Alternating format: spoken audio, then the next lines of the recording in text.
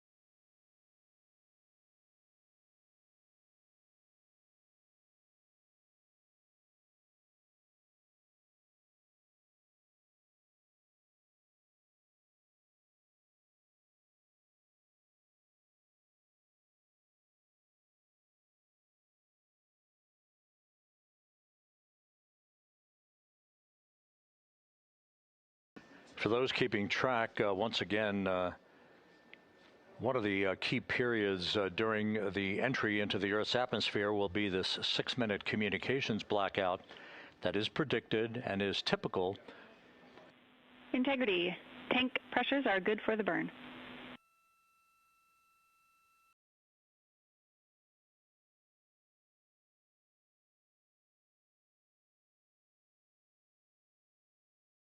Copy that, Jackie. Thank you.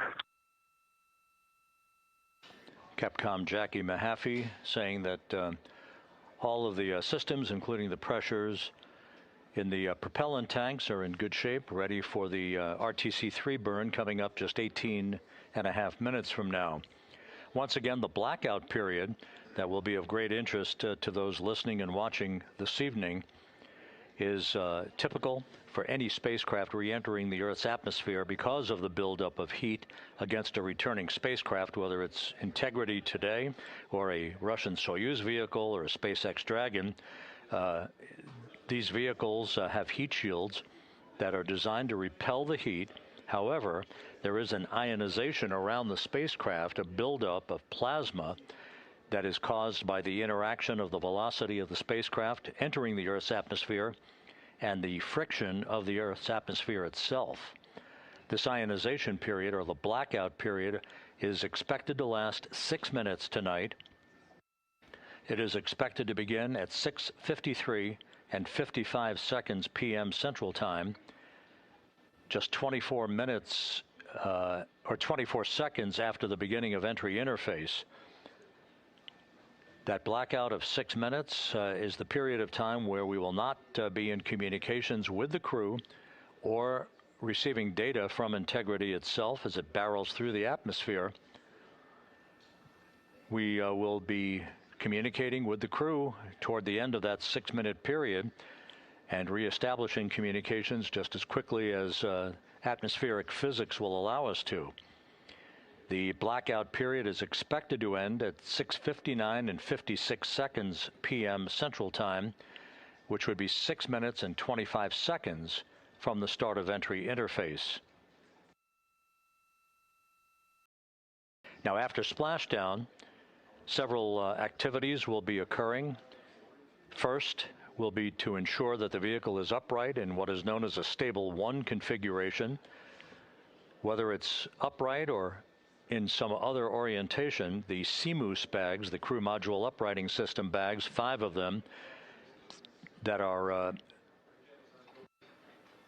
surrounding the vehicle at the forward bay cover in a circumferential orientation, those 5 large airbags will be inflated with helium and be inflated. Integrity Houston, solar arrays are in position for the burn.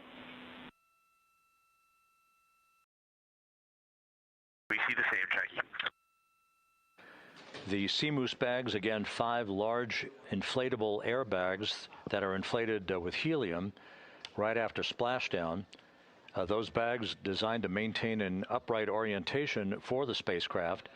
Flight controllers here in Mission Control will begin to work to power down the vehicle, also check for any leakage of toxic gas. We are not expecting any issues. Integrity's in great shape as it prepares for its homecoming 5.5 hours from now. But to ensure that the approaching Navy recovery team does not encounter any toxic gases, we will make the first check of that here in Mission Control, power down the vehicle, and we will be reestablishing communications with the crew through what is known as VLDR. You'll hear that call. It is the very low data rate that takes over from the tracking and data relay satellite system communications that we'll be using during the descent towards splashdown. It may be a period of seconds or even minutes before we establish that very low data rate with the crew following splashdown, so we'll keep a sharp ear out and obviously carry that on the Orion to Earth loops that we provide for you and have been since the beginning of our coverage with launch back on April 1st.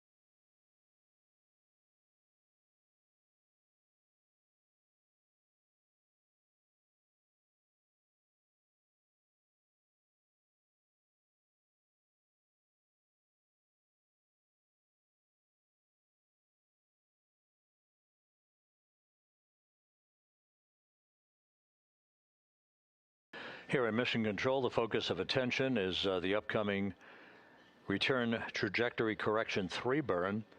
That's coming up less than 13 minutes from now. We're a couple of minutes out from maneuvering to that orientation.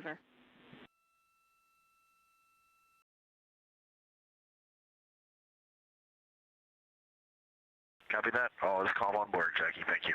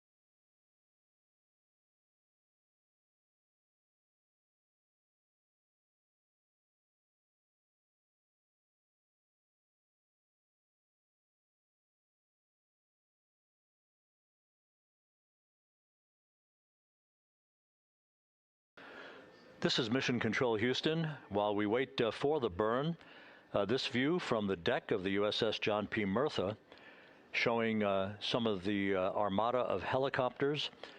There will be Navy helicopters hovering over Integrity following splashdown, 2 of them to be employed in the hoisting of the crew members off of the front porch raft that will be erected alongside the vehicle following splashdown. 2 crew members, 2 astronauts for each of the 2 helicopters for the short ride back to the deck of the Murtha, where they will be brought into the medical bay for comprehensive post-flight medical exams. We'll have a lot more from the ship once we begin our NASA Plus coverage that will be simulcast with our continuing YouTube 24/7 coverage, the NASA Plus coverage beginning at 5:30 p.m. Central, 6:30 p.m. Eastern Time.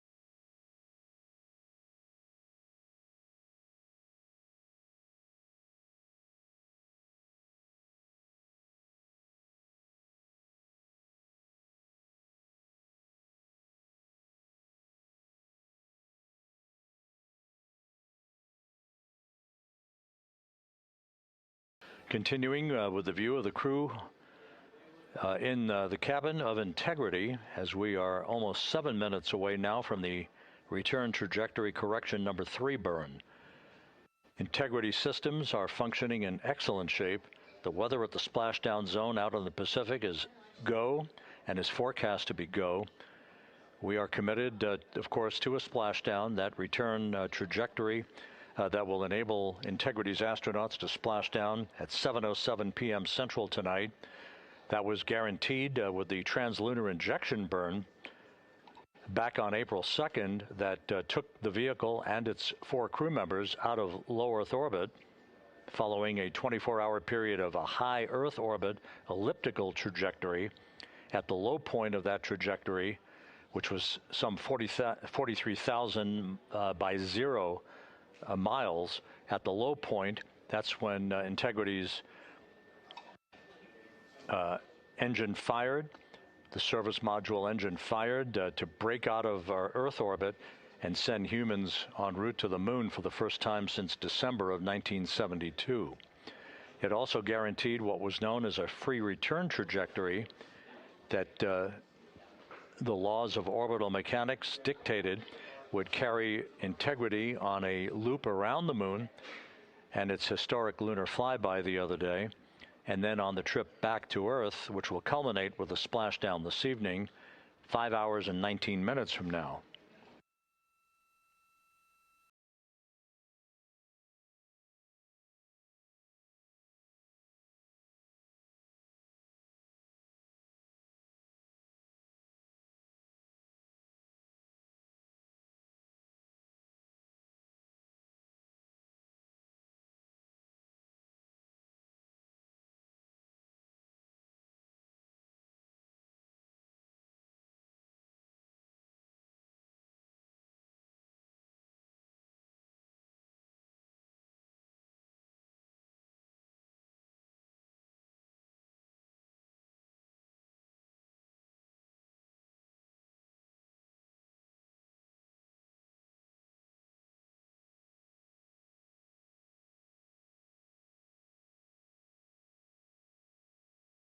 As you can see, the maneuver to the burn attitude has induced quite a bit of sunlight coming into the crew cabin.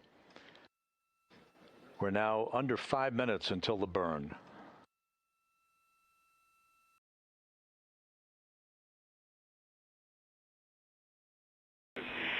Integrity, Orion is in burn attitude.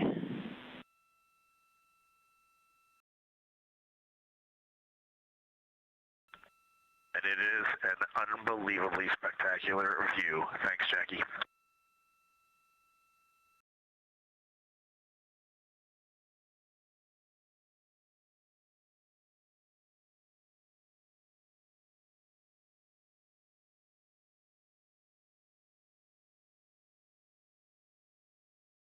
Reid Wiseman responding to Capcom Jackie Mahaffey, that attitude into the burn orientation for the return trajectory correction burn coming up in just under 4 minutes, has offered the crew yet another spectacular view of the Earth growing larger in their windows.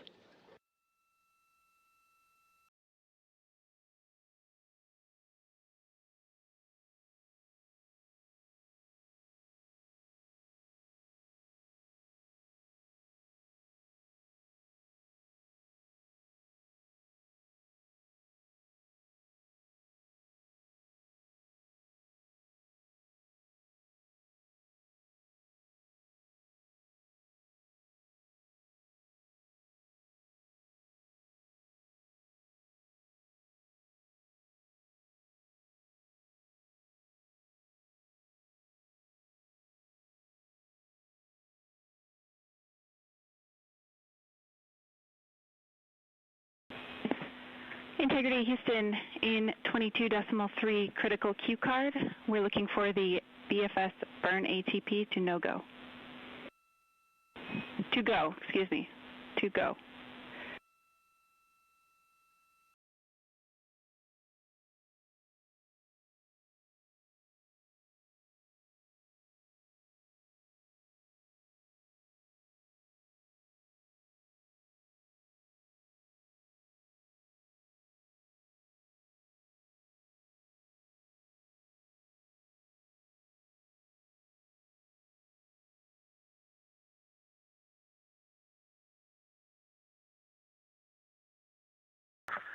Dispatch, Jackie, we are BFS burn ATP go, and we do not need to command the no-go on this because we're SM plus X. Good words. Sorry about the confusion, and we see a good config.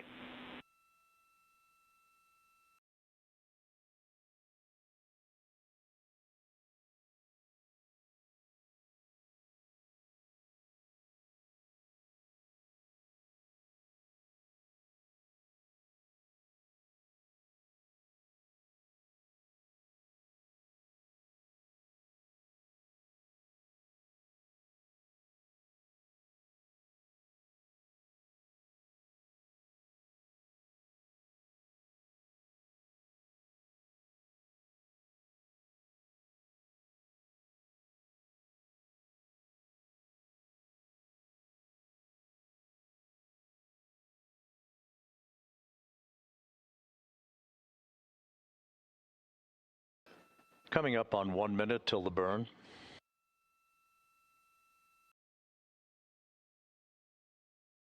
Mark, 1 minute.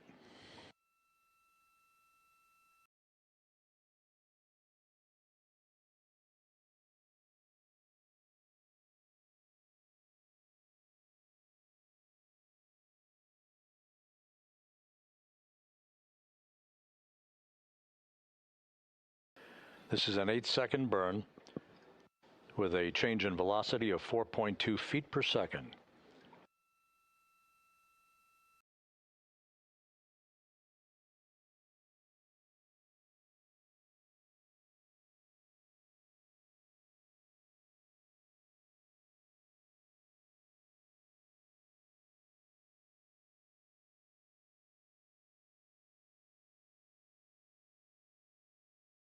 Ten seconds.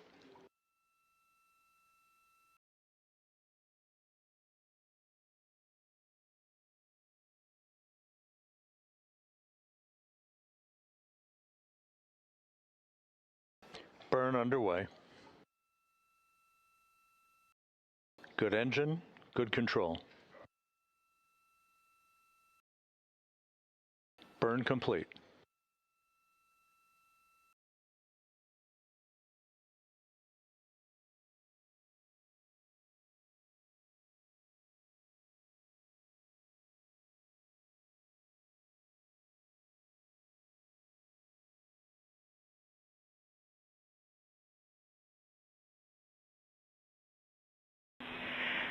Integrity looks like a good RTC-3 burn, and we are assessing details. Hey, Jackie, we see the same on board, and we just wanted to give a huge shout out to that ESA Airbus team, to our friends in the Netherlands and Germany and at the Glenn Research Center. This vehicle powered us and it propelled us from the Earth to the Moon and back with extreme precision, and we are excited to be a part of your team. Houston and centers around the world, copy. Thank you.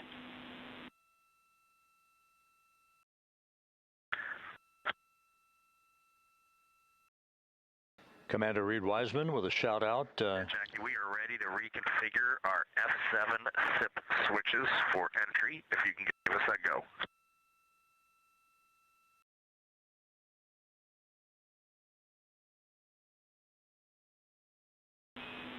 You are go for F7 switches. Reid Wiseman providing a shout out to the European engineering community. Copy the go. Which built the European service module. And you are now maneuvering back to biased tail to sun attitude. We see it.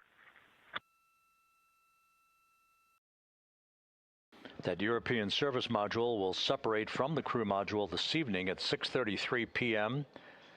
shortly after we hand over communications from the Deep Space Network to the Tracking and Data Relay satellite system. And about 4 minutes before the crew module will use its thrusters in a 19-second raise burn to lift the aft end of the vehicle into the final angle of attack for entrance into the Earth's atmosphere and the mitigation of excessive heat loads on the heat shield of Integrity.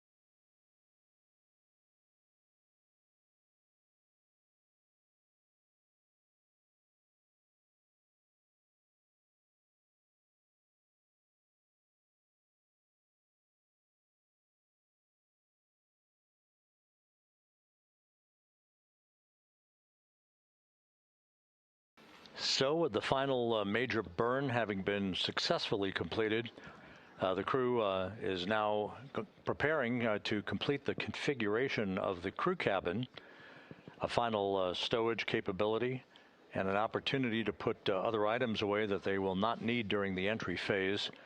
They'll move into their entry checklist about 2 hours from now at about 4 p.m. Central Time.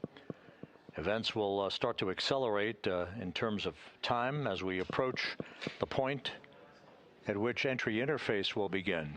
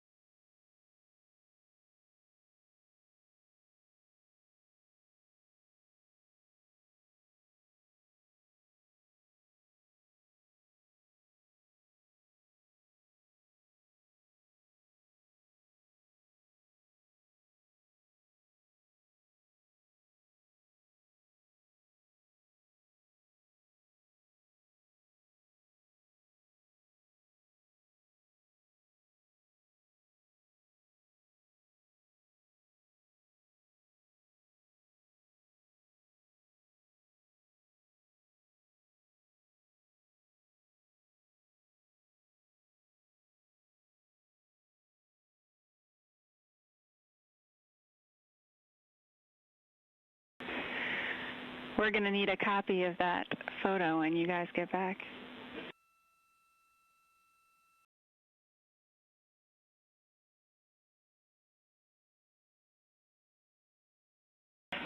Copy them.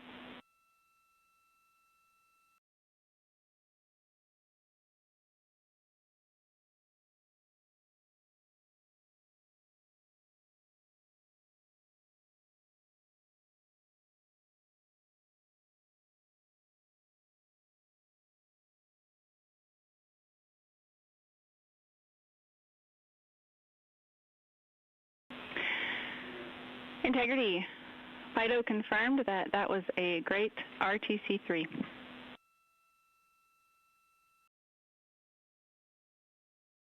Outstanding. Thanks, Fido. And a second thanks to the team. That's awesome.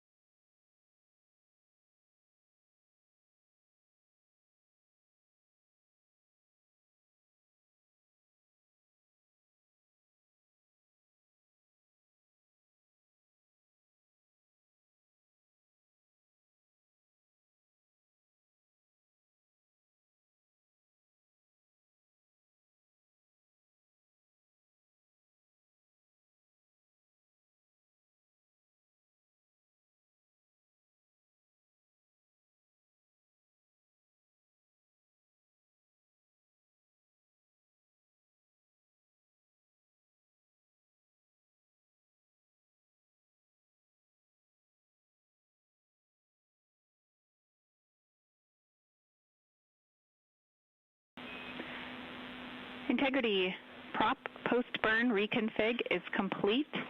And if you were hanging out in step 23.4, you can skip it. We are in a good config.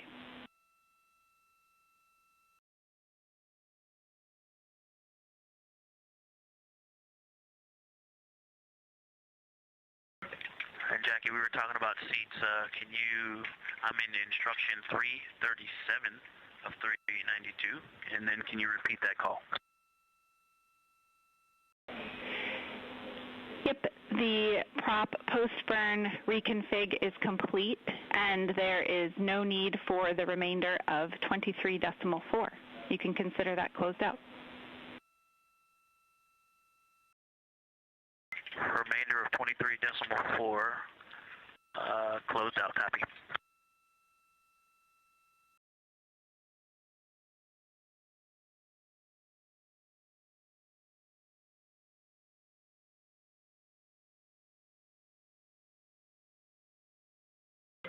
And Jackie, just confirm, I know you said the rest of 23.4, I'm not looking at this in steps, just instructions. Confirm that's the BFS configured for the burn subsequent steps as well.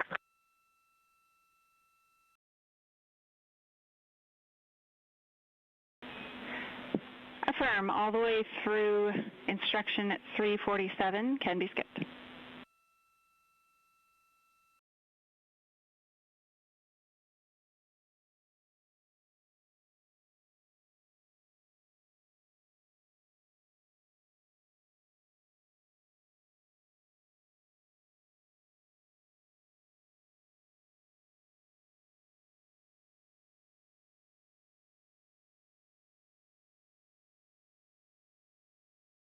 Okay, I see that takes us to step 24.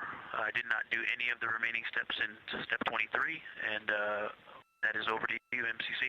We're moving back to cabin config. Houston copies and concurs.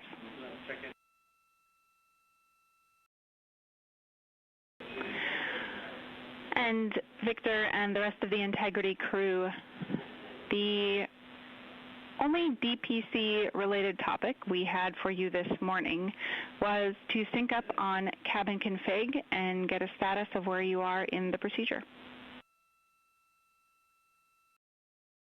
Okay, Jackie, we're with you on that. We are complete through step 7. Actually, step 8 now is complete as well. And step 15 is complete. And we'll update you on the rest as we go along. We copy all.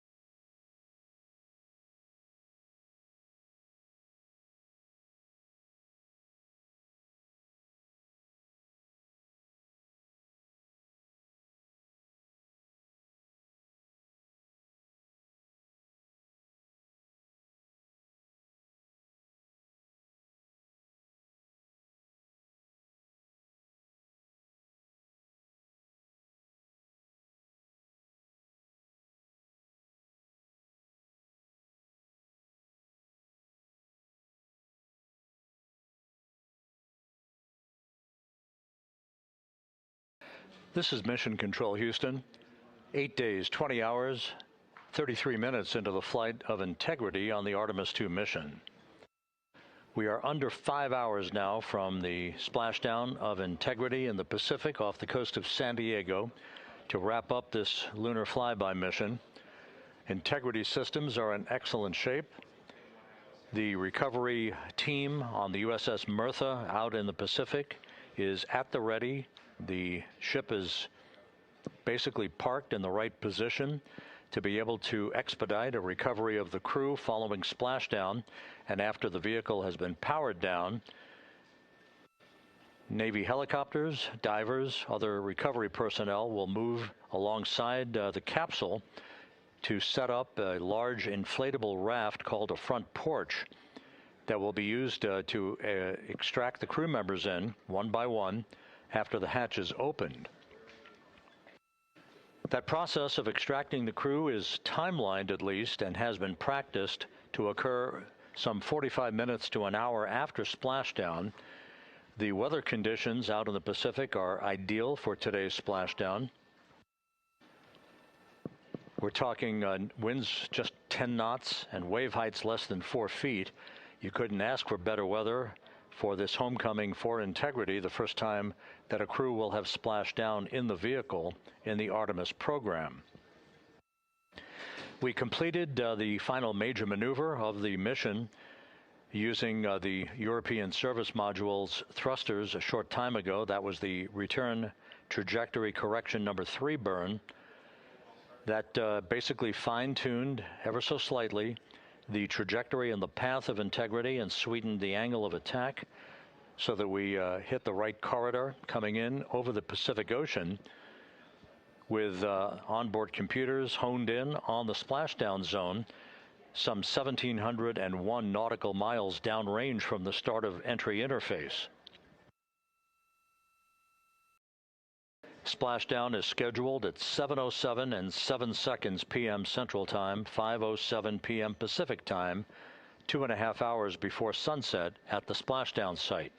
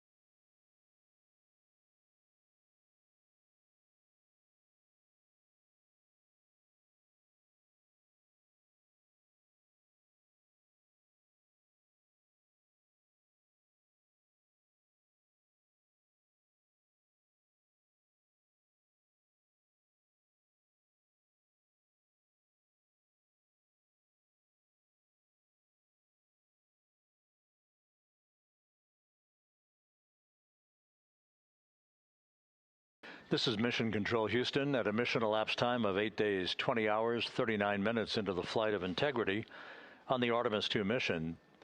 There is our planet growing larger in the field of view with each passing minute. We are currently 34,900 nautical miles from Earth and beginning to accelerate toward a splashdown in the Pacific for this four-person crew. 4 hours and 52 minutes from now. Everything on board Integrity is in great shape. All the systems are functioning perfectly. The crew is in the process of wrapping up their cabin configuration, stowing final items that they no longer need for the remainder of their journey. They will also move into an entry checklist in about an hour and 45 minutes, reviewing entry procedures and the latest uplink messages to them before we begin the process of getting the crew suited up prior to the crew module, service module separation.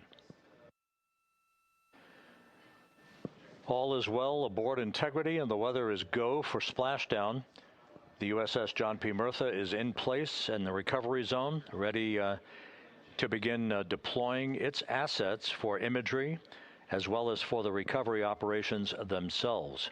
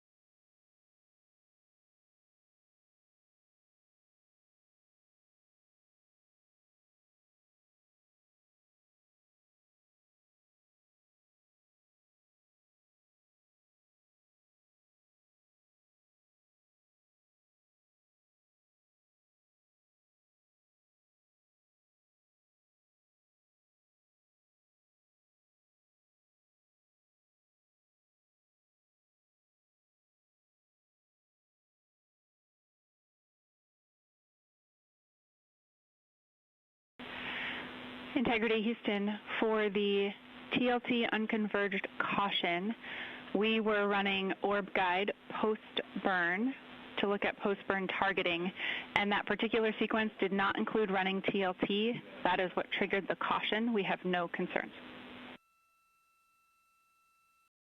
Okay, outstanding. Thank you.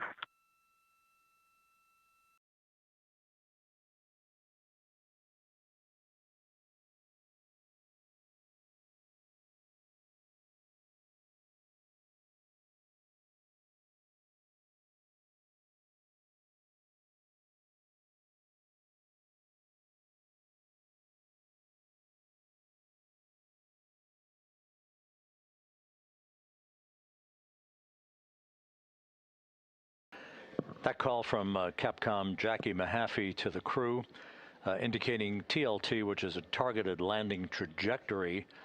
That is simply a value that was placed on board on the onboard computers, but is not being used for today's entry by the crew.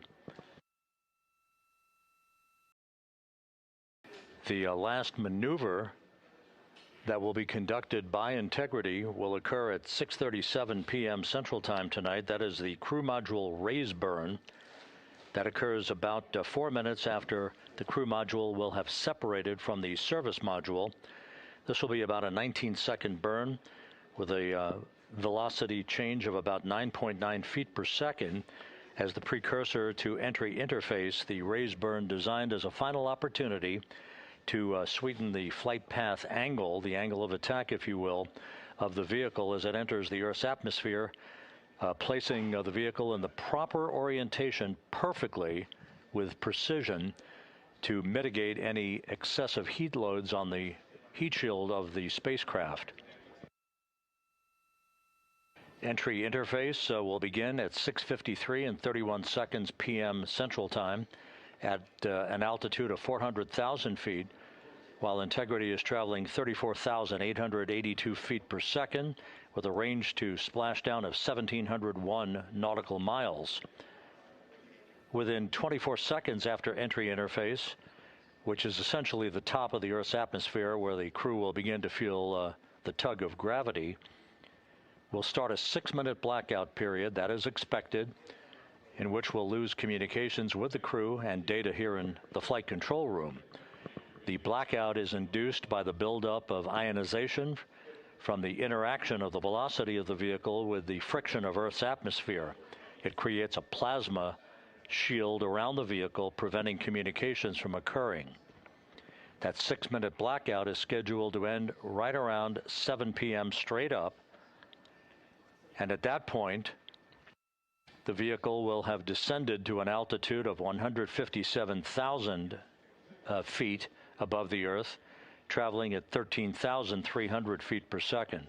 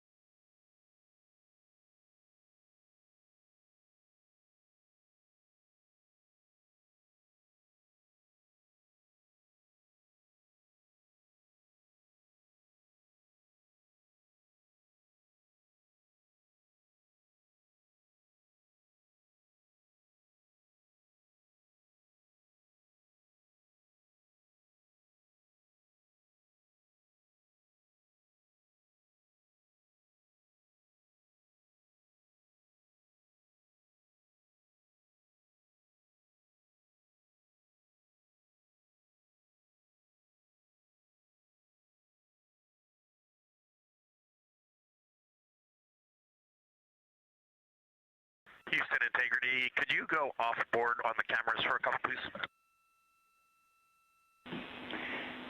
In work.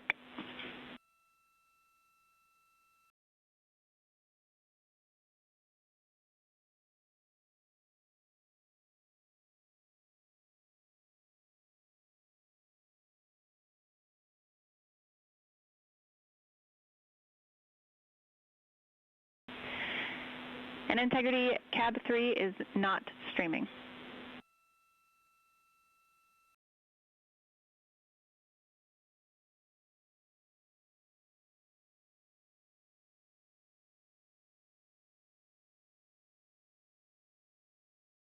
Thank you, Jackie.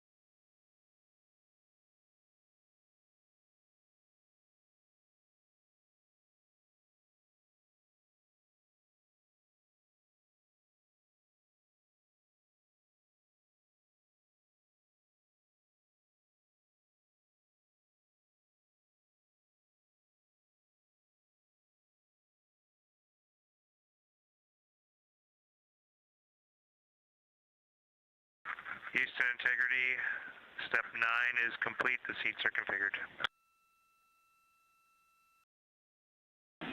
Houston, copy. Seats.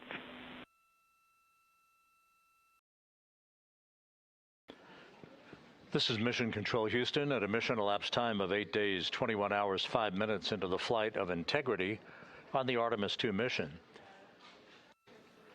Several countdown clocks are ticking backward here in the flight control room as the Earth grows larger and larger in the field of view. In order, the next major milestone will be a raise burn of the crew module. That raise burn will follow the separation of the crew module from the service module this evening. The separation of the crew module is scheduled at 6:33 p.m. Central Time. 4 minutes later, at 6:37 p.m. Central Time, we'll conduct about a 19-second raise burn. This is a slight maneuver to tilt up the aft end of Integrity in a final opportunity to fine-tune the angle of attack that Integrity will incur as it enters the Earth's atmosphere over the Pacific Ocean.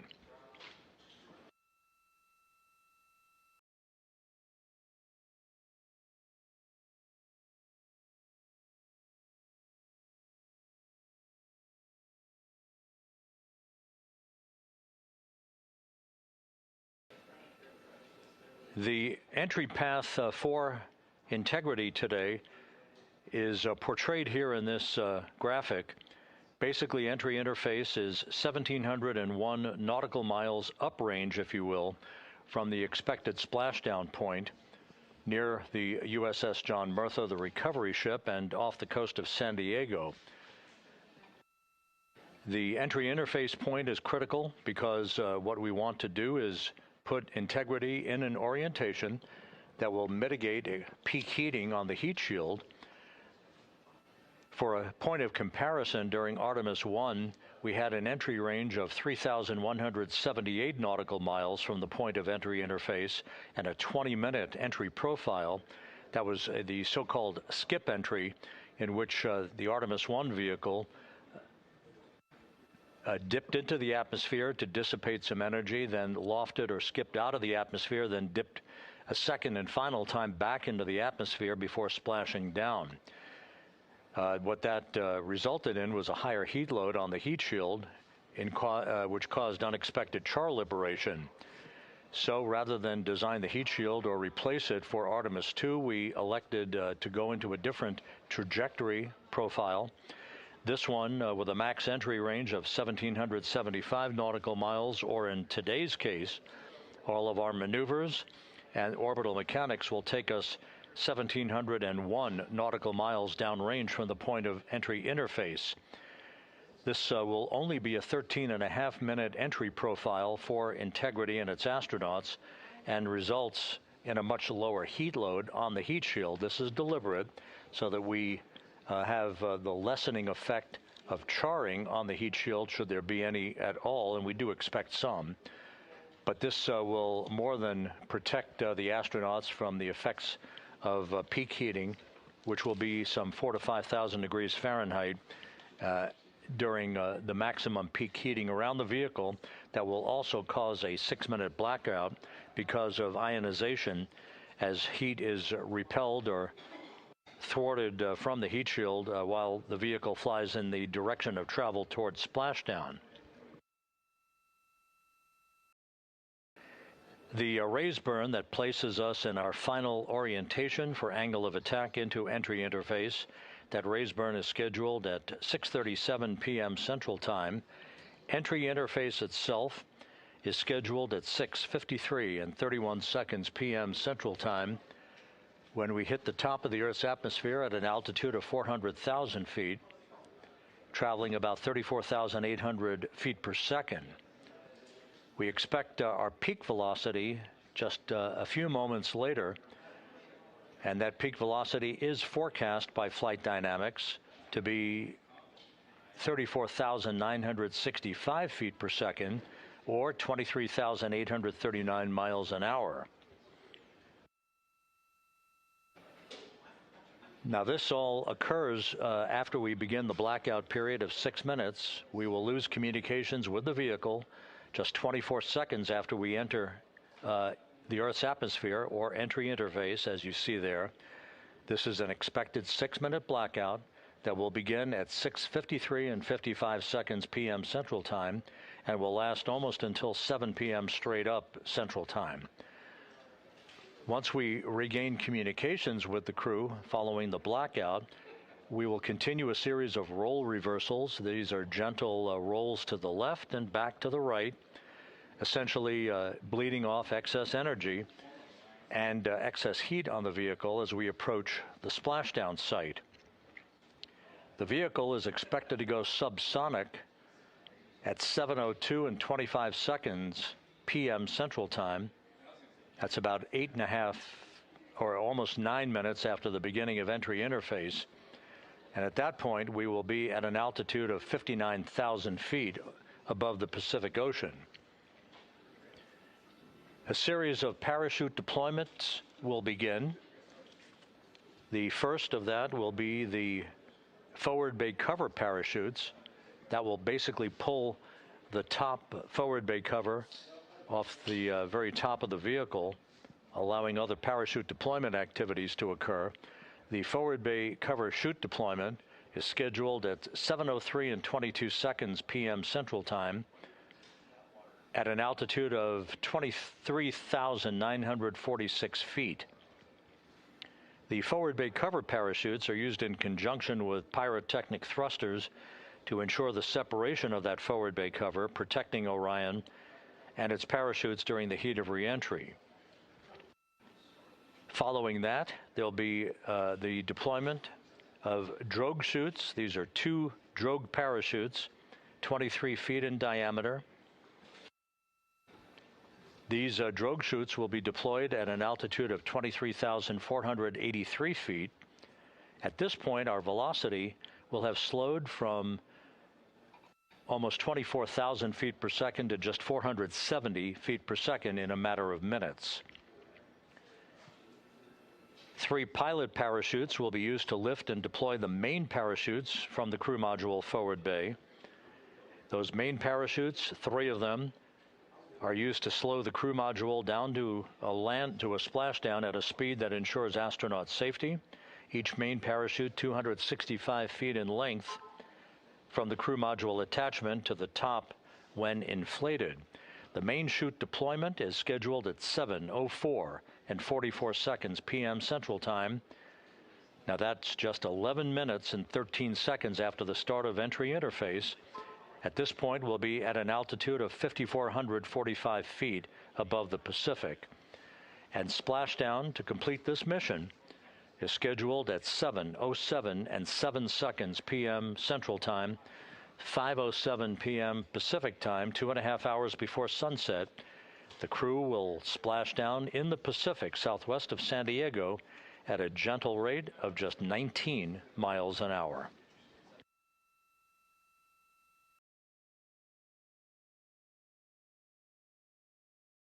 Following splashdown, the flight control team here in Houston is not done. Our work is just beginning at that point as we begin the process of powering down the vehicle. This is after we have established communications with the crew through a very low data rate system. The communications link will no longer be active through the tracking and data relay satellite system, so we're going to be going to a very low data rate system. We hope to establish communications with the crew fairly rapidly. That's not guaranteed. It depends on the orientation of the vehicle. The likelihood is the vehicle will splash down upright in what's known as stable 1. Whether it's upright or in some other orientation, we'll begin the process of inflating 5 inflatable airbags that are positioned in a circumferential manner around the forward bay cover at the top of integrity.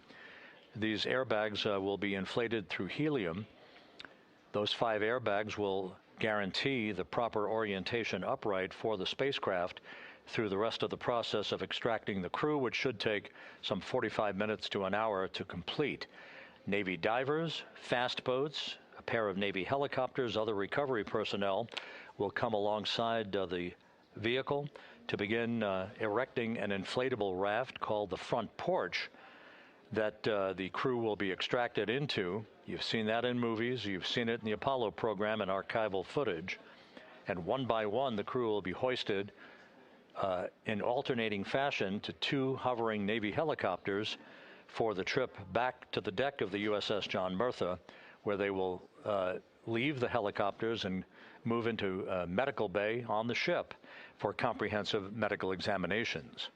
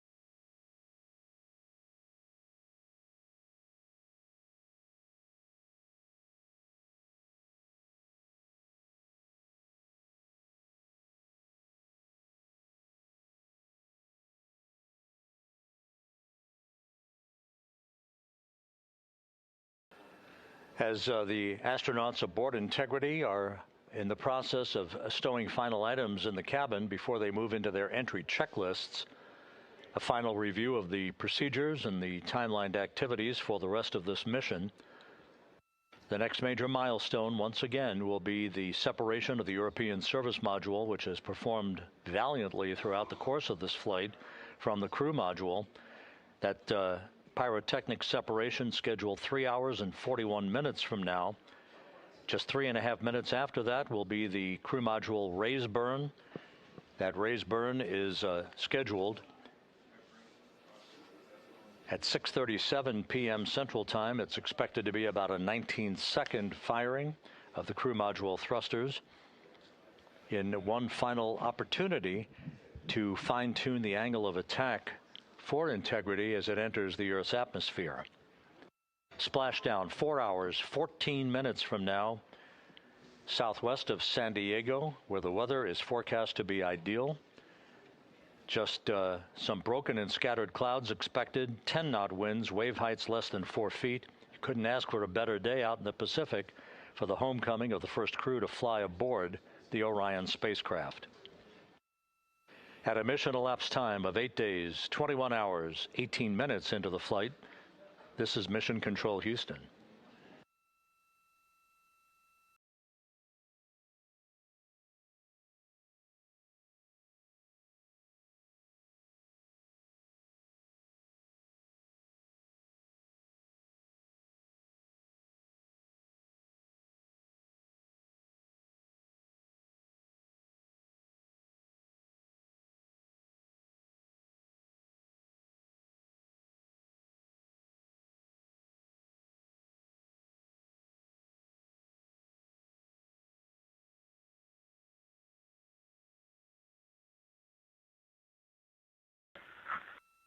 Houston Integrity, Jackie, steps 10 and 11 are complete.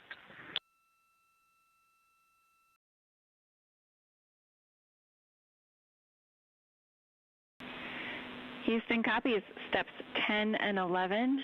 You guys are on track, looking great.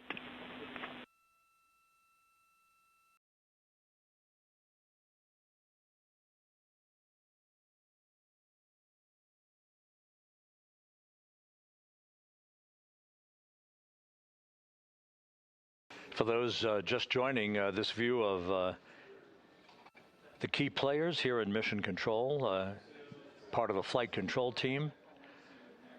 Rick Henfling, second from the right, is the entry flight director for this mission.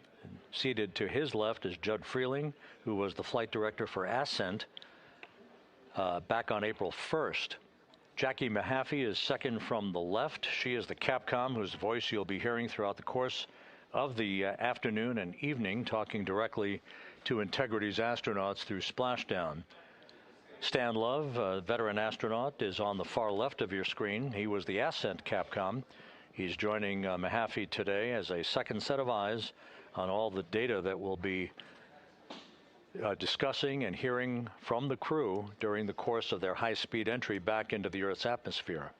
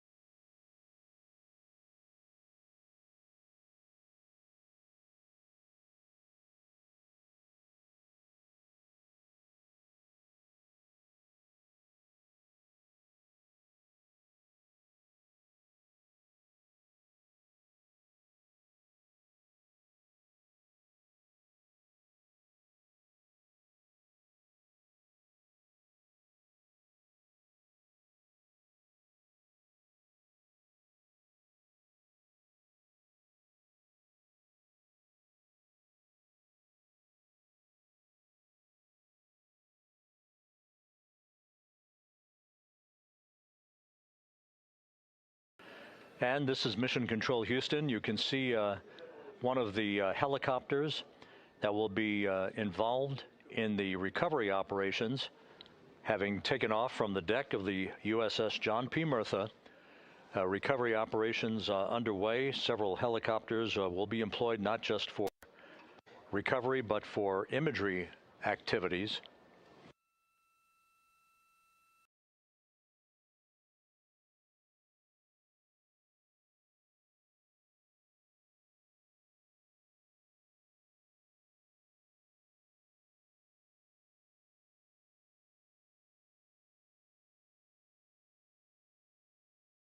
On the deck of the John P. Murtha, a view of multiple views, camera views, that are being provided to us courtesy of the USS John P. Murtha that we'll be utilizing throughout the course of the evening in our coverage.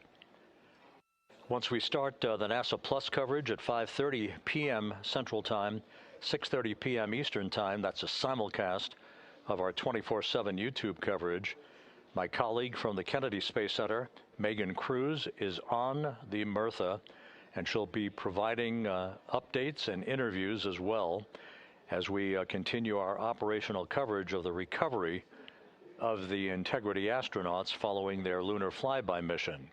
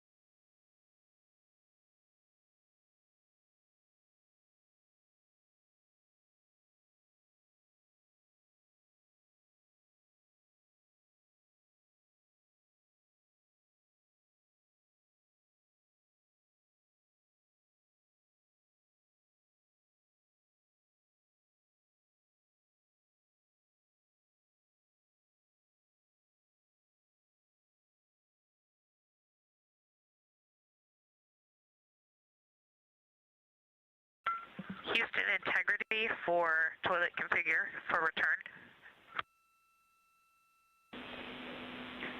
Go ahead. We have an empty canister. Can you confirm that I don't need to do steps 1.2 to 1.4? Checking.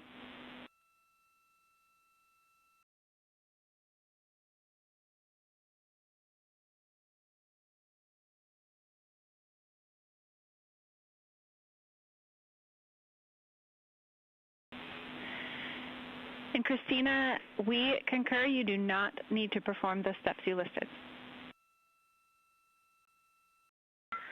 Thanks, Jackie.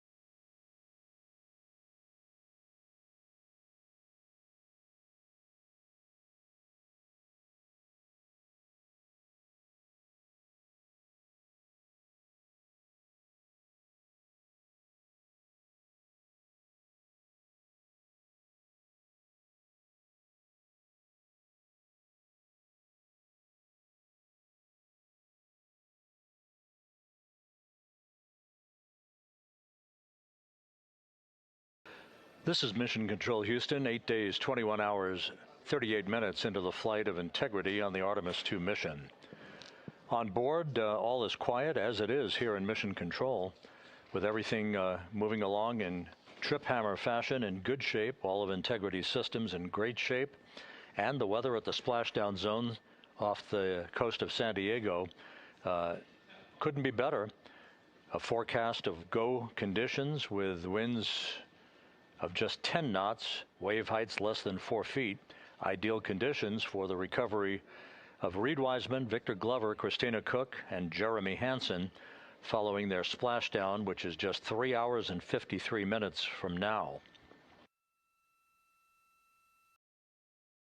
The next major milestone coming up in 3 hours and 19 minutes, that will be the separation of the crew module from the European service module that has performed perfectly during the course of the flight. The service module separation from the crew module scheduled at 6:33 p.m. Central Time. Just 4 minutes later, there will be a slight maneuver, a raise burn as it is called. This will tilt the aft end of the crew module upward ever so slightly in one final opportunity to refine the flight path angle, the angle of attack, if you will, as Integrity enters the Earth's atmosphere at the point called entry interface. That is at 6:53 and 31 seconds p.m. Central Time, or some 16 minutes after the raise burn itself. All of these events will be happening fairly rapidly as we move over the next few hours toward a splashdown of the crew and a completion of a mission that will have totaled 694,481 miles from launch to splashdown.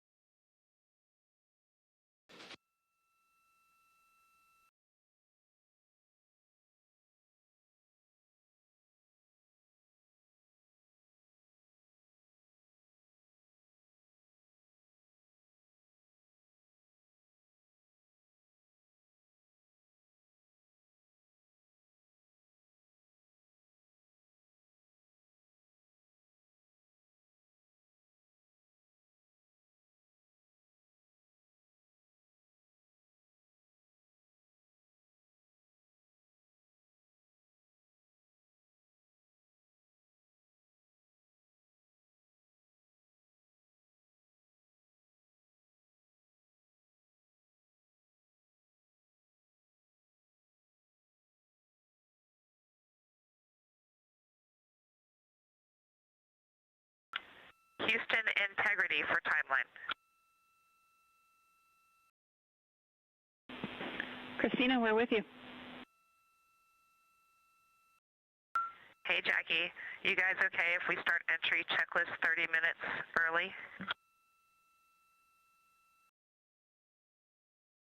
Checking.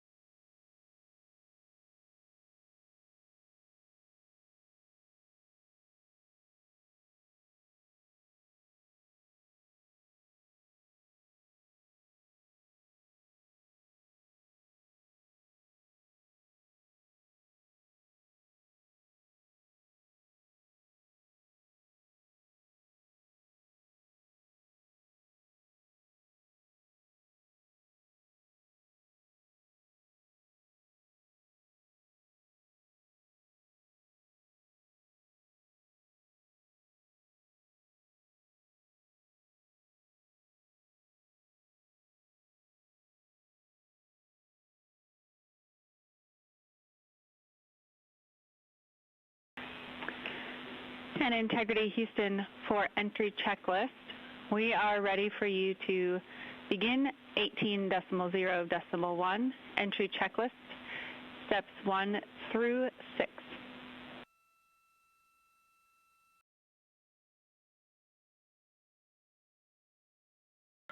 Copy. We're go entry checklist 1 through 6.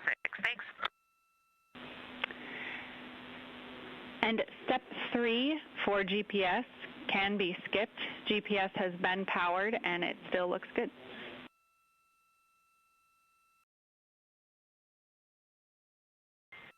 Copy. Step 3 is a skip.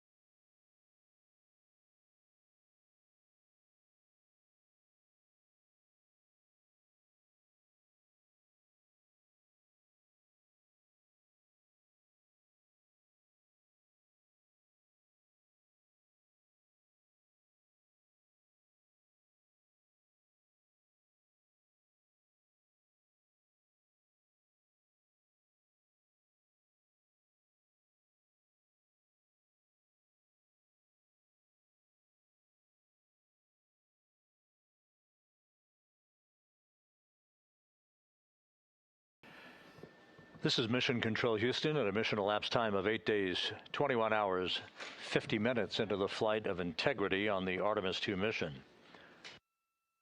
The crew is completing the configuration of the crew cabin. Soon they'll be breaking out their launch and entry suits in preparation for donning those suits and conducting leak checks as we get a bit further along in the entry preparation time frame. Meanwhile, we're looking forward to the next major milestone. That will be the separation of the crew module from the European service module 3 hours and 7 minutes from now.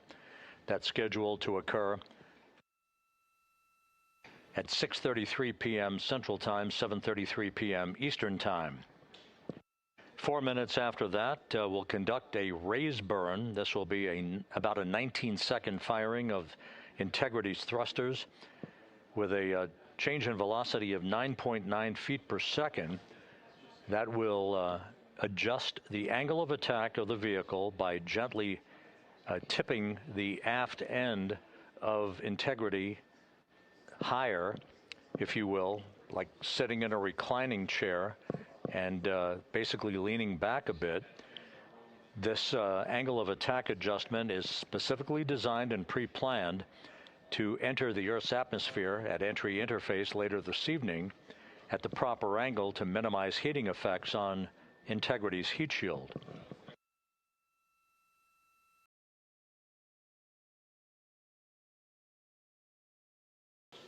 It's worth mentioning once again that the difference between this entry and the uncrewed entry of Artemis 1 is that on Artemis 1, we flew a trajectory known as a skip entry, which involved an initial dip into the atmosphere to dissipate some energy.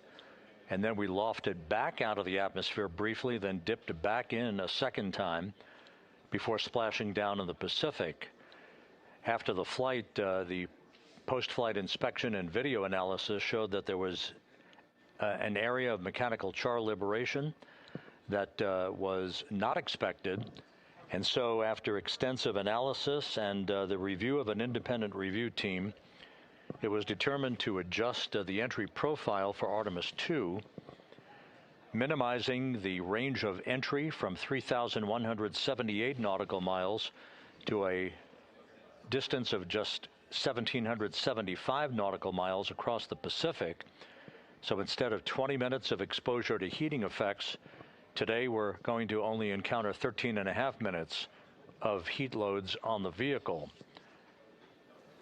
Our intended splashdown target is about 1,701 nautical miles downrange from the point of entry interface.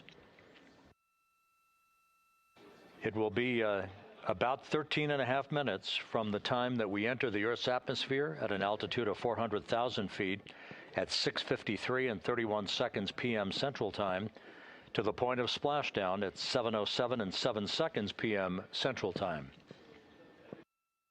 In that brief 13.5 minute period, peak heating on the vehicle should be about 4,000 to 5,000 degrees Fahrenheit. The heat to be repelled by Integrity's heat shield, as it is for any vehicle entering the Earth's atmosphere that has a crew on board. The crew should be experiencing a G load on their bodies of about 3.9 Gs at peak loads on the crew members, feeling the tug of Earth's gravity for the first time in 9 days.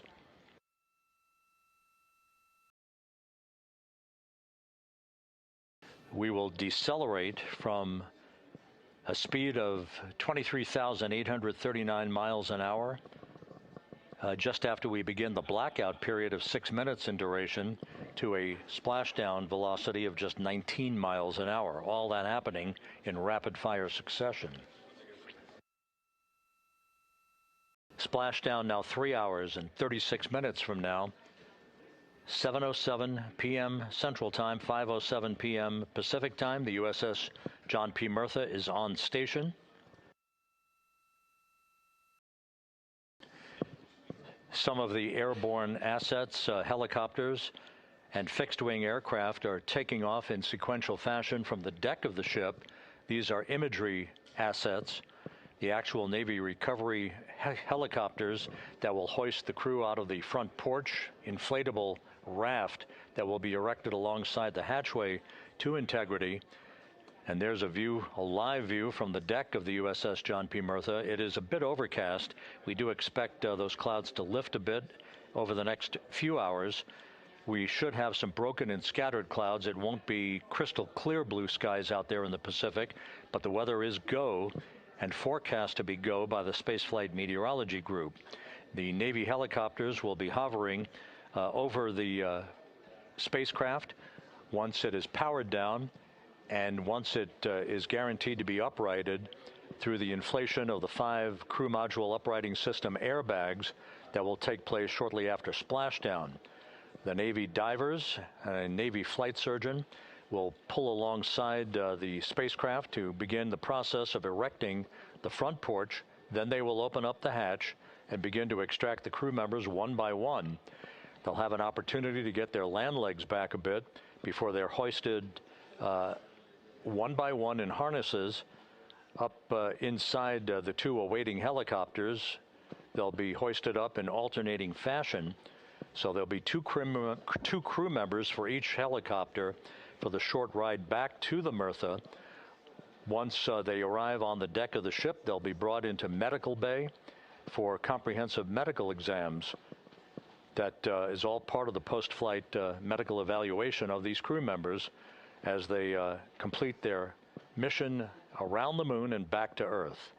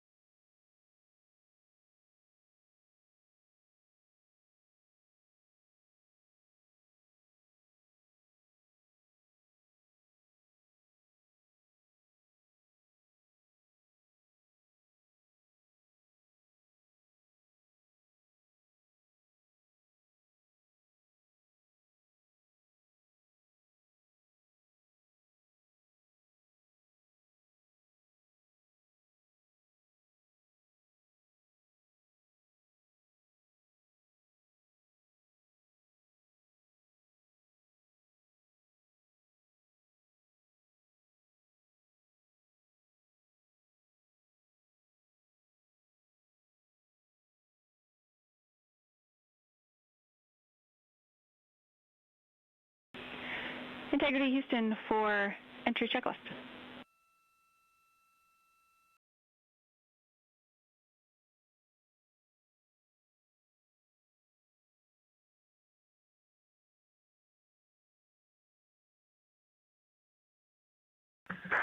Go ahead, Jackie. Hey, Reid, a couple of questions for you. We realized we didn't give you an explicit thumbs up to perform step 1.2 for the flight path angle hash mark update, so we wanted to confirm that you did in fact perform the set EI FPA limits procedure. And secondly, we want your opinion on the in and out CMIS caution. Is that something that will be distracting such that we should inhibit it.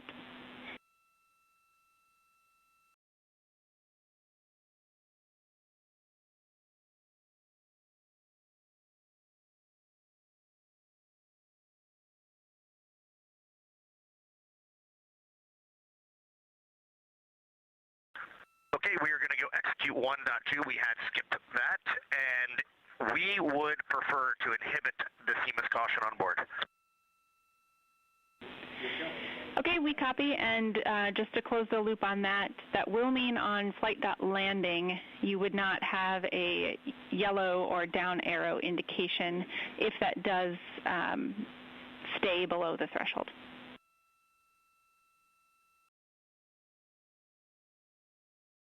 And that is totally fine.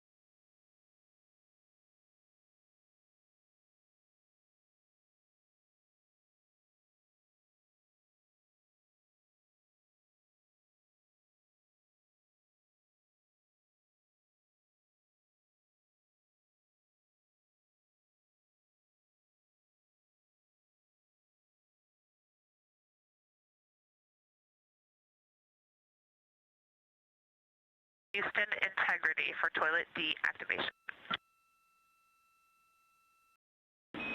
Integrity, Jackie had to step off for a second. Go ahead for toilet.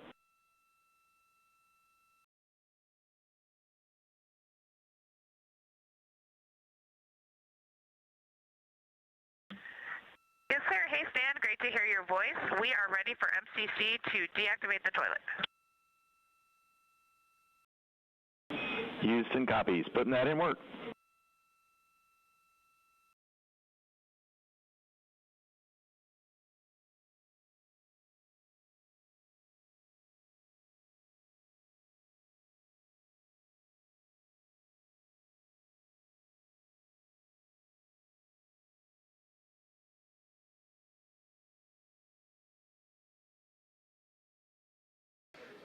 This is Mission Control Houston. That communication from Christina Koch on board Integrity to spacecraft communicator Stan Love. Integrity for burn telemetry on CM raise burn. 2 questions.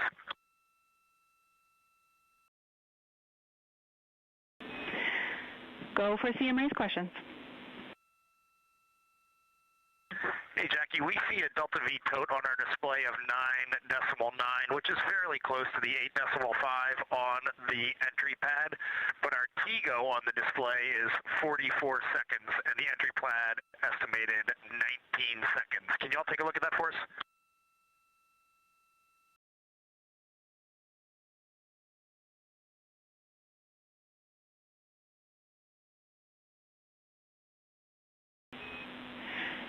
Hey, Reid, good catch. The explanation there is that Delta V is about what we expect update-wise, but the TIGO calculation is not understanding that you will not have the SM when you burn CM raised. So it's doing a different mass calculation there. I remember that class in November of 2023 in Building 5 on the 3rd floor. Thank you very much.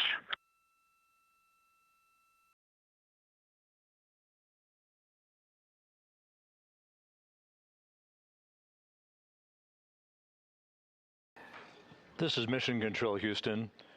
Commander Reid Wiseman inquiring about the values for the upcoming crew module raise burn.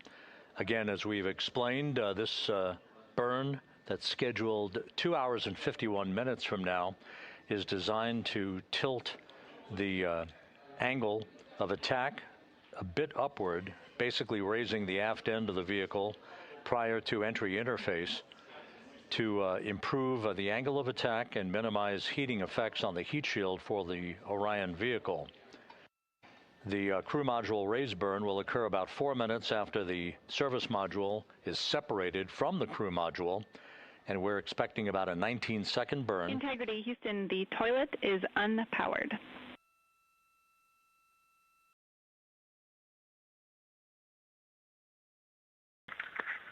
Christina Rogers, thank you.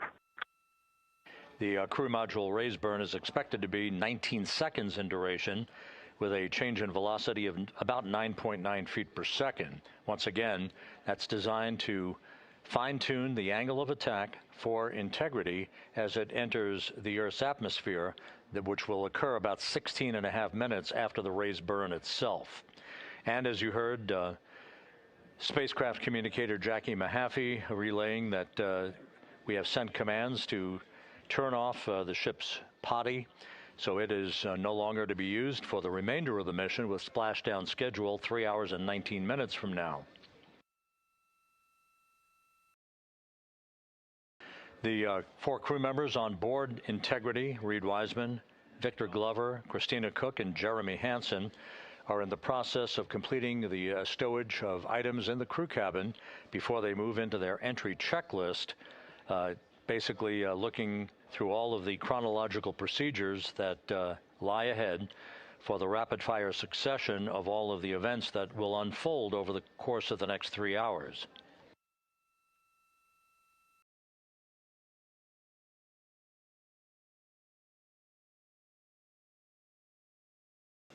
Integrity is about 25,000 nautical miles from Earth, continuing to accelerate towards a splashdown in the Pacific 3 hours and 18 minutes from now.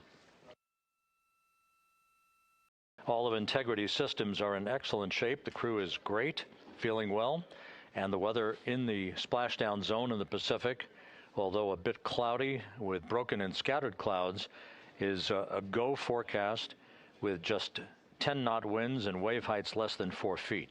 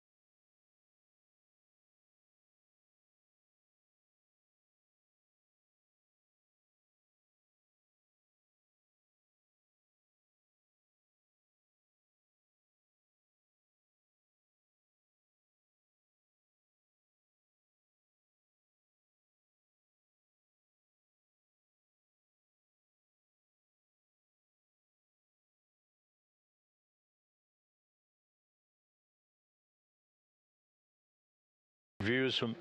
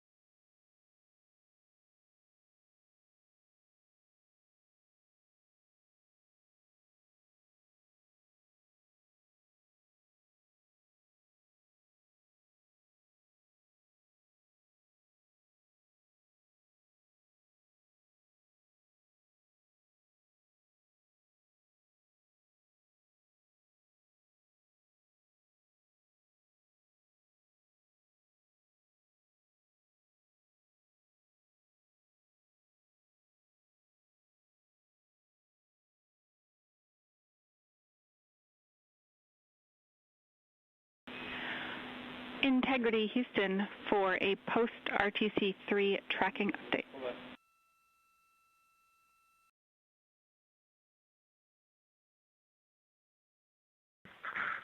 Go ahead, Houston.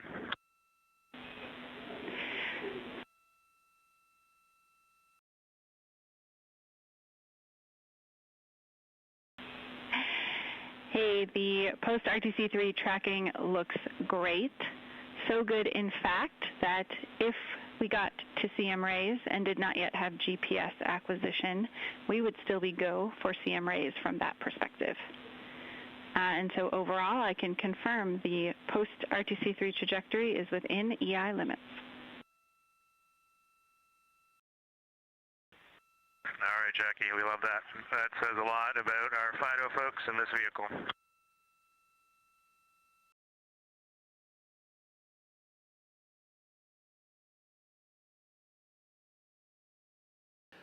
This is Mission Control Houston.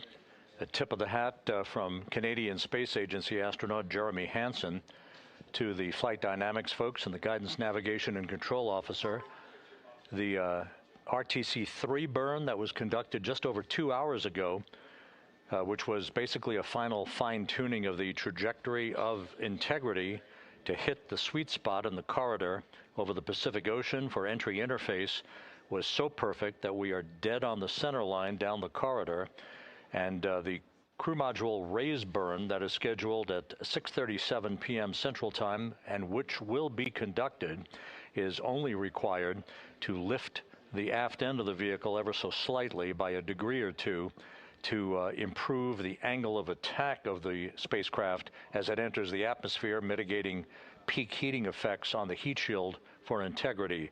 But our trajectory is dead set, right on the money, right down the pike, heading for a splashdown 3 hours and 10 minutes from now at 7:07 p.m. Central Time, 5:07 p.m. Pacific Time.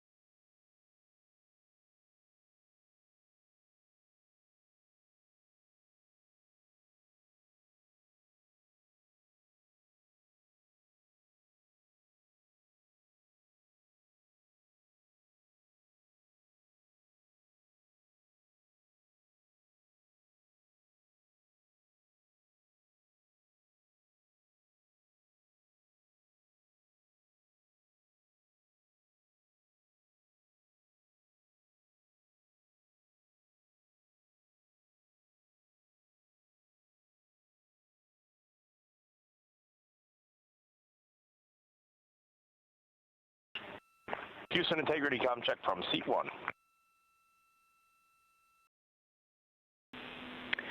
Seat 1, have you loud and clear coming down on both OE 1 and 2? How me on 1?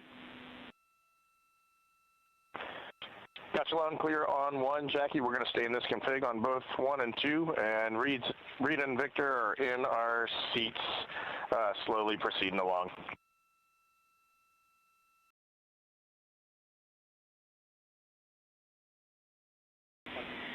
Okay, we copy, and just to confirm, that means that you've got the bulk of your suits donned, is that correct?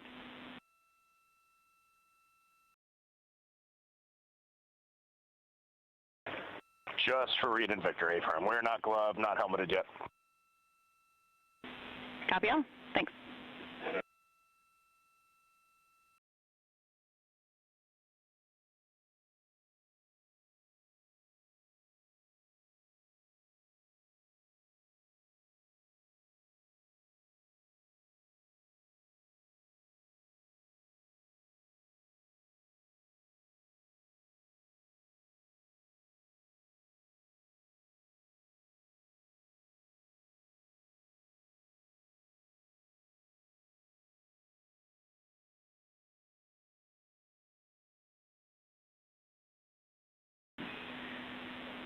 Integrity BFS is configured for entry with outputs inhibited. And a reminder, when you get to step 9.3, use your separate instance of 18.3.101 to save off the time. 100%, thanks.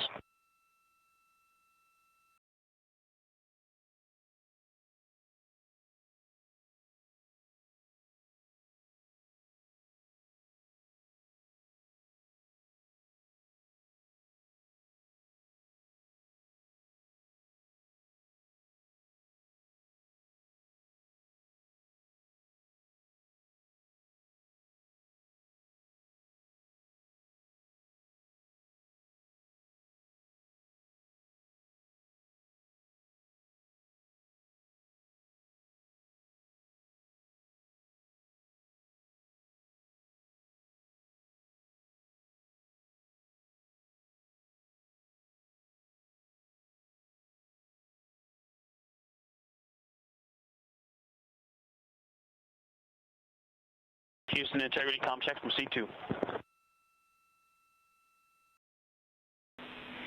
Victor, have you loud and clear? I'm coming up on 1. How me?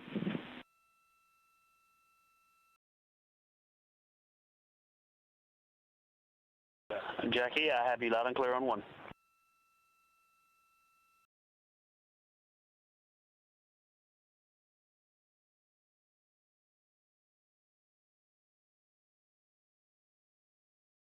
You are loud and clear on 2, Jackie.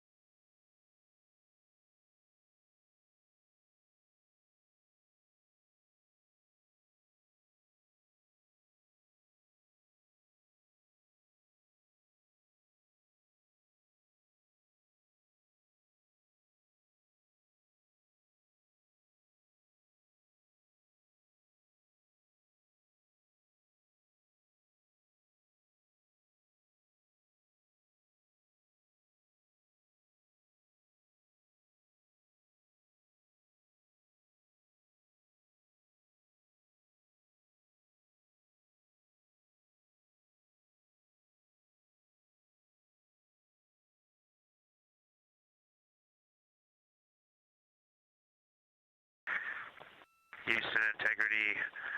Steps 12, 13, 14, and 15 are complete. Jeremy, Houston copies. Thank you.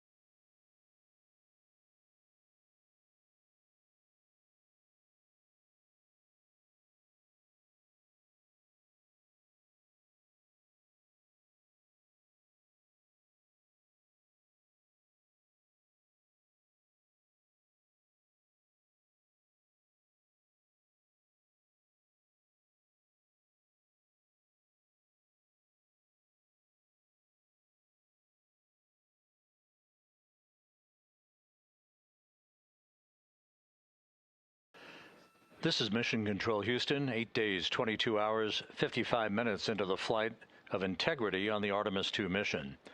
On board the vehicle, the 4 crew members, Commander Reid Wiseman, pilot Victor Glover, and mission specialists Jeremy Hansen and Christina Koch are suiting up in their Orion crew survival suits, the launch and entry suits that they also wore during their launch from the Kennedy Space Center back on April 1st.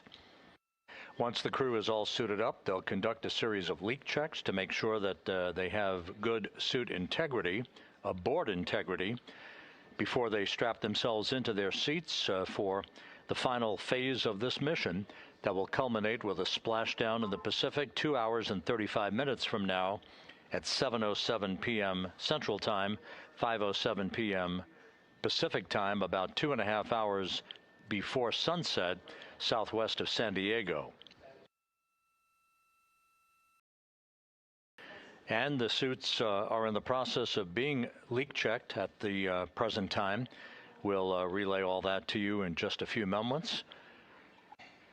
Right now, Integrity is just about 20,000 nautical miles from the Earth, continuing to accelerate towards the next major milestone, which will be the separation of the crew module from the European service module 2 hours and 1 minute from now. That separation maneuver, pyrotechnically, will occur at 6:33 p.m. Central Time. That will be followed just 4 minutes later by a raise burn, a 19-second burn of Integrity's thrusters to induce a change in velocity of 9.9 feet per second, slightly raising up the aft end of the vehicle to improve its angle of attack as it enters the Earth's atmosphere, and in the process mitigates the peak heating effects on the heat shield of the vehicle. Out in the splashdown zone, out in the Pacific Ocean, the weather is forecast to be go by the Spaceflight Meteorology Group here at the Johnson Space Center. Winds of just about 10 knots and wave heights less than 4 feet, which should be ideal for the recovery forces that are being deployed from the USS John Murtha to recover the crew, extract them, hoist them into 2 Navy helicopters, and fly them back to the deck of the Murtha to be brought into medical bay for post-splashdown medical checks.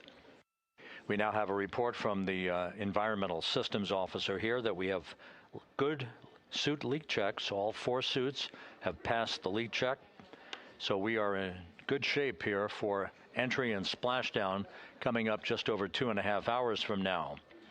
One data point, just an update on some numbers that we've just received from Flight Dynamics, and these are unofficial and will not become official until post-flight.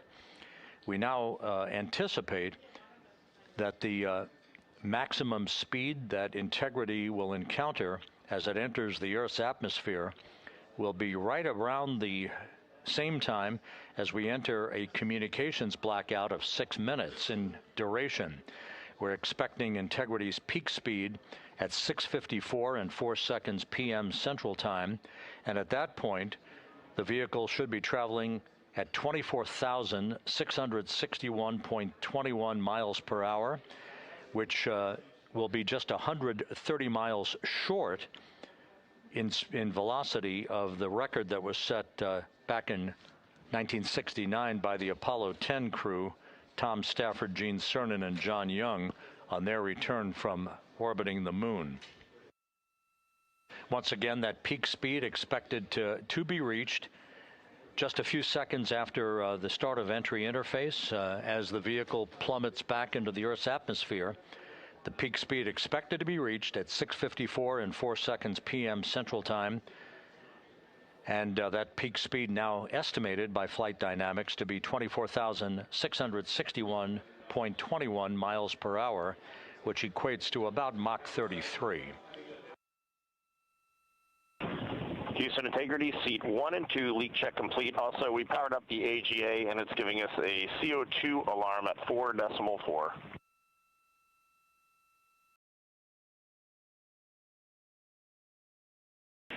We copy leak check. We saw it as well. And copy CO2 at 4.4. We are discussing. We also on the AGA have a bit A of 16. We've seen that in the past. Should go away.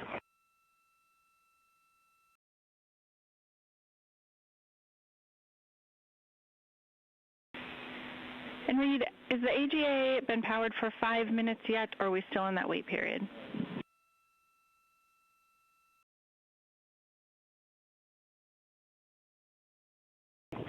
We are in the wait period. We expect that bit will go away. We copy, and that bit can also indicate that we cannot trust the other values, so we'll check back with you after the 5 minutes on the CO2 levels. A firm.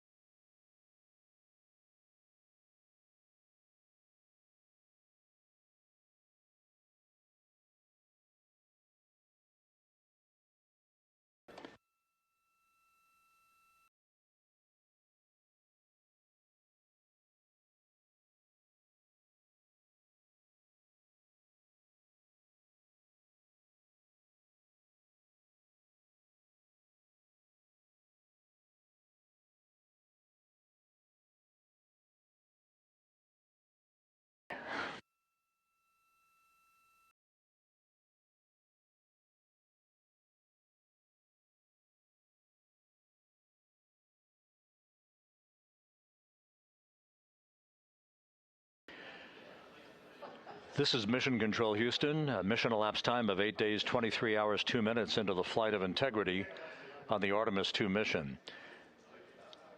While we have a moment here, just an opportunity to run down some of the chronological highlights that lie ahead over the next 2.5 hours before Integrity splashes down in the Pacific Ocean. Coming up at 5:30 p.m. Central Time, 6:30 p.m. Eastern Time, we will begin a simulcast of NASA Plus coverage that will accompany our 24/7 YouTube coverage that we have been providing ever since we began the mission with the tanking of the Space Launch System at the Kennedy Space Center for launch back on April 1st. Houston, Integrity, we are complete through steps 18. Seats 3 and 4 are yet to suit, obviously.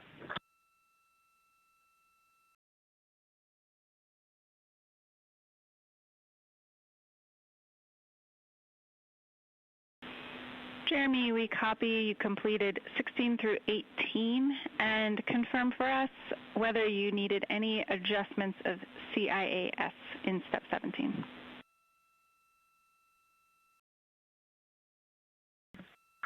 Negative.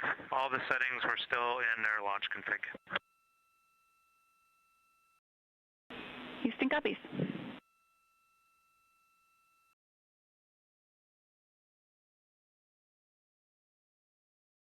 Once again, with the leak checks having been successfully completed on the 4 launch and entry suits for the crew members on board Integrity, once again, we'll begin our NASA Plus coverage as a simulcast to our 24/7 YouTube coverage in less than an hour at 5:30 p.m. Central Time, 6:30 p.m. Eastern Time. At 6:15 p.m., we're going to hand over communications from the Deep Space Network to the Tracking and Data Relay Satellite System as Integrity continues to approach the Earth. Currently, Integrity is less than 20,000 nautical miles from its destination and a splashdown in the Pacific. We will separate the European service module from the crew module at 6:33 p.m. Central Time. And just 4 minutes later, we'll conduct a raise burn, a 19-second burn of the Integrity thrusters to slightly tilt the vehicle's orientation upward, with the aft end being tilted upward. That will also change the velocity by 9.9 feet per second and complete the orientation of the vehicle for its angle of attack as it enters the Earth's atmosphere. Entry interface, where we reach the first traces of Earth's atmosphere and where most of the dynamic operations will then begin. Entry interface is scheduled at 6:53 and 31 seconds p.m. Central Time, where Integrity will be at an altitude of 400,000 feet above the Earth, traveling at about 34,882 feet per second with a range to splashdown of 1,701 nautical miles.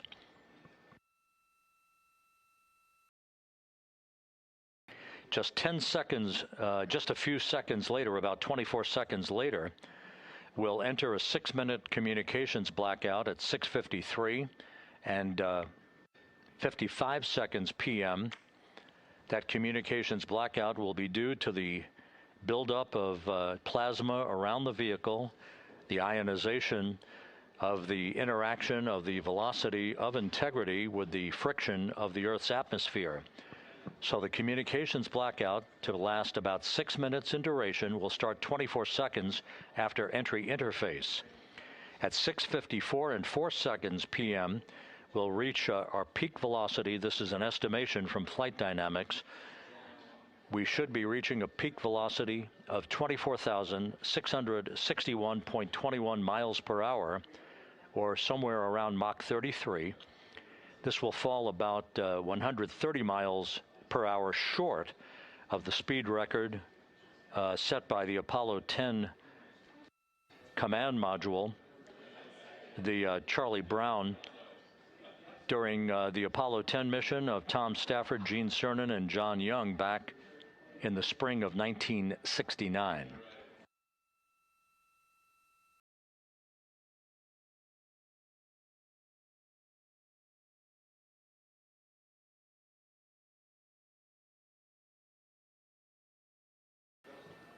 Once the communications blackout ends, which is expected just a few seconds before 7 p.m. Central Time, 6:59 and 56 seconds p.m. Central Time, we will be at an altitude of 157,000 feet over the Pacific Ocean. And at that point, we should be traveling at about 13,300 feet per second with a range to splashdown of just 147 nautical miles. There will be a series of roll reversals, first to the left, allowing Integrity to bank to the left. These are computer-commanded, not crew-commanded, but computer-commanded roll reversals to bank the vehicle first to the left, then to the right. That bleeds off excess energy and helps to reduce the speed and the heating effects on the vehicle during the final phase of flight. Starting at 7:03 and 22 seconds p.m. Central Time, we'll begin the series of chute deployments. In all, there are 11 parachutes associated with this mission. The first 3 will pull off the forward bay cover from the top of the vehicle. The forward bay cover chutes are 3. That'll be followed by the deployment of the drogue chutes at 7:03 and 23 seconds p.m. Then 3 pilot parachutes will pull the main parachutes, 3 of them, from the forward bay cover. The forward bay housing all of the parachutes at the very top of Orion. The main chute deploy is scheduled at 7:04 and 44 seconds p.m. The vehicle will have slowed to just a very glacial speed of 198 miles per hour, feet per second, I should say, at that point, at an altitude of 5,400 feet above the Pacific Ocean. The splashdown velocity, of course, will be 0. 19 miles an hour is the velocity that the crew will feel under the 3 main parachutes as they splash down in the Pacific, southwest of San Diego. So a number of major milestones lie ahead. Splashdown time is currently estimated at 7:07 and 7 seconds p.m. Central Time, 5:07 and 7 seconds p.m. Pacific Time. That will conclude a total traveling distance from launch to splashdown of 694,481 statute miles.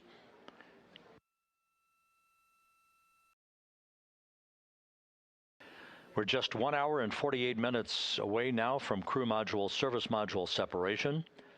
The crew has donned their launch and entry suits. They've conducted leak checks. Everything is in order, and the weather is go at the splashdown site.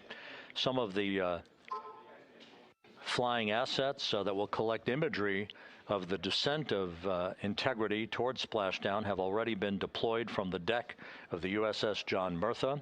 The actual recovery team members will be deployed in helicopters and fast boats a bit later on as we approach splashdown, and of course after splashdown itself. Once the vehicle splashes down, we'll be deploying the 5 inflatable airbags at the top of the vehicle with helium. That will ensure that the vehicle is upright throughout the course of the recovery operations. The team here in Mission Control will check all of the systems on Integrity, make sure that we are not leaking any toxic gases from the spacecraft, and that will be the signal for the start of the power down of Integrity systems and the ability of the first members of the recovery team to approach the vehicle to set up the inflatable life raft called the front porch, which will be used to bring the crew members out of the vehicle into that front porch one by one after the hatch is open to Integrity. We expect the extraction of the crew to be some 45 minutes to an hour after splashdown, which would be about 30 to 45 minutes after the vehicle is powered down.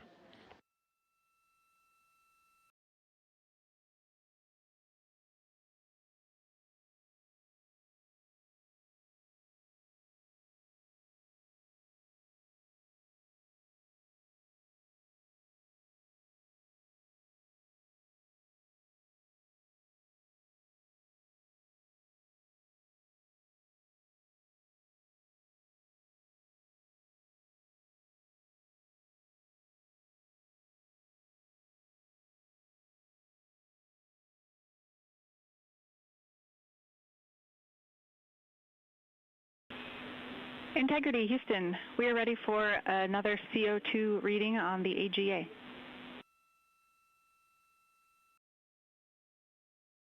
It is 5.1.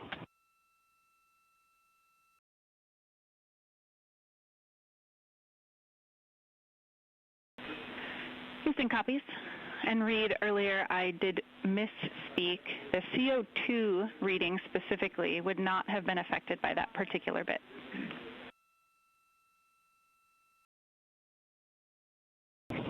Okay, sounds good. We just know we're in an ARS suit, and that's very likely contributing to that.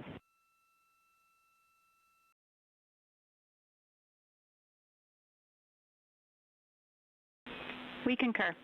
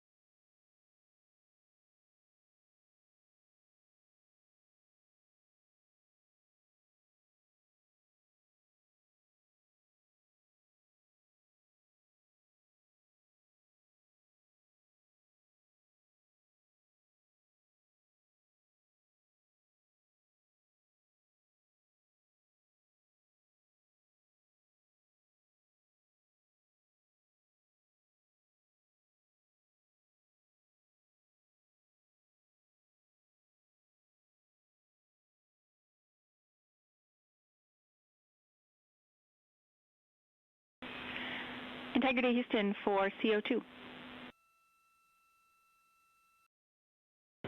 Go ahead, Jackie. Hey, Reid, what we'd like to do is open the ARS ISO valve to mix the cabin and suit loop air for the time being, and we would just need a call from you all when Christina and Jeremy are getting in their seats and are a few minutes out from leak checks, and we'll get that back into a good config for you to start the next leak checks.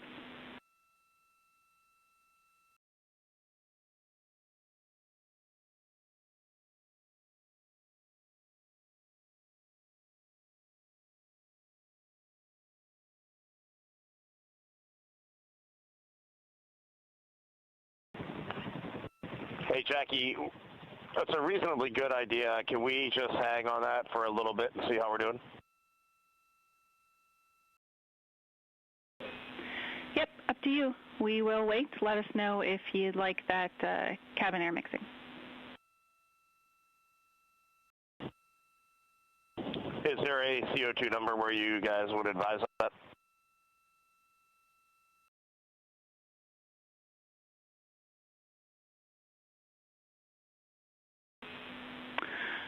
Reid, we would not want to go above 7. Yeah, that's perfect. Let us monitor it for just a couple minutes here.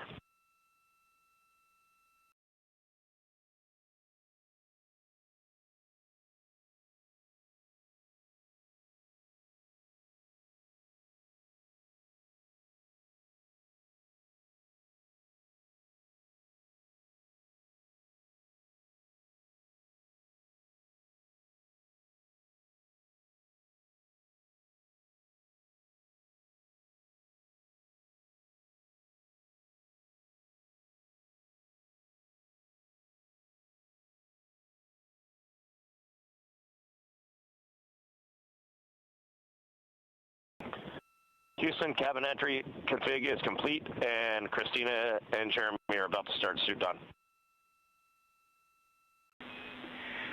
Excellent on cabin config and copy suit down. That call from Commander Reid Wiseman aboard Integrity indicating that following the successful leak checks on the 4 launch and entry suits, the crew will begin to actually don those suits now, and then they'll climb into their respective seats, both on the flight deck and the mid deck of the Integrity, in preparation for crew module service module separation that's scheduled 1 hour and 40 minutes from now.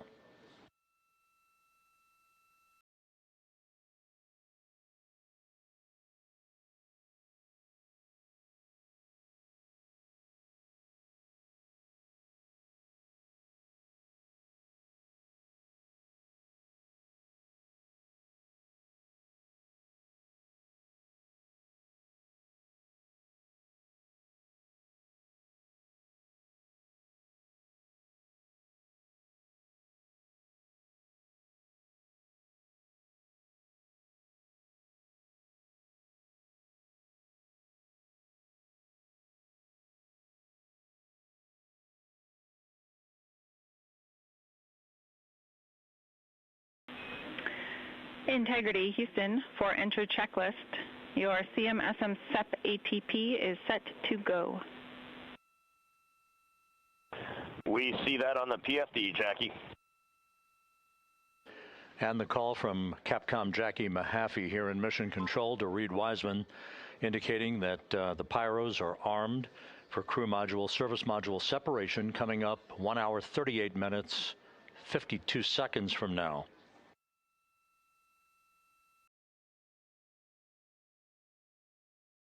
Integrity now squarely facing the planet Earth, 17,600 nautical miles away, headed for a splashdown 2 hours 12 minutes from now.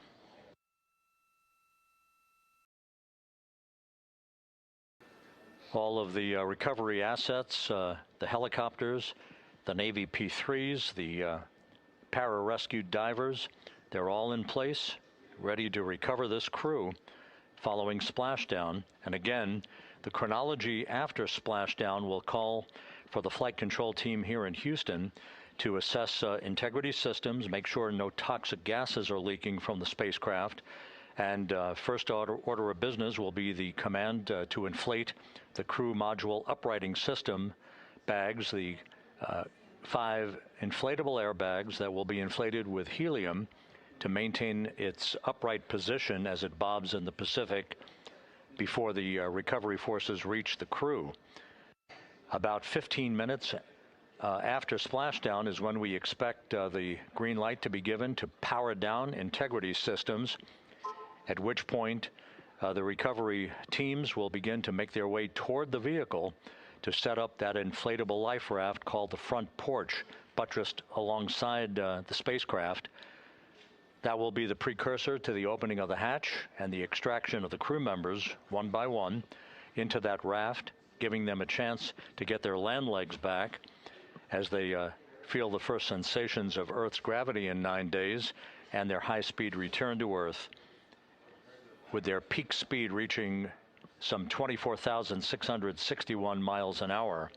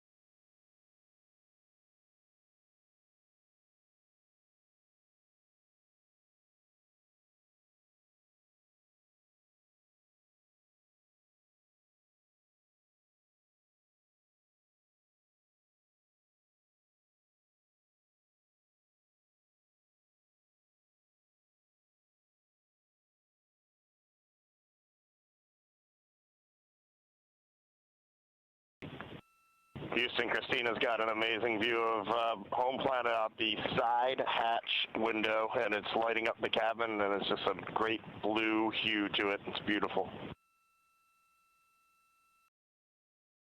That is amazing. When you kicked us out of the cabin, we turned on one of the SAW cameras and also had the Earth's reflection on one of the arrays. It was very cool. Oh, man, that is amazing.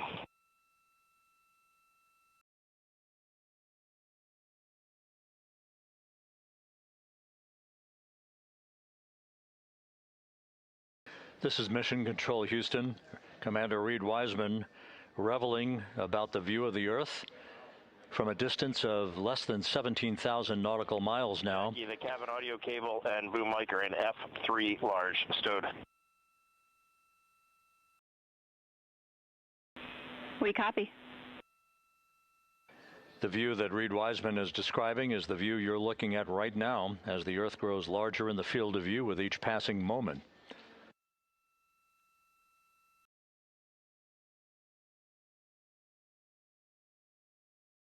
We're about 29 minutes away from the start of the NASA Plus coverage, joining our 24/7 YouTube coverage as a simulcast for the remainder of the evening through the time the crew is on the deck of the USS Merthyr and in medical bay. So we'll be looking forward to additional reports and other video coverage from the deck of the USS John Merthyr and other assets in the splashdown zone as we continue towards splashdown and the return of Integrity's astronauts just 2 hours and 5 minutes from now.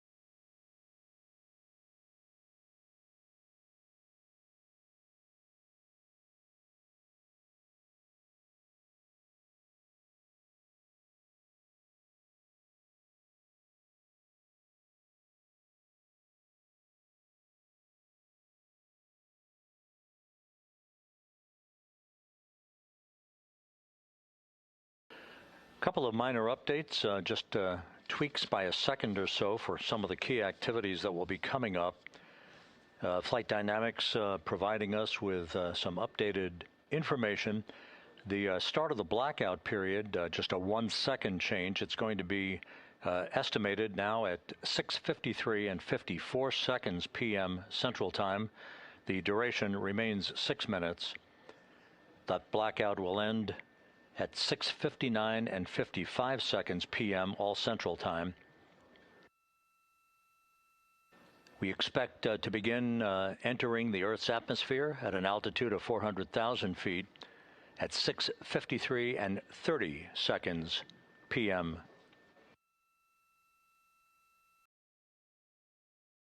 And 1 second difference now in our splashdown time, if everything unfolds the way we believe it will.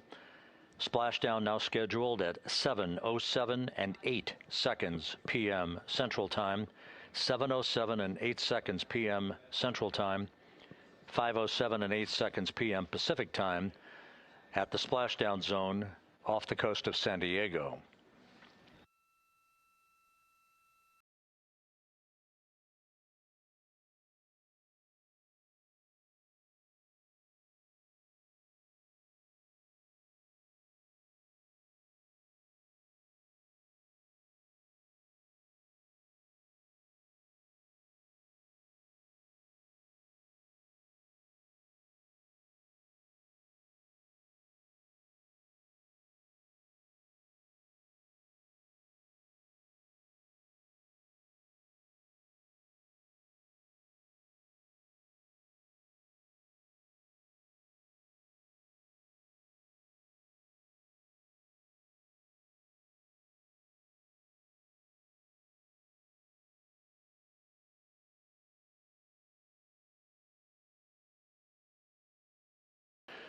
And one other update, the latest weather forecast from the Spaceflight Meteorology Group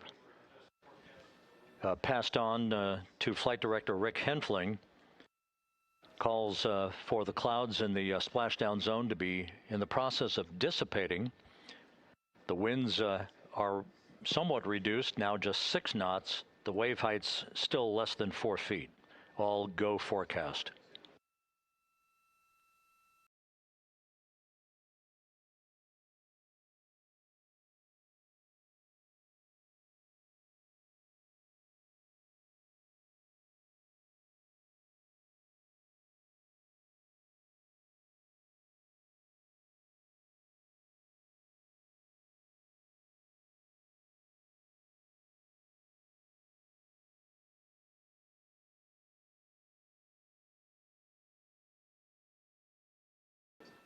So once again, the stage is set as Integrity continues its inexorable march toward a splashdown in the Pacific 2 hours from now. 16,000 nautical miles away from the Earth. We are just 1 hour and 26 minutes away from crew module, service module separation, followed by a raise burn to tilt the aft end of the vehicle up ever so slightly and improve its angle of attack into the Earth's atmosphere as a mitigating action to reduce heat loads on the heat shield of the vehicle. This is all pre-planned, pre-flight. There's no differentiation between what we had designed this mission to do. We are expecting to reach the first traces of Earth's atmosphere at entry interface and 400,000 feet above the planet 1 hour and 45 minutes from now.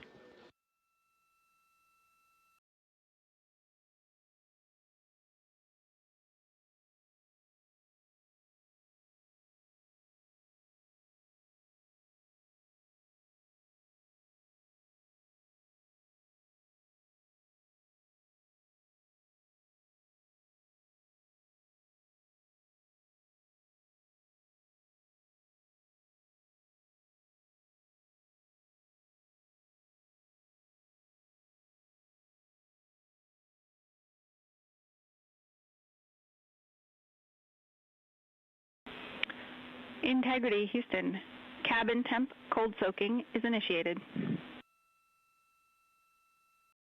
Copy that, Jackie. CO2 is 5.5, and we are still doing good on board. Christina and Jeremy are beginning suit down.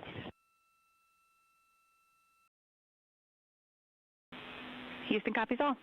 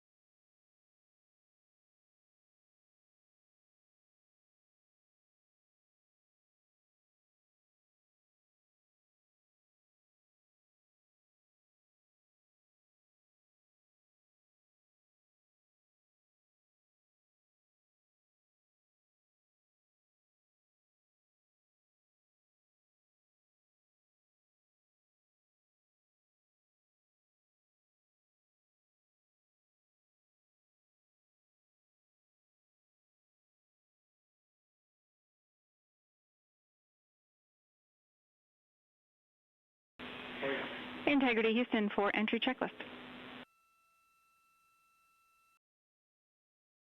Go ahead, Jackie. Reid, with this time to EI, we expect you're about to be stepping into steps 9 and 10 in the entry checklist. In step 10 for the SIP switch config, there are no deltas. No deltas to step 10. Copy all.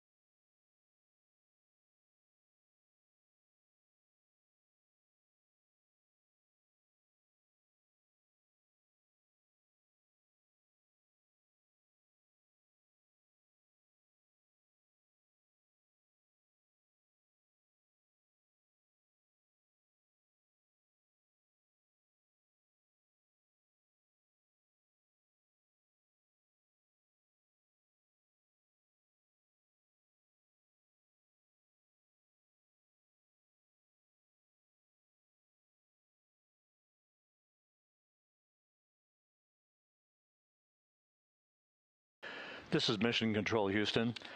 Once again, a great view of the planet Earth from Integrity from one of the solar array wing cameras. Now just 14,000 nautical miles from Splashdown. Splashdown schedule for 7:07 and 8 seconds p.m. Central Time, 5:07 and 8 seconds p.m. Pacific Time.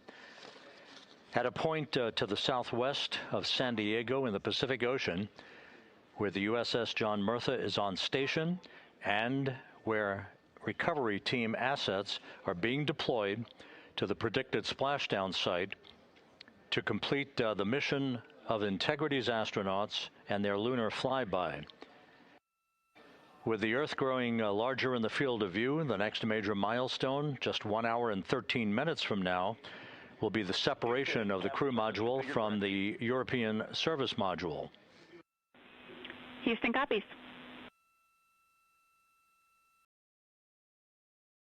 The separation of the crew module will set the stage just 3.5 minutes later. One question. Go ahead. When I was looking at the BFS-SM SEP, it was the exact same time as our predicted SM SEP. Can you just confirm we don't need that to be a touch later?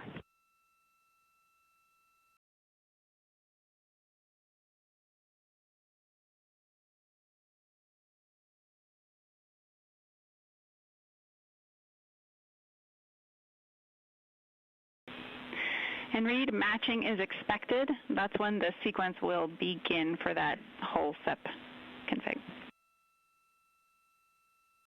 Outstanding. Thank you for the verification. Here in Mission Control in the Artemis Flight Control Room, Capcom Jackie Mahaffey confirming some of the timeline activities with Commander Reid Wiseman aboard the vehicle. The crew has suited up in its launch and entry suits, ready to begin the critical phase of this mission. Their homecoming to a high-speed entry and a parachute-assisted splashdown in the Pacific. Once again, the next major milestone, 1 hour, 11 minutes from now, the separation of the crew module from the European service module as Artemis's astronauts head home to complete this historic flight.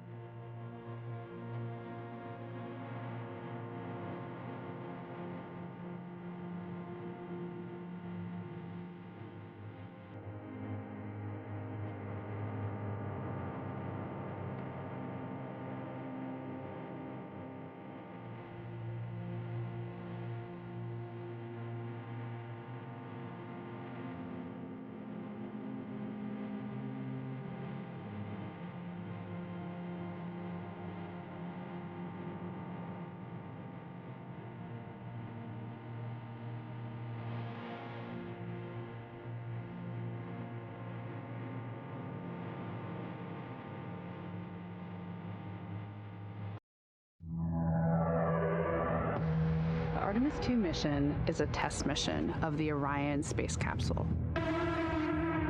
Artemis 2 will be the first time we put humans on this rocket. We're going back to the moon because it's the next step in our journey to Mars. We were always going to the moon. Pushing ourselves to explore is just core to who we are. That's a part of being a human. And liftoff. We shall return. Continuing to test out every bit of Orion. Coming back to Earth, 7 miles a second. When humanity sets big goals, we can bring together genius from around the world. You have the best people on planet Earth putting this vehicle together. That's what's up. To innovate for the benefit of humanity and to inspire the world through discovery. And here we go.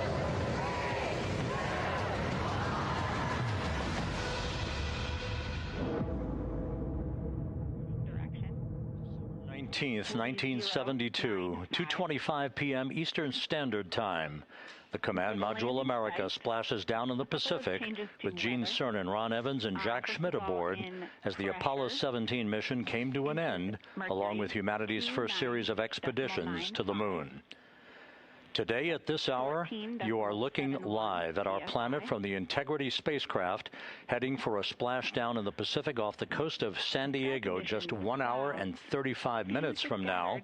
And good day from the Artemis Flight Control Room here at the Johnson Space Center in Houston, where the entry flight control team is on duty at this hour, led by Flight Director Rick Henfling, joined on console with the voice you'll hear talking to the crew throughout the course of the day.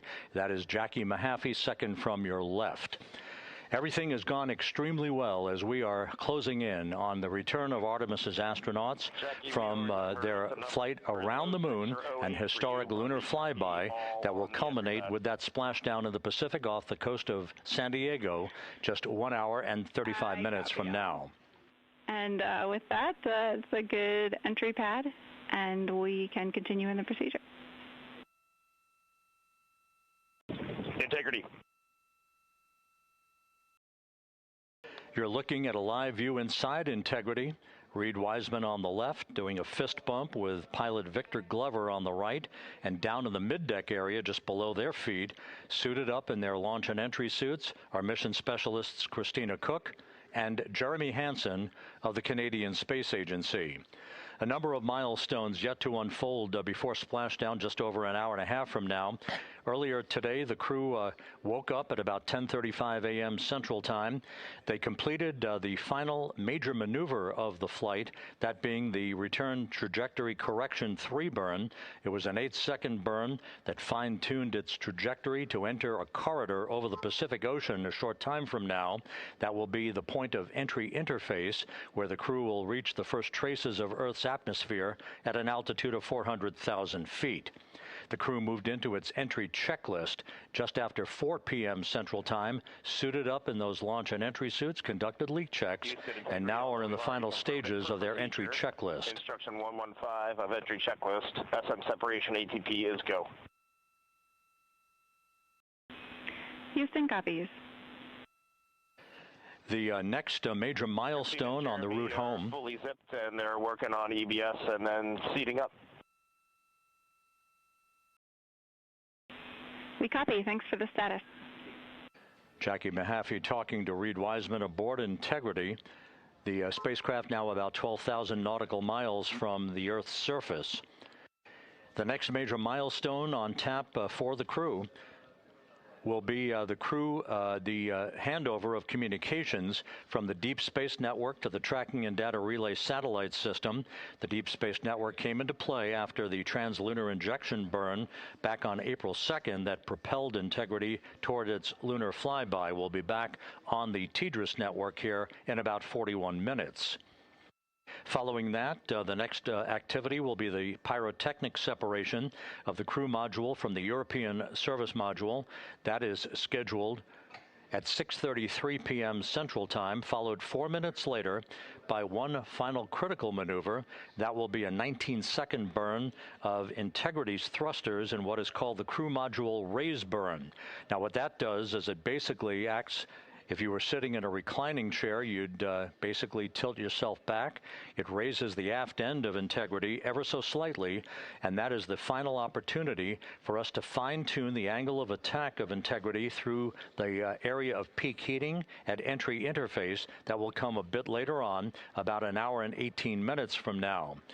So after the raise burn, we will be in the final orientation that will minimize any peak heating on the heat shield of Integrity and prior to the time the crew enters the Earth's atmosphere at an altitude of 400,000 feet. Entry interface.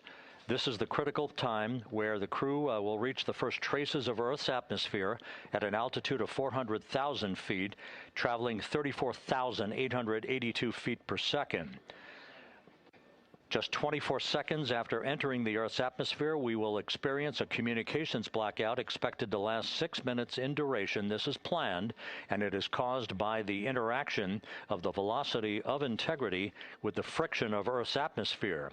There will be a buildup of plasma around the vehicle, and that ionization will prevent any communications with the crew and any receipt of data by flight controllers here in Mission Control.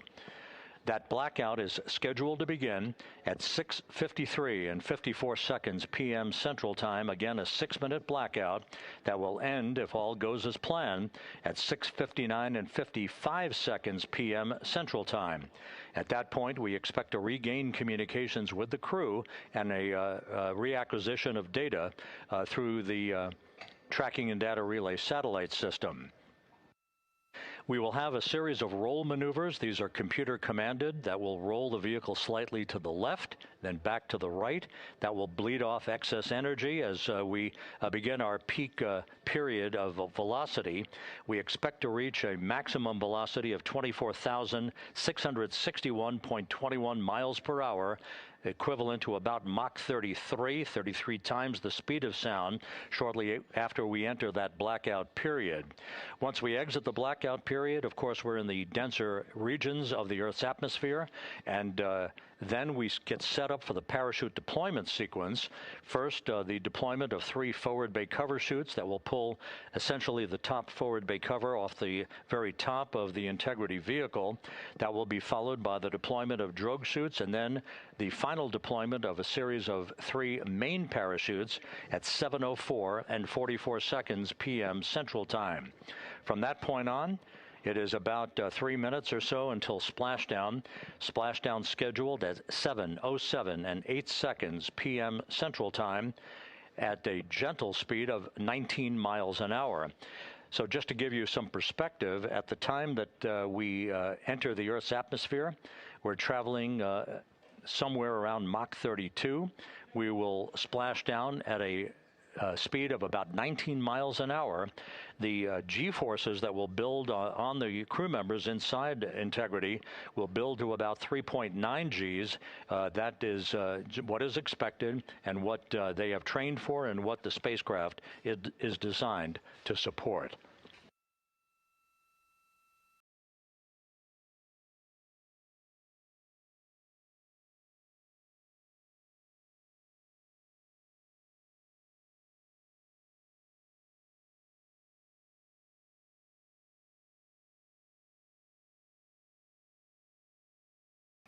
The latest weather forecast out in the recovery zone off the coast of San Diego is a go forecast from our meteorologists here at the Spaceflight Meteorology Group at the Johnson Space Center. And standing by on the deck of the USS John Murtha is my colleague from the Kennedy Space Center, Megan Cruz. Megan?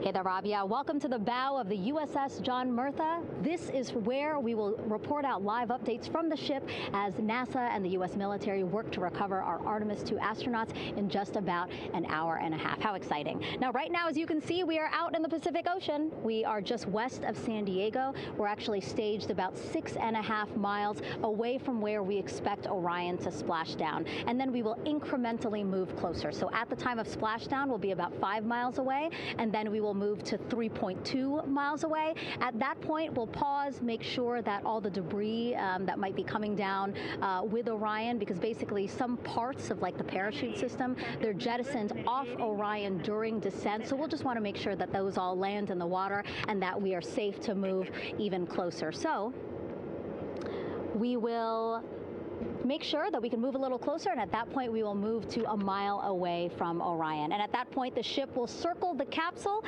while NASA and Navy recovery forces work to get our astronauts out, and we should have great views of the bow from here. But also we have a ton of cameras all around the ship. For example, we actually have some cameras right to the left of me here on the bow. These are very strong, stabilized cameras. We can really get up close to make sure that we are sharing all the images we have available to you.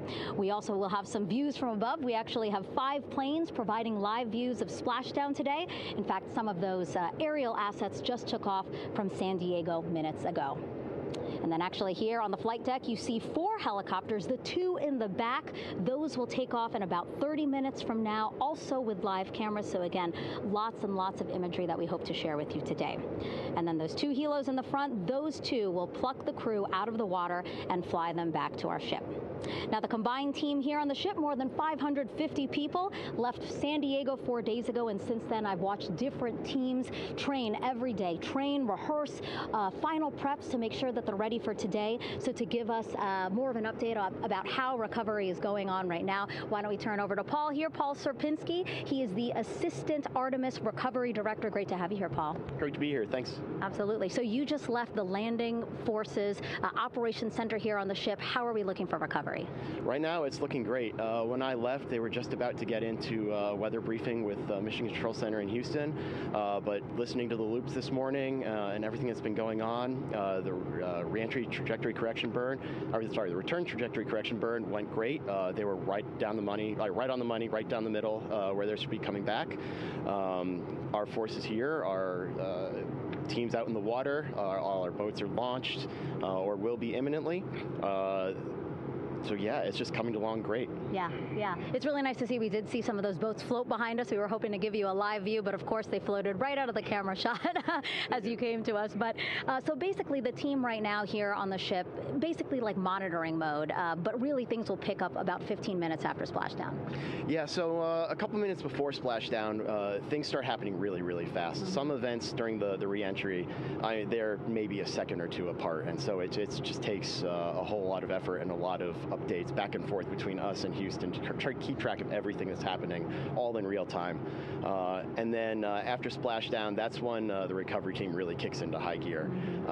We have our boat teams, our boat crews going out, our divers doing hazardous assessments as they get progressively closer to the capsule, making sure it's safe for all of our people to go in, and it's also safe for the astronauts to come out, because really at the end of the day, that's what we're here for, is we're to make sure that the astronauts get home safe after their tremendous journey to the moon and back.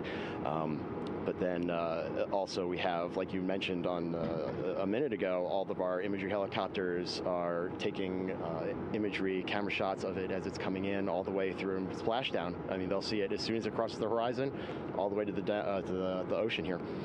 And then afterwards, we have to recover actually Orion to bring it into the well deck of the ship. Absolutely, yeah. And so once the astronauts are safe on board, then those same dive teams are going to transition into securing the capsule. They'll position some equipment around it to kind of facilitate that. The ship will move into position. We'll attach a really big winch line to it, and then a bunch of tending lines. We'll pull the capsule around behind the ship and then start to slowly bring it in. And then, Orion comes in, goes hard down, and everyone cheers. Yeah, great day. Great day, exactly. Lots to coordinate, a lot to manage. Basically planning for this recovery, Artemis 2 recovery, started a month after Artemis 1 launched. That was the uncrewed test flight of the Space Launch System rocket, as well as the Orion spacecraft. That was November 2022, a month later, all the planning for this. How does it feel to be so close to welcoming our friends, our astronauts home? I mean, for the whole team, I walked around the ship this morning just kind of visiting with a lot of people, a lot of groups, and just kind of get the feel of them. And everyone has that same kind of mentality. Everyone's excited, everyone's thrilled to see all that work that we've been doing, like you said, for the last 3 years, since right after the last one came back till now, and some people even further back. Some of them go back a decade or more. So everyone is just excited and they're ready. They're really ready for this, and just to be able to see our crew come back, that's going to be a thrill for everyone. How are you feeling? Are you ready? Is this something you ever thought you'd be doing? I'm ready. I'm excited. This has been the pinnacle of my career so far. It really has. I've seen a lot of firsts, a lot of lasts, but I can't think of ever topping seeing the first crew to go to the moon and back in 50 years, and to be here and be a part of that. And it's just a tremendous privilege. And on behalf of the whole team, I'm thrilled, and so are all of us. We're ready. Yeah, I definitely think that those words really embody how everybody on the ship is feeling. So thank you so much, Paul. I appreciate you being here. And so, Rob, we'll toss it back to you again. We will continue to join you with live updates from the ship as much as possible. Thank you, Megan. Back here at the Johnson Space Center, the entry team of flight controllers looking over the shoulders of Reid Wiseman and Victor Glover there on the flight deck of Integrity, and again just below their feet in the mid-deck area, if you will, Christina Koch and Jeremy Hansen of the Canadian Space Agency. They're in the final review of their entry procedures and all of the activities that will follow here very shortly in trip hammer fashion. We should note that after splashdown occurs, the flight control team here in Houston will be monitoring the orientation of the Integrity spacecraft. We are expecting it to splash down upright in what is called the Stable 1 configuration, with the top of the spacecraft pointed upward. Stable 2 would indicate that it is upside down in the water. Regardless of the orientation, there will be 5 inflatable airbags called the CMOOS system. That's the acronym for Crew Module Uprighting System. We are suit on complete.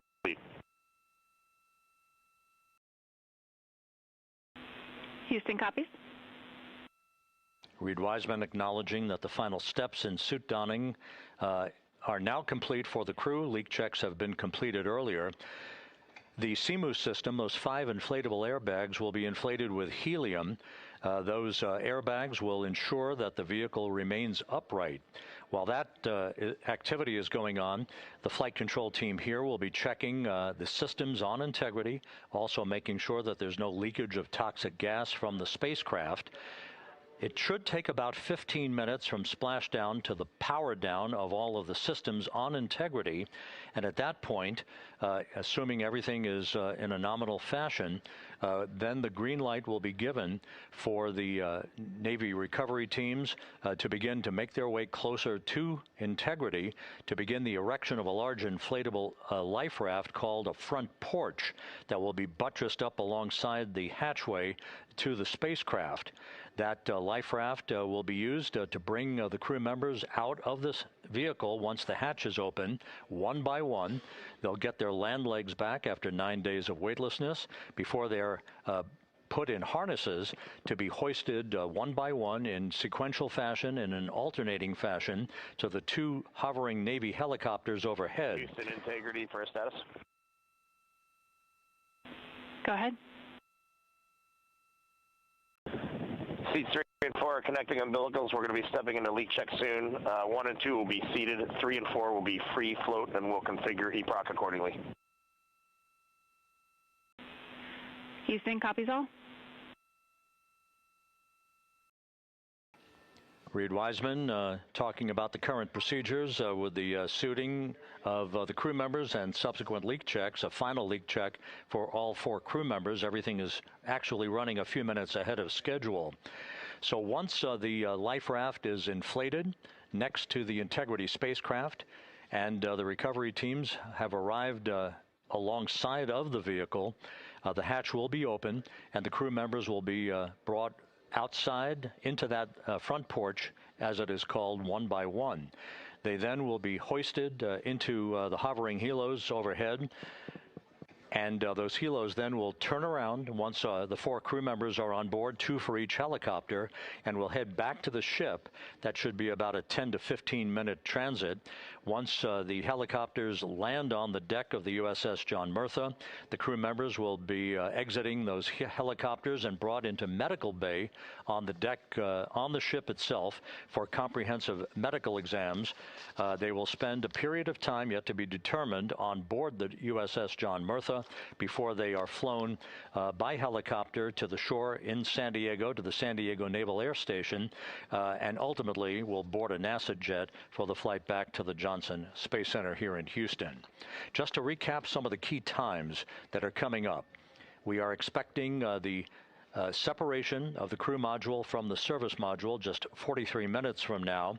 That is expected to occur at 6:33 p.m. Central Time, 7:33 p.m. Eastern Time. That will be followed just 4 minutes later by the crew module raise burn, the use of Integrity's thrusters one final time in a 19-second burn to slightly tilt the vehicle up into the correct orientation or angle of attack to ensure that it enters the Earth's atmosphere at the right angle, if you will. That will help deflect the buildup of heat against Integrity's heat shield. This was a deliberate move, a change in the procedures from the Artemis 1 mission that resulted in unexpected char loss on the Avcode heat shield that had not been intended based on the entry trajectory for the Artemis 1 mission. What we're doing is we deliberately changed the trajectory of the entry from a skip entry that was about a 3,000-mile transit across the Pacific Ocean. We are expecting now from entry interface to the point of splashdown to have a range of just 1,701 nautical miles, and that in of itself will reduce the exposure time of heating on the heat shield of the spacecraft. Once the raise burn is complete, then the stage is set for entry interface at 6:53 and 31 seconds p.m. Central Time. That means that Integrity will be entering the Earth's atmosphere at an altitude of 400,000 feet, traveling at about 34,882 feet per second, heading for its splashdown site off the coast of San Diego, as you just heard from Megan Cruz on the deck of the USS John Murtha. Splashdown once again under those 3 main parachutes is expected at 7:07 and 8 seconds p.m. Central Time, 5:07 p.m. Pacific Time, 2.5 hours before sunset. The actual total distance traveled for Integrity from launch to splashdown is estimated at 694,481 statute miles. Now that includes the first high elliptical Earth orbit following launch that enabled Integrity to move to 43,000 miles above the Earth at its apogee and enabling a 24-hour period of systems checkouts before the flight control team here and the mission management team gave approval for Integrity to conduct its translunar injection that propelled it on its way to the moon and its historic lunar flyby. So the total distance we expect this vehicle to have traveled at splashdown, 694,481 statute miles.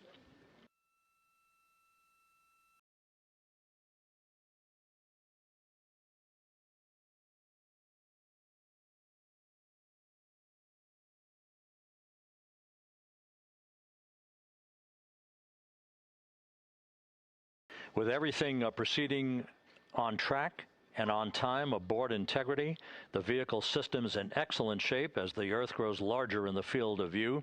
Let's go back to the USS John Murtha and Megan Cruz, who is standing by.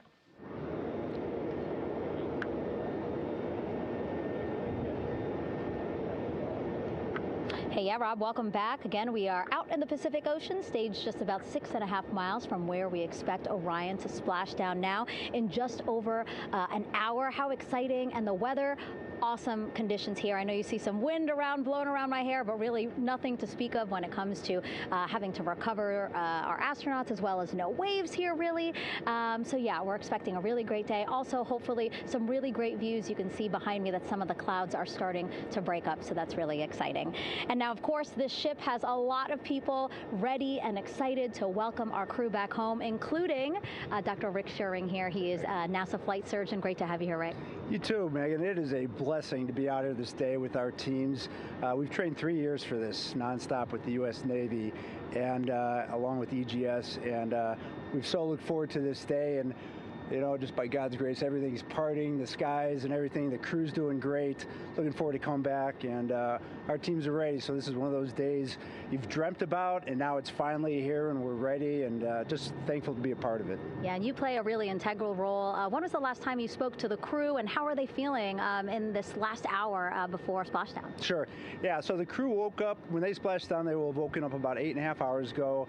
Me and my fellow crew surgeons, Doctors Chris Hansen, Rafi Kumjian from the Canadian Space Agency, spoke with them about 6.5 hours ago, just to double check on how they were doing, if there's any medical issues, you know, how they slept, and then kind of go over their landing day protocol for their medications, for what we call a fluid load, to try to replace some of the fluid and electrolytes that they've lost with just a normal space adaptation. Once they got to space, they kind of have to replace some of that fluid to help them with the whole landing kind of readaptation to 1G, which they haven't done for the last 10 days. And then just kind of let them know how things are going to play out, you know, out with the open water teams all the way until we finally get to the med deck. So they were very pumped up, very hurried though. They had a lot of cabin configuration, a lot of things to get ready.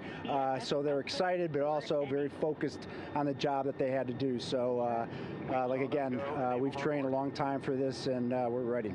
And you said some medications. I mean, those are kind of just to mitigate the effects of, obviously, their more than 695,000-mile journey back to Earth. It's just like anti-nausea medication, right? Yeah, exactly, Megan. The you know, astronauts are very healthy, fortunately, and even when they come back in reentry, you know, the human system is very kind of dynamic. It has to readapt very quickly, and one of the most common responses they get is just some stomach awareness, to some nausea, even to some vomiting. And you know, with our crews that land out in Karagana, the Soyuz crews or our SpaceX crews, you know, they all kind of experience the same thing. This will be the first time we're landing in water since December 1972, and I worked with all the Apollo astronauts years ago, and they all told me that, you know, landing in the water, especially in the Pacific, can be very provocative. So we take steps to give them medicines to really mitigate some of that nausea, vomiting, help them feel a little bit better, and also sometimes just use a little anti-inflammatory medicine just to help with coming back to 1 Earth, or 1G. The effects of microgravity, especially as you age and you have a little arthritis, you feel great in microgravity, and everyone kind of curses coming back to the ground like, oh dang, 1G, but so that helps a little bit. But for the most part, the main thing is just replacing that fluid and then trying to help them with that transition back to 1G, and then we're ready to go. Yeah, and their health is assessed almost immediately after they splash down. Yeah, so we have Dr. Jesse Wang, and we have our independent duty corpsmen, who are the Navy version of paramedics, extremely highly trained, highly experienced Navy medics and divers, who will go out there, open the capsule about 28 minutes after splashdown, and do the first initial assessment. So Jesse and his team will go out there and look at each crew, kind of do their assessments, get vital signs, report back to Drs. Haas and Kumji and I back in the med bay, let them know how they're doing, and then you know, if they've got the normal kind of space adaptation kind of things, we expect that they're good to go on that. If anything, you know, didn't go the way we want, they're all prepared for that as well. And Jesse and his team, I mean, you know, this is their full-time job, taking care of, you know, sailors and folks who might be injured. We don't expect any injuries, but coming back, you know, going 25,000 miles an hour down to, you know, 20, you know, miles an hour is still a dynamic process. I've heard it described as, you know, kind of like a car crash. And then the crew will be ready to go, and Jesse and his team will make that transition to get them out to the front porch. do assessments on them again, call it to our med bay, and then once we have that and they're all good to go and the crew's feeling okay, we'll hoist them up in the helos. It's about a 3-minute flight back to the flight deck, and that's where me and the astronaut chief, Scott Tingle, will actually meet them.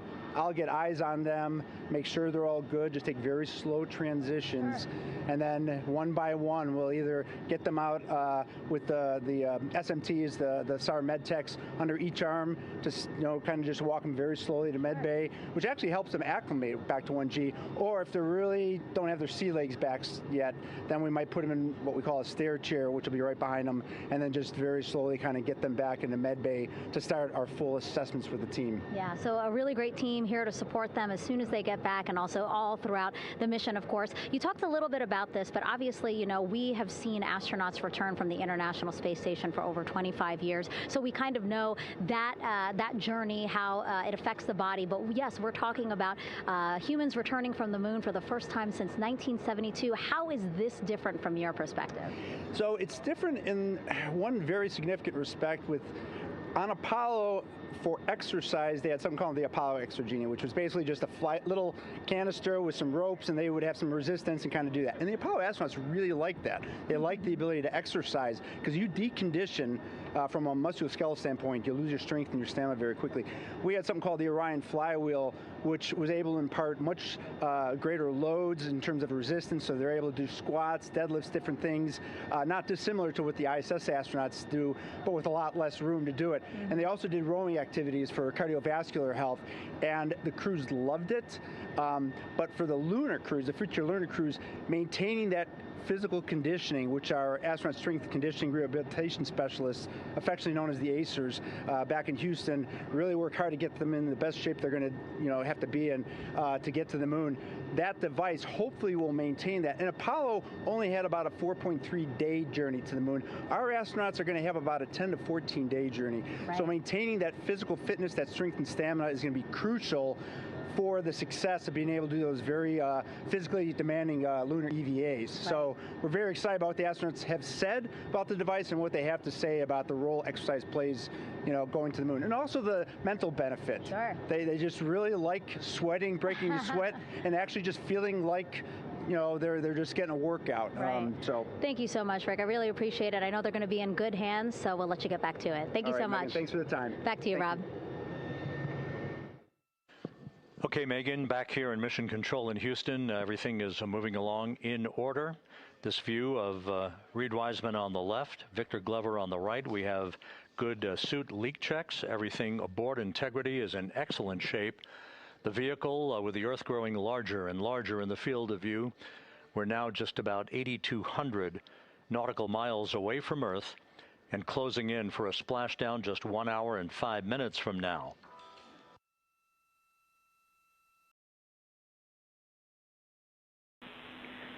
Integrity, just under a minute till your GPS maneuver initiates, and both GPS units look eager to acquire. Outstanding. Seats 3 and 4 are working on seat strap in now. Houston copies. Once again, as we start to close in on some of the major milestones, the first one coming up in just 31 minutes. And Integrity, just confirming the LCG gas trap was able to be closed out. Affirmative. Copy. Crew module, service module separation scheduled just 31 minutes from now. The key point of interest, of course, will be the performance of Integrity's heat shield during its high-speed entry back into Earth and the peak heating that is expected around the spacecraft of some 4,000 to 5,000 degrees Fahrenheit. On Artemis 1, as I think most folks know by now, we flew a trajectory known as a skip entry, in which we performed an initial dip into the atmosphere to bleed off some energy. Then we skipped out of the atmosphere and dipped back into the atmosphere before splashing down in the Pacific. But after the mission was over with, we noticed unexpected liberation of some of the charring effects on the heat shield known as AVCOAT. Before the flight, we had an opportunity to sit down and talk with Entry Flight Director Rick Henfling to get a perspective on what this all means and how the mission was redesigned to try to protect Integrity's heat shield to a higher extent. Let's take a look at that interview. Returning from the moon is a lot different than deorbiting from low Earth orbit. When we return from the moon, we expect to achieve velocities upwards of 36,000 feet per second. And in order to slow down to a nice, graceful splashdown in the Pacific Ocean, the flight crew is going to experience between 3 and 4 times the force of Earth's gravity. On Artemis 1, pressure buildup inside the char layer of the heat shield resulted in the char losses we saw. NASA established a Tiger team whose job was to investigate the cause of the problem and then make recommendations on how to fly the Artemis 2 mission safely and successfully. And so for Artemis 2, we are going to fly a profile that ensures the spacecraft will not see that same type of pressure profile. And so the char losses seen on Artemis 2 will not be like the ones that we saw on Artemis 1. Rick Henfling indicated that the orientation of the spacecraft and the shortening of the distance of transit to the splashdown zone from the point of entry interface when we reach the top of the Earth's atmosphere, which will be coming up at 6:53 and 30 seconds p.m. Central Time, should do the trick in minimizing the deleterious forces against that heat shield that were noticed on the Artemis 1 mission. We think we see a beautiful sunrise over the west coast of Australia.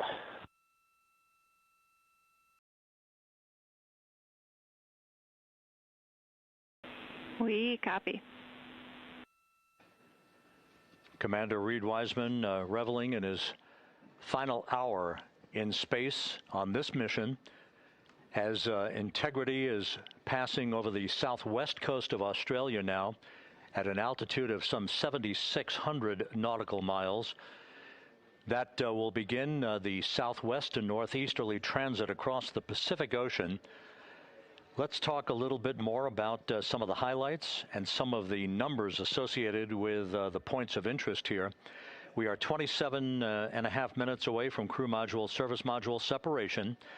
That will be followed about 3.5 minutes later by the raised burn that we've discussed, a 19-second burn of Integrity's thrusters to fine-tune its angle of attack as it enters the Earth's atmosphere.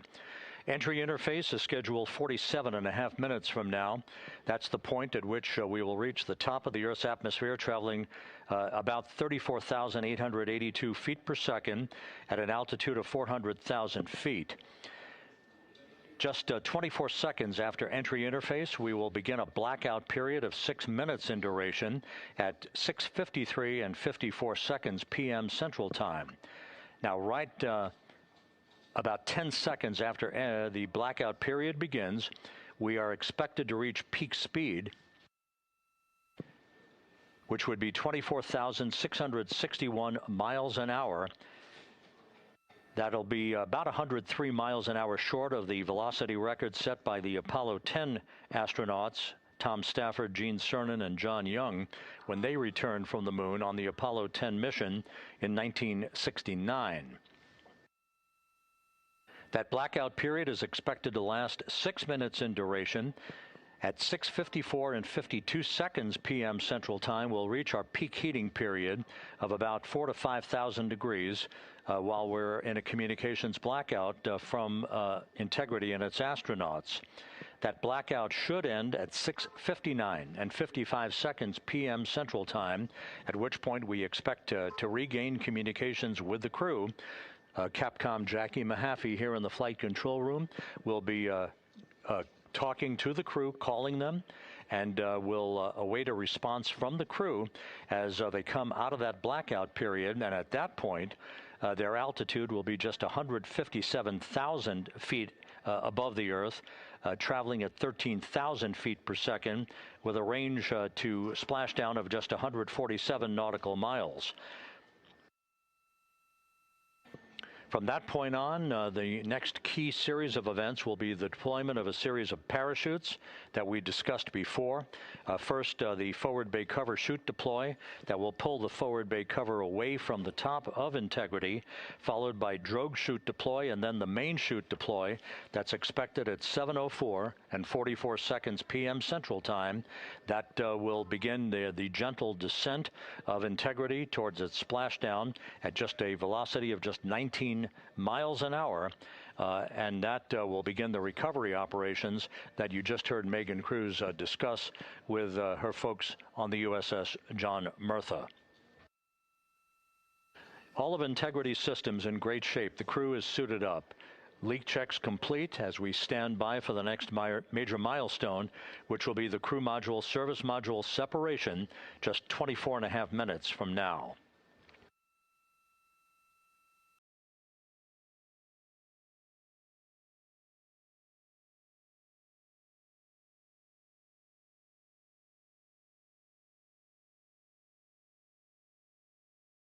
All of the activities from the start of entry interface to the point of splashdown will be quite rapid fire, just 13.5 minutes from the point at which we begin descent into the Earth's atmosphere till splashdown. And just to show you, as Rick Shearing, the flight surgeon, alluded to in his interview with Megan Cruz, all of this happens to decelerate the vehicle from traveling around Mach 33 to just 19 miles an hour at splashdown. All of that happening in just 13.5 minutes. But the vehicle and the parachutes are all designed to support all of that, so we'll be standing by to report all that to you in sequential fashion as these milestones are ticked off and as we hear from the crew during its entry back into the Earth's atmosphere and ultimately when they emerge from the blackout period, and at that point we'll be just minutes away from splashdown.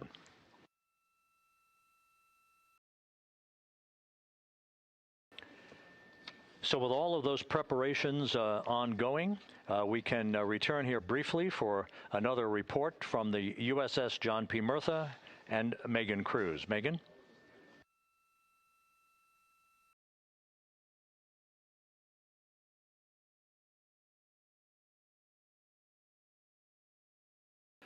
And we'll regain that communication with the USS John P. Murtha just momentarily.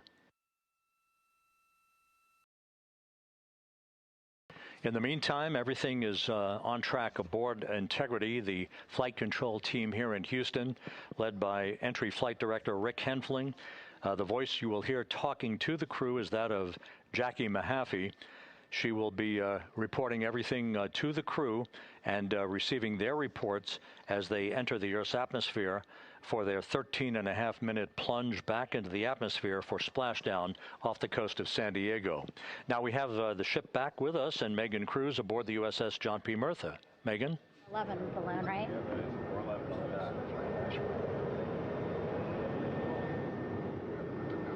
Hey, Rob, yeah, the excitement is really building here on the ship. I'm watching right now one of the weather balloons being lofted up from the ship. Again, weather balloons, very important for us to make sure that we are tracking the right kind of weather and also the data that's needed for what's called our Sasquatch team. Again, it's a team out of NASA that basically makes sure that the debris that comes off of Orion, again, some of those pieces of the parachute system, make sure that they don't fall on us here in the sea, and also our aerial assets, our folks in helicopters. So watching that float away right now. But with me right now is Captain Eric Kenny. He's the commanding officer of the John P. Murtha naval ship. Thank you so much for being here. There are so many moving parts that you have to keep an eye on. That's absolutely right, yeah. But first of all, on behalf of the crew of USS John P. Murtha, Megan, thanks for having me on today. Happy to tell you what we're doing and excited to get the interview started. Yeah, absolutely. Why don't we actually take a look at the flight deck here? We'll start there. Basically, we also, while watching this weather balloon float away, we noticed all 4 helicopters leave the flight deck. We now have an empty flight deck. We had 2 imagery helos as well as the 2 crew helicopters that will go recover the crew. this is just one of the many things that, again, our ship of 550 people, it's something that you oversee as commanding officer. Yeah, absolutely. Every commanding officer, I would say really every naval service member, our priority is always safety. And as the commanding officer, I take that as one of my primary roles here on board. Mission accomplishment is important, safety always. So my day really has, I would say my message to the crew has sort of changed over the past 24 hours. As we're leading up to today, we've been building up the excitement and motivating the team for the training that we've executed. But really over the past 24 hours, now I'm trying to get us to slow down a little bit. Trust our training, right? Don't believe all the hype. Don't believe everything that's going on. Just let's trust what we've done to get to this point, and if we do that, we'll be successful today. Mm-hmm. And also part of the big success is obviously the coordination between NASA and the U.S. military. How does it feel being able to support the human space program we have? Yeah, I mean, since 1959 with Mercury, Gemini, Apollo, the history between NASA and the Navy has been in lockstep. But like any other skill, if you don't practice it regularly, that skill atrophies. So we've had a few decades off from that. But, over the past 4 or 5 years, really with this ship over the past year, we've constantly trained and working for this moment right here. Building up the hype, but to get to this point today, to be able to trust all the training we've done. We've worked with, working with NASA, the Air Force, the medical team, dive team. You want to talk about high-performance organizations coming together, working in unison? We are seeing that here on board the USS John P. Murtha, and I can't be more proud of the work everyone's doing. Yeah, you had some great words this morning saying just that, again, that it's really nice to see everybody working together and so excited. I mean, you just became the commanding officer of this ship back in February. How does it personally feel for you to be a part of this historic moment today? Yeah, I mean, first and foremost, I'd say any opportunity to command any warship in the United States Navy is a tremendous honor, is a pinnacle of any naval officer's career. That being said, as my change of command was approaching, and I realized that Artemis was going to be in the window here, to say that I'm humbled and honored to be here is an understatement. What really just excites me is the opportunity to see this crew, who has been training so hard over the past year plus, come together. It is what inspires me. Listening to NASA and the ownership and pride they take, they make my crew better. I think we're making NASA better together. That synergy is something that I'm happy to see and hopefully take forward with me in my career. Yeah, it's all about partnerships. We couldn't do it without you, and we couldn't have gotten to the moon without our international partners as well. So thank you so much, Captain. It was really great to have you here today. Thanks, Megan. Awesome. All right, Rob, back to you. Thank you, Megan. Back here in Mission Control in Houston. We just had a quick view of the crew. We'll get that view back, and there they are again. Here in Mission Control, the entry team of flight controllers led by Rick Henfling and Jackie Mahaffey serving as the spacecraft communicator. We have just handed over communications links from the Deep Space Network that we communicated with the crew through from the time of the translunar injection burn back on April 2nd. We've just handed back to the Tracking and Data Relay satellite system as we prepare for the crew module service module separation that will take place just 17 minutes from now. With the Earth looming in front of Integrity as it barrels back for a splashdown of the Pacific just 50 minutes from now, we're just 5,700 nautical miles from splashdown. Just one other quick note about the comparison from the Artemis 1 entry profile to the Artemis 2 entry profile and how that is serving as an extra layer of protection for Integrity's heat shield. The Artemis 1 entry had an entry range of some 3,178 nautical miles, a very long downtrack, and a very longer period of exposure to heat loads than we're experiencing tonight. It also had that skip entry profile that we discussed earlier, dipping into the Earth's atmosphere, then back out, then back in. It was about 20 minutes of exposure. Integrity, Houston, comm check on TDRS. Jackie, we have it loud and clear on TDRS. We have you the same. And there's one of the weather balloons being deployed from the USS John P. Murtha.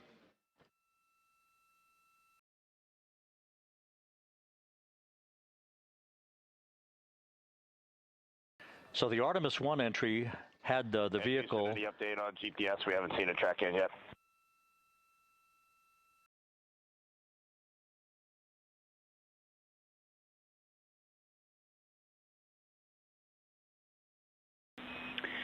Reid, we are watching. We are starting to get into the window where they may start acquiring, so should be within the next 10 minutes.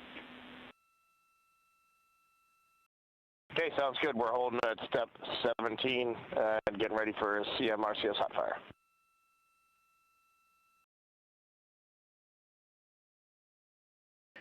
And that exchange indicating that we are expecting to acquire data from the GPS system on board. That'll be a navigational tool that will basically tell Integrity's computers that they're on track down the center line of the corridor for the entry interface that will lead them to their splashdown point.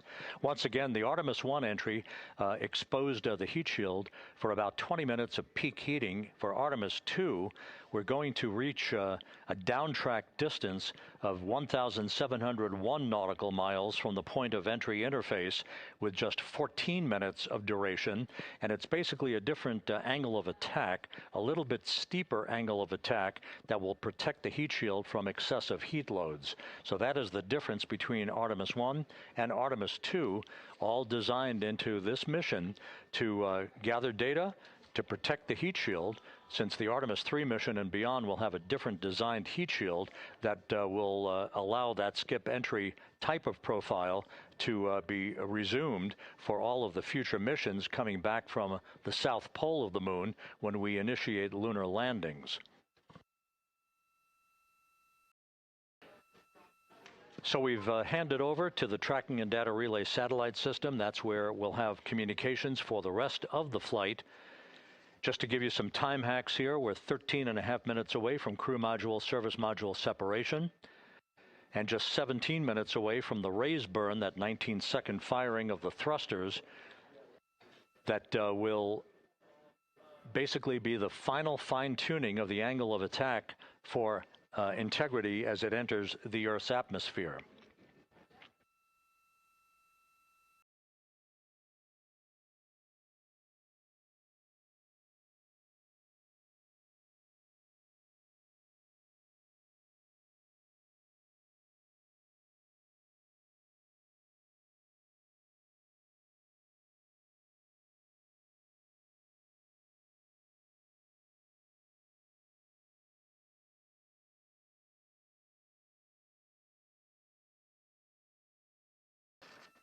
And once again, a dueling box view of some of the assets that are involved in recovery operations today.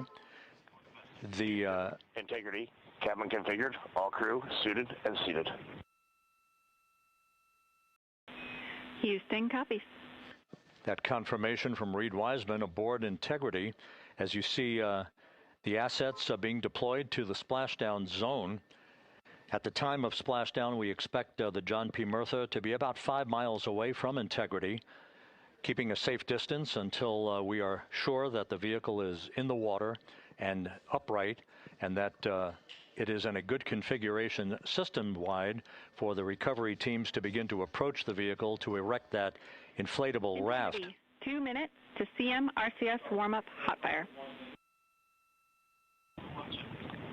We're ready. That call from spacecraft communicator Jackie Mahaffey indicating that we're 2 minutes away from a quick burst of the reaction control system. Thrusters, that will be a hot fire test prior to the separation of the crew module from the service module. The European service module has performed flawlessly throughout this flight.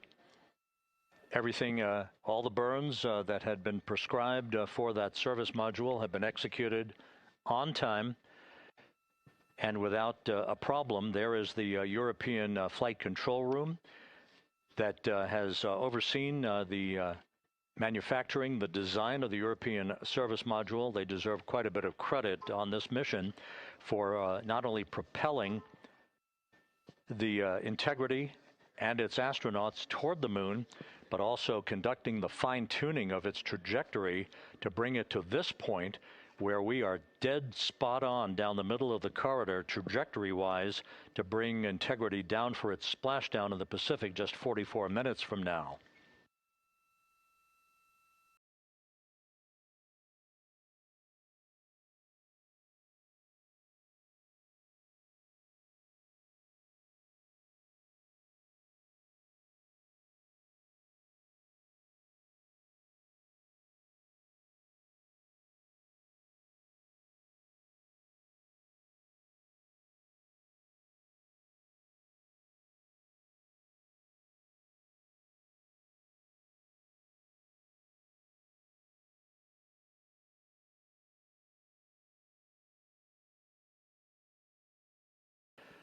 What you're looking at is a computer-generated visualization based on real-time telemetry from Integrity, currently traveling about 16,000 miles an hour.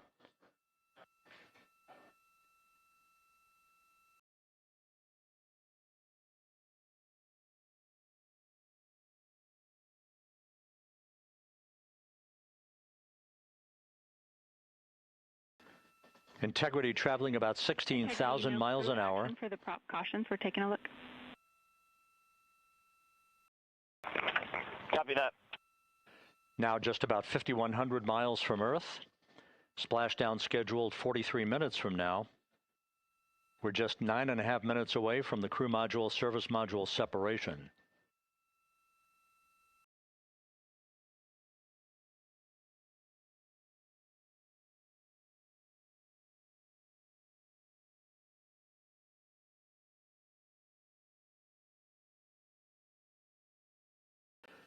We are confirming. Integrity, we are assessing details, but so far looks like a good hot fire.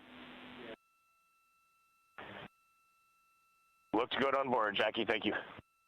And Jackie Mahaffey took the words out of my mouth. I was just about to say that we had a good hot fire test of the thrusters in advance of the crew module service module separation that's coming up just 8.5 minutes from now.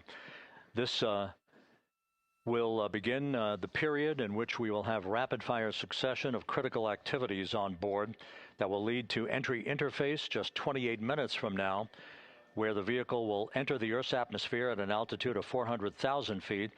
The time of entry interface, 6:53 and 30 seconds p.m. Central Time.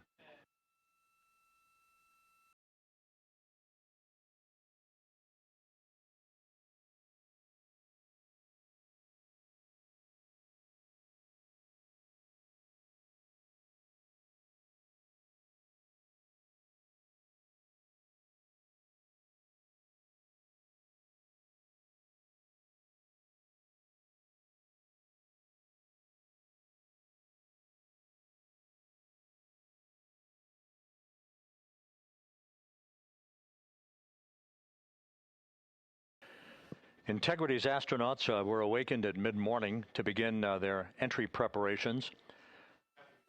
And propulsion officer now reports a good hot fire test in preparation for the crew module service module separation.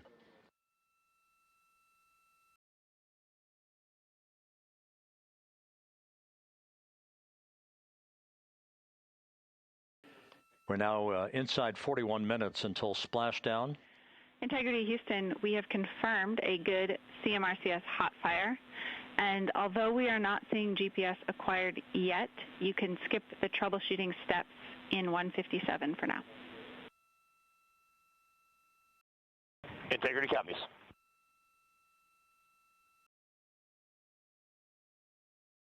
That GPS discussion indicating that we will be acquiring navigational data for Integrity through the Global Positioning System equipment on board. We just don't have it yet, but we will.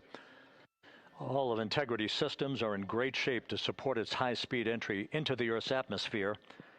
It, once again, will reach a peak speed of 24,661.21 miles an hour. Your call, GPS. We at least have GPS 1 looking good on board.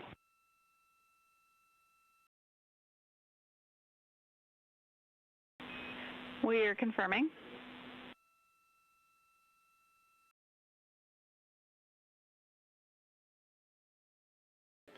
The guidance, navigation, and control officer here in Mission Control confirming that we have good lock on GPS data. We are on a communications link now through the tracking and data relay satellite system. Now, following splashdown, we're going to lose that link and go to what's called a VLDR, a very low data rate communications link, so that we can talk to the crew inside Integrity as they are on the water. Integrity, confirm we do see good GPS. We do too, especially GPS 1 is accepting in nav channels 1 and 3. That GPS data is basically telling Integrity's onboard computers its position relative to the Earth, but its trajectory and its orientation according to flight dynamics and the guidance, navigation, and control officer is spot on. We have now armed the pyros for the crew module service module separation coming up less than 5 minutes from now.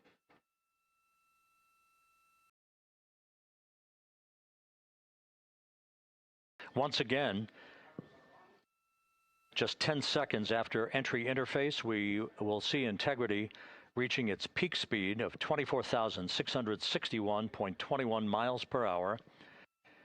That will be just seconds before we begin a 6-minute blackout period. Integrity, Houston. Your vehicle is in a good config for CM-SM SEP and go for CM raise. Houston, we see the same on board and copy, go for CM raise.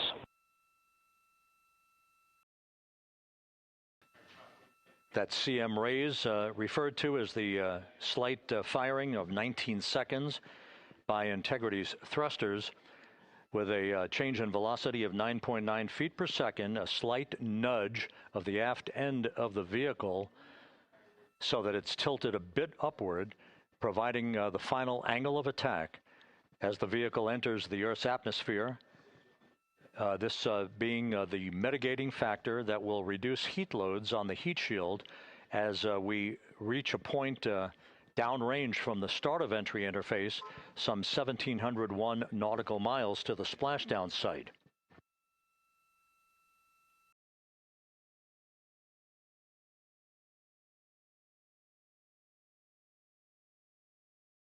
Integrity systems in excellent shape. We are currently 3,300 nautical miles left in this mission.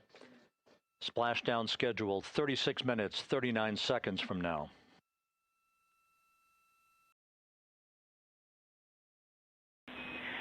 Integrity, Houston.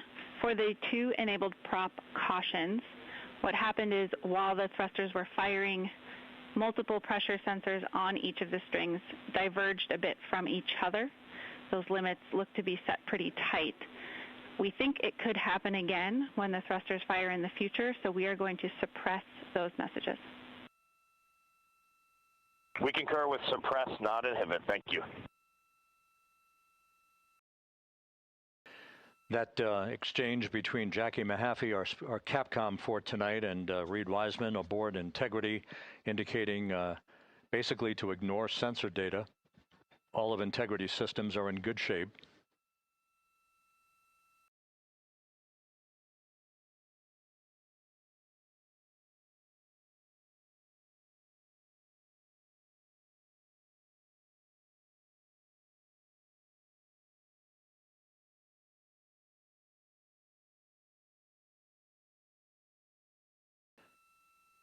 Now, coming up on about 90 seconds till the crew module, service module separation.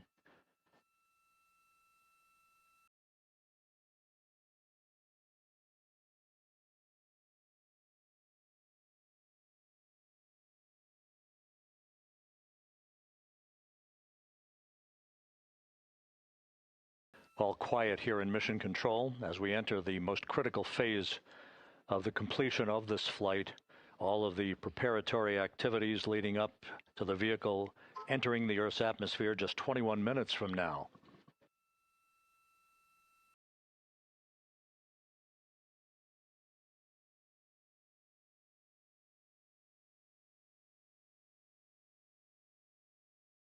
Coming up on 1 minute.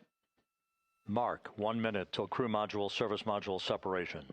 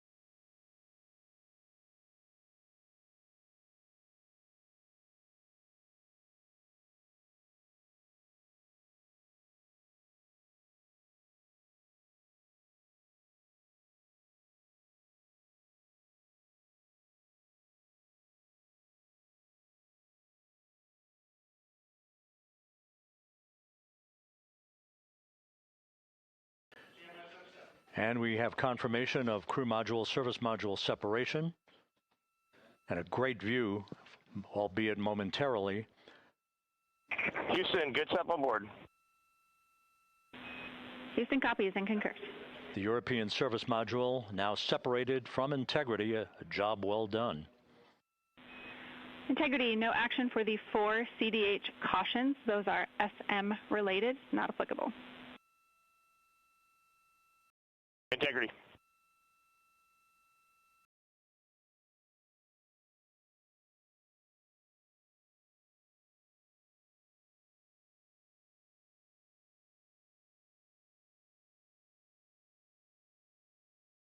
So, with Integrity now flying free on its own for the remaining 32 minutes of this mission, next up, the raise burn, a 19-second firing of Integrity's thrusters.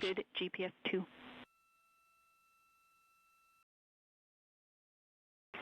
Integrity copies, good GPS 2. Coming up on the 2-minute mark until the raise burn. Again, this is the final tweaking of the orientation of Integrity to put it in the right angle, if you will, the angle of attack that it will fly in during its entrance into the Earth's atmosphere. Entry interface now just 18 minutes, 25 seconds away. This is a visualization, but driven by real-time telemetry. This is the maneuvering of Integrity to the raise burn orientation. Just 2,800 miles from Earth.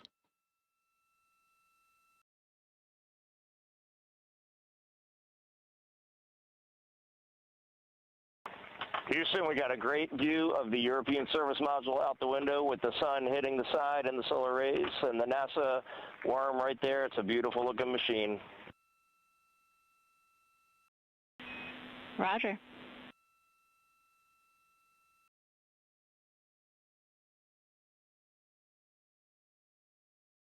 And we have completed the maneuver to the raise burn orientation, 1 minute away from the raise burn.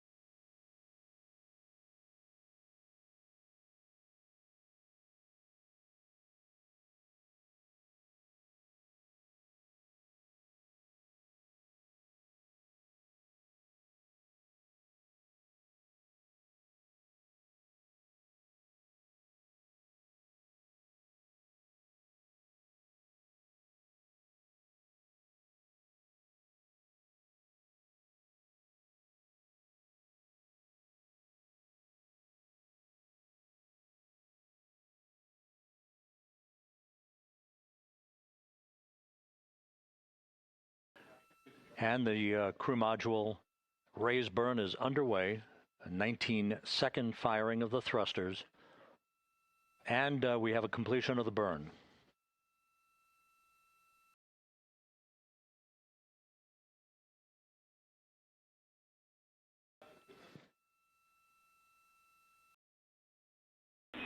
Integrity, good. CM raise burn. Your flight path angle is within limits.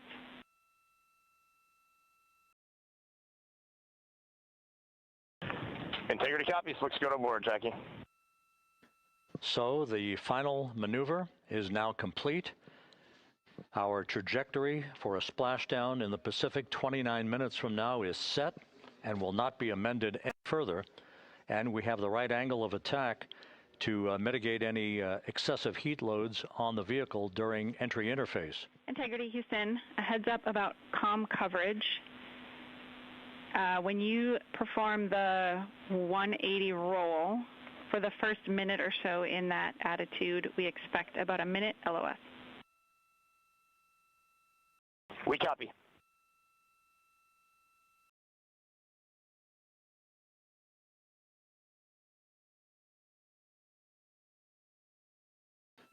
So for those who are watching the series of events coming up, we will enter the first traces of Earth's atmosphere 14 minutes, 45 seconds from now. 6:53 and 30 seconds is what is pegged for entry interface at an altitude of 400,000 feet, traveling at approximately 34,800 feet per second, range to touchdown or splashdown 1,701 nautical miles.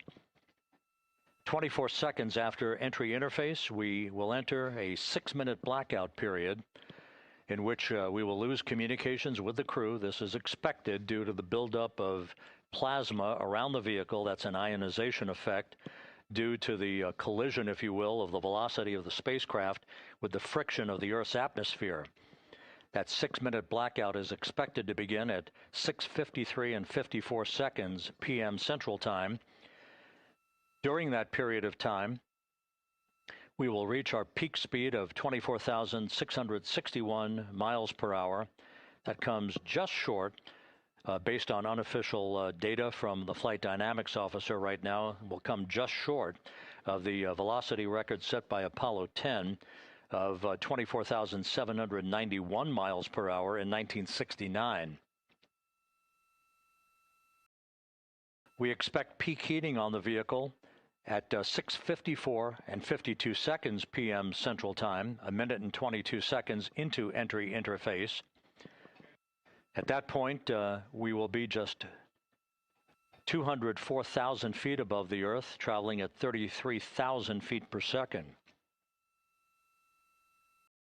The blackout period is expected to last 6 minutes. We expect that blackout period to end at 6:59 and 55 seconds p.m. Central Time. From the end of the blackout period until splashdown, it is just 7 minutes, at which point we'll start deploying the series of parachutes to slow Integrity down to an ultimate splashdown velocity of just 19 miles an hour.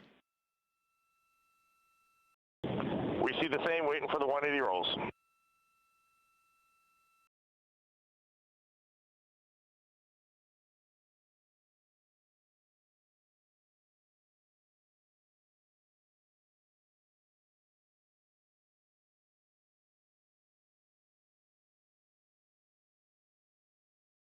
The parachute deployment sequence, once again, will come in several segments, but in rapid fire succession. And we have a great view of the moon out window 2. Looks a little smaller than yesterday. Guess we'll have to go back.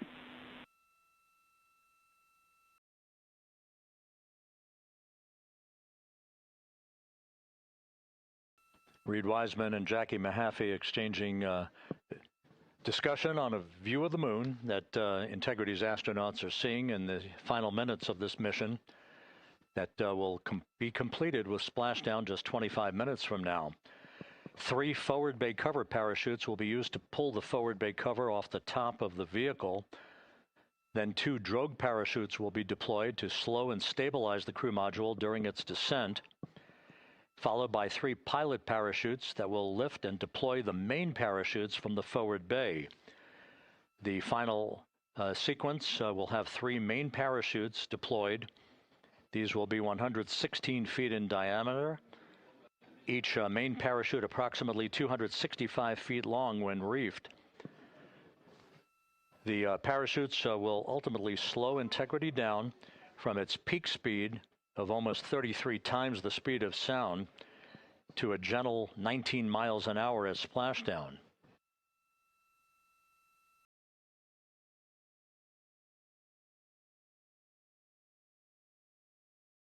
The vehicle is now currently in a roll to the proper attitude for entry interface. Our trajectory is right on according to flight dynamics.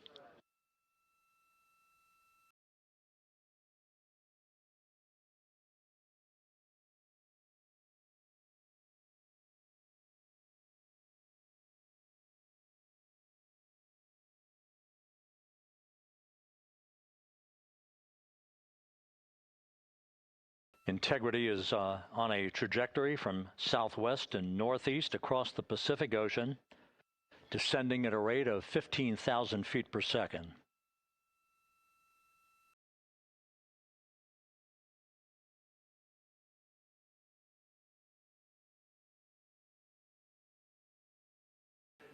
Range to touchdown 4,300 nautical miles, all the systems in excellent shape.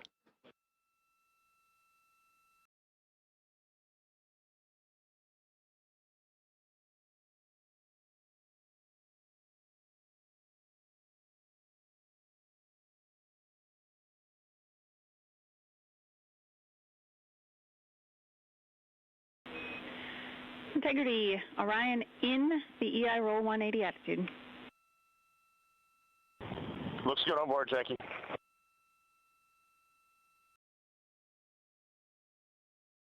This view out of one of Integrity's windows. We had a call for 3 good baros. Those are barometric pressure sensors that feed altitude and rate of descent information to Integrity's computers that will trigger the parachute deployment sequence. We are less than 9 minutes away from entry interface, 22 minutes from splashdown.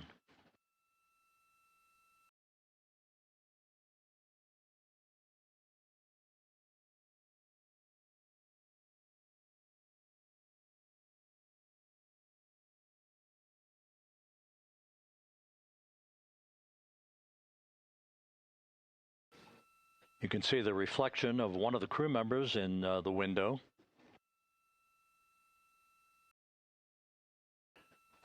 Out in the Pacific, the weather conditions remain go.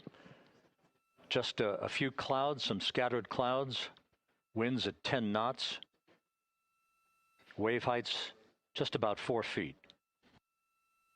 A gentle day in the Pacific for the homecoming of Integrity's astronauts.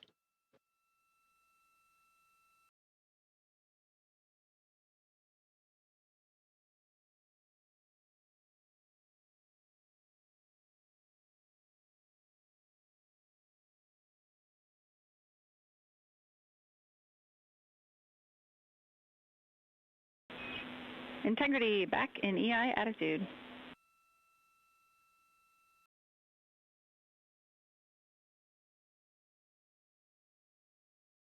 We see the same on board, Jackie.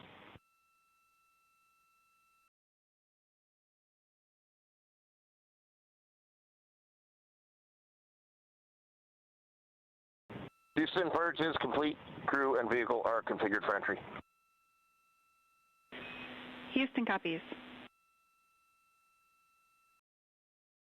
And we're in step 37, transferring nav state to BFS.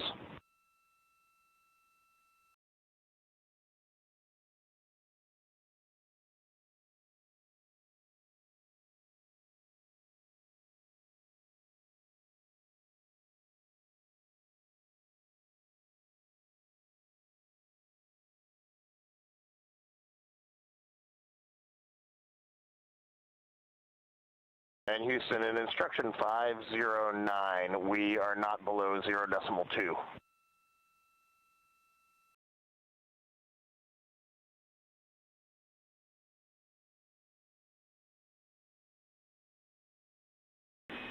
Integrity, no action required. Integrity.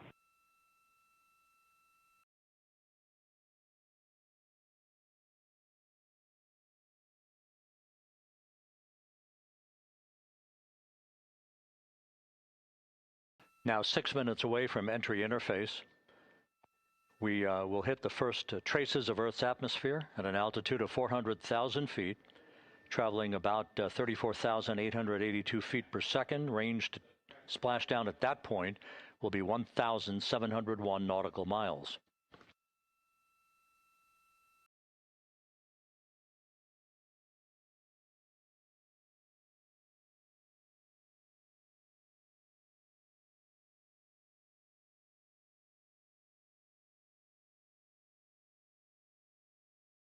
And once again, just a reminder, some 24 seconds after entry interface, we do expect to lose communications with the vehicle and the crew during a 6-minute blackout period when a plasma shield will build up around the spacecraft due to the ionization, due to heating effects. And Flight Dynamics has just confirmed we will have a blackout period of exactly 6 minutes in duration.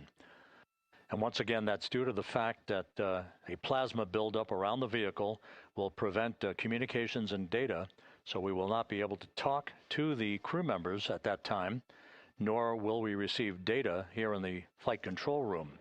Houston, everything is looking good on board. Just confirm no pre-EI downloads. Houston concurs. That blackout period to begin at 6:53 and 54 seconds p.m. Central Time, and again will last about 6 minutes in duration.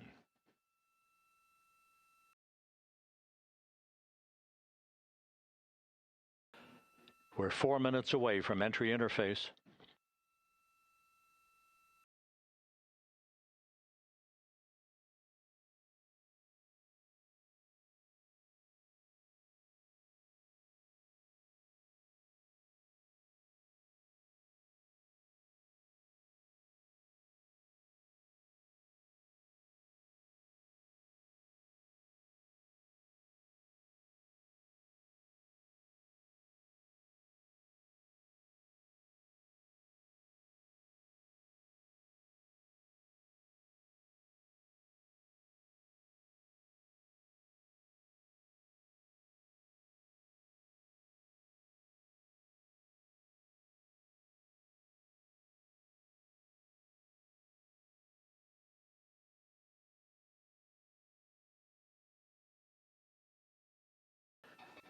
This view from Integrity as it crosses from southwest to northeast across the Pacific Ocean, 3 minutes from entry interface.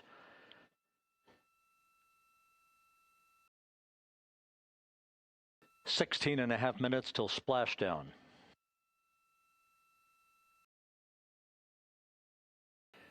The USS John P. Murtha and the recovery team is on station and in position, as are the airborne imagery assets that we hope to receive imagery from as Artemis enters the Earth's atmosphere and through parachute deployment.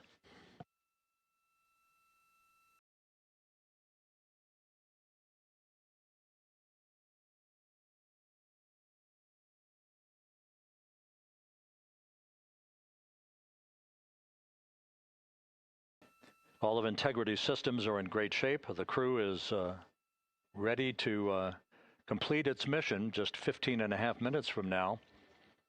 All of the activities today have gone off in perfect fashion. No issues with the vehicle, no issues with the crew. And the weather at the splashdown site is go.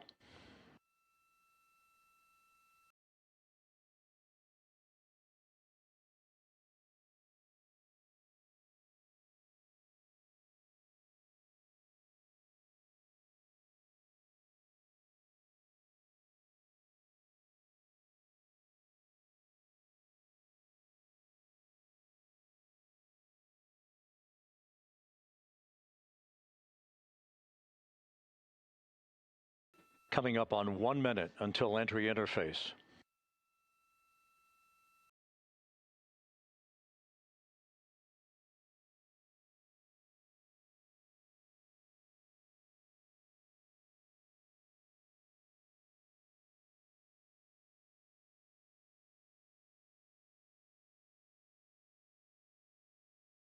Mark 1 minute until entry interface.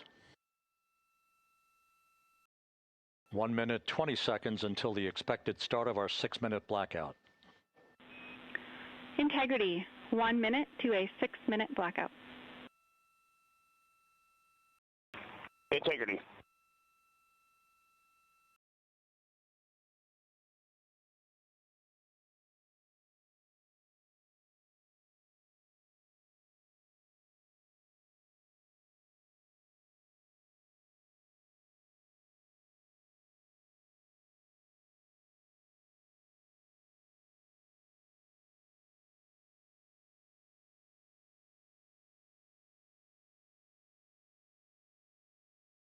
Ten seconds till entry interface.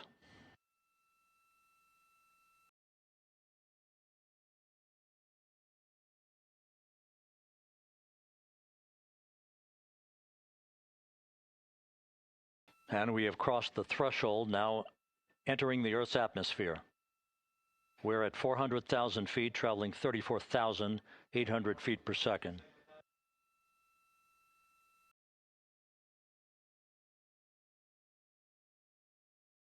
Time to splash down, 13 minutes, 10 seconds.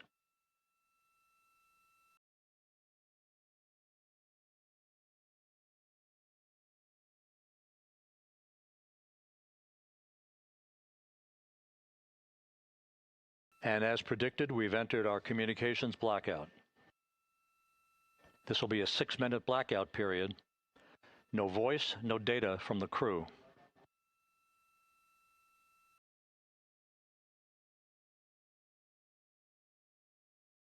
We're 30 seconds away from the anticipated point of peak heating on the vehicle, where temperatures will rise to about 4,000 to 5,000 degrees Fahrenheit. This is the true test of our trajectory.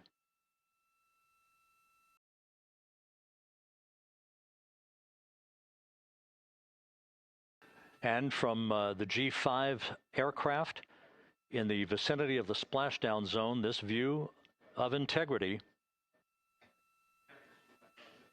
So that pinpoint of light shows the vehicle as it enters the period of peak heating in the Earth's atmosphere, the first tug of gravity being felt by Integrity's astronauts since their launch back on April 1st.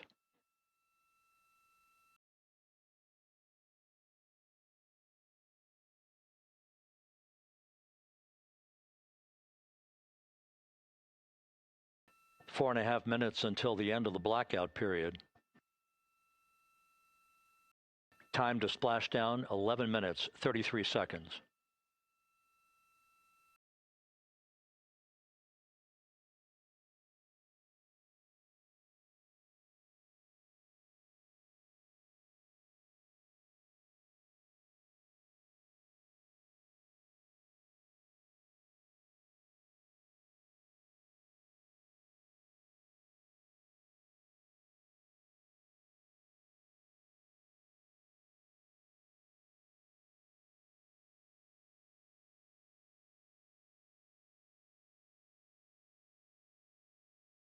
The landing and support officer reports that the P-3 has acquisition on Integrity.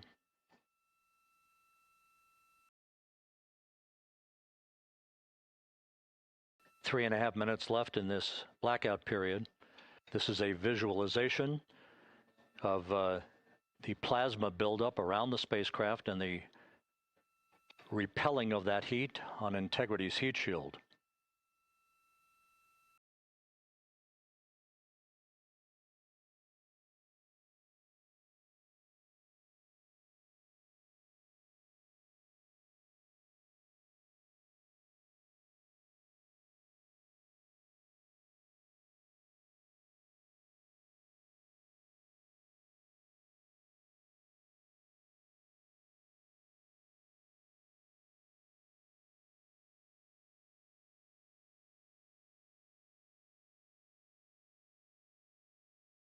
Flight Dynamics reports that airborne assets in the vicinity of the splashdown zone do have a visual on Integrity.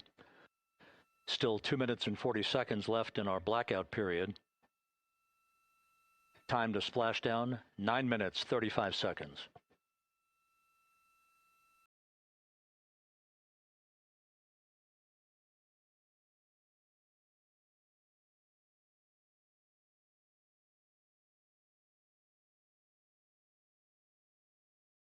Multiple airborne assets as part of the recovery team all have visuals on integrity.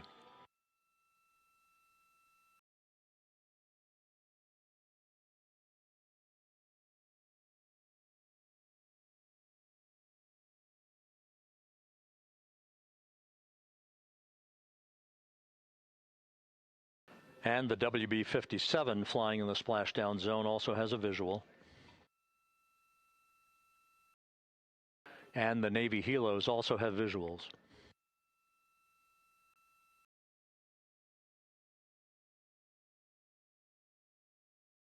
We're still in the blackout period. Still do not have communications from the crew.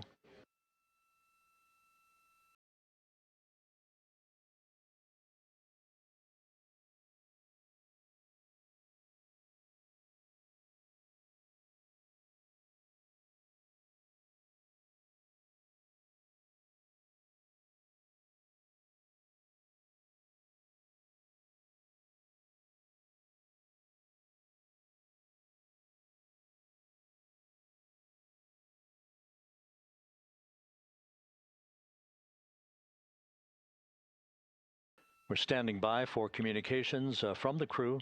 We should be out of the blackout period less than a minute from now.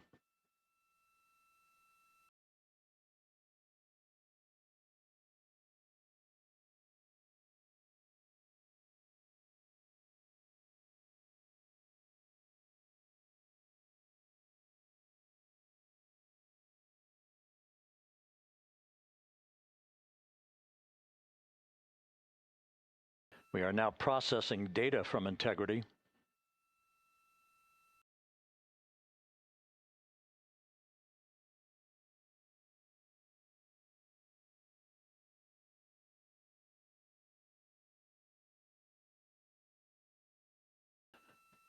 Landing and support officer reports the small boats are en route to the splashdown target zone.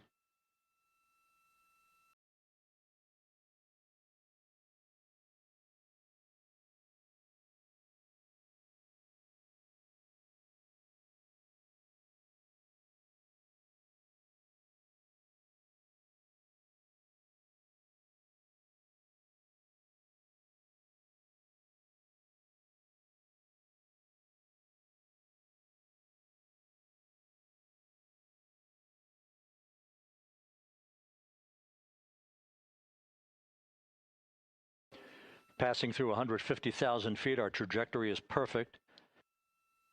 We're getting intermittent views of integrity. Still waiting to establish voice communication.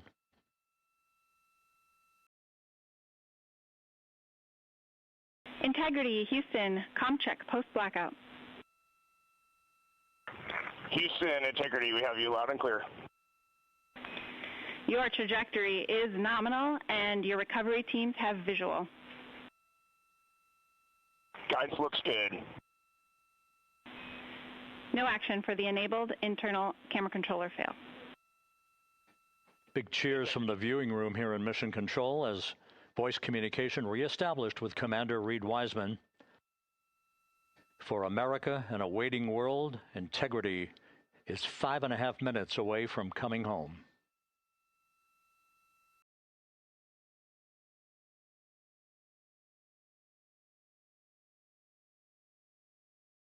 Passing 100,000 feet now. Range to splashdown 19 nautical miles.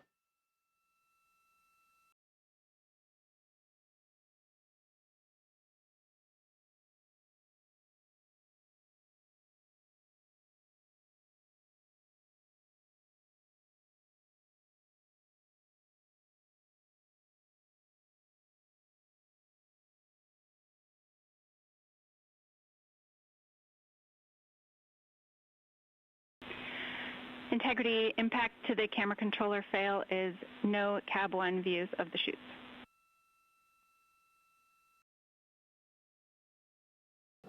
Integrity. We're processing good data through the GPS system. A good view of Integrity, time to splashdown 4.5 minutes.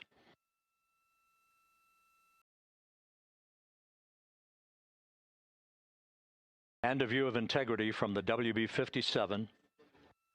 We're at 50,000 feet.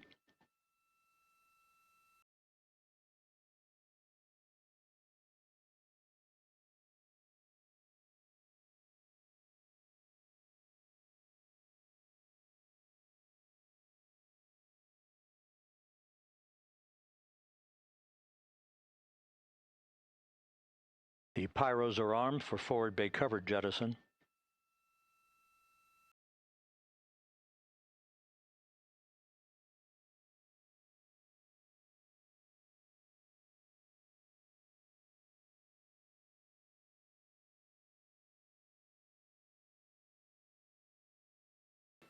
And there go the first series of parachutes. And we're on drogues. And Houston, we're visual 2 drogues out the window. 2 good drogue chutes. Next up. We copy, we see them. Next up, the deployment of pilot parachutes that will pull the main chutes out. Time to splash down 3 minutes and 10 seconds.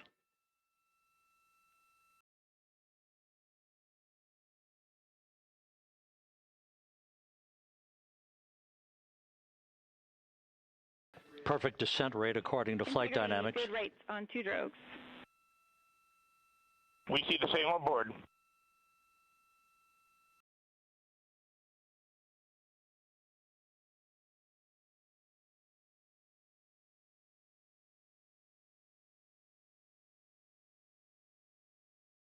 Passing through 10,000 feet, still on drogues.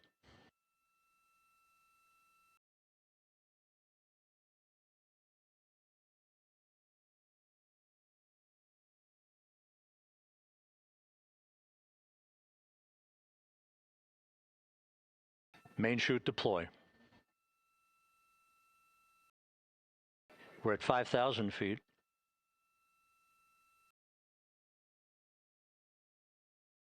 Search and recovery beacon has been activated on integrity. And we have 3 good main chutes. Good 3 main chutes, good reefing, good descent rate. Good rates, and we see 3 good-looking parachutes.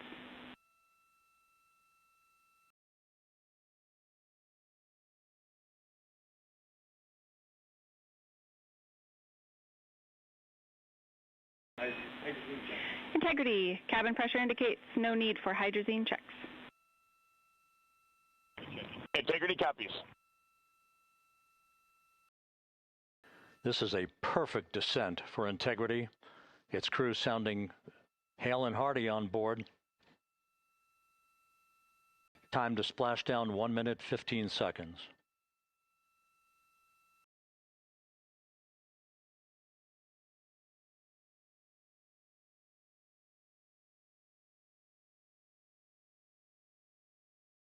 Integrity about to complete a journey spanning 694,481 miles from its launch from the Kennedy Space Center back on April 1st, and a trip around the moon.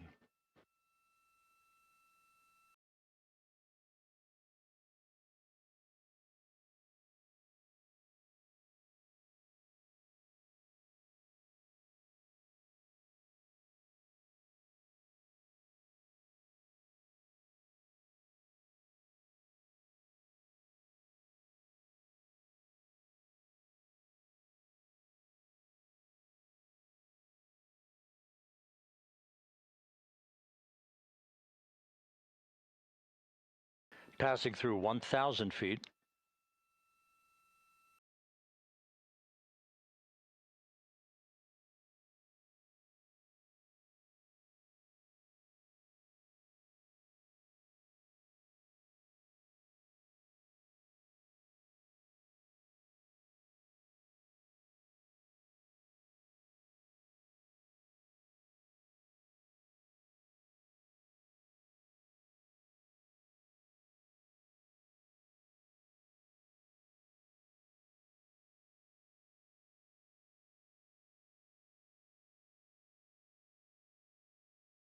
Houston Integrity, splashdown, sending post-landing command now.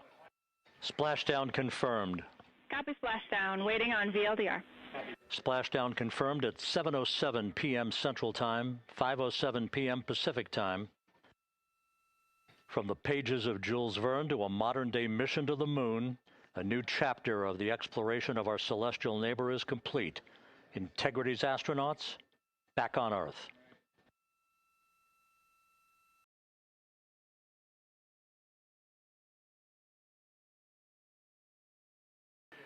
And the landing and support officer reports the vehicle is stable 1. We still will be deploying the crew module uprighting system to maintain that orientation. A perfect bullseye splashdown for Integrity and its 4 astronauts.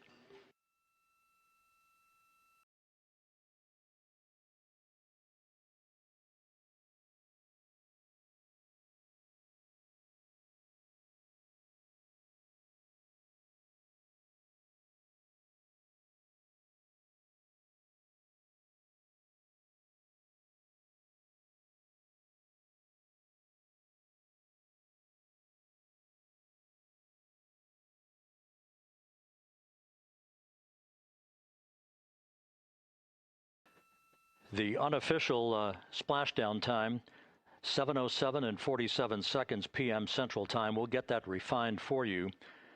That would put the end of the mission at a mission elapsed time of 9 days, 1 hour, 31 minutes, 35 seconds.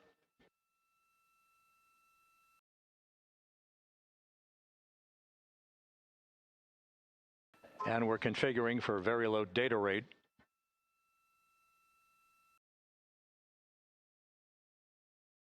Once again, splashdown occurring in the Pacific, southwest of San Diego at 7:07 and 47 seconds p.m. Integrity Houston, comm check on VLDR.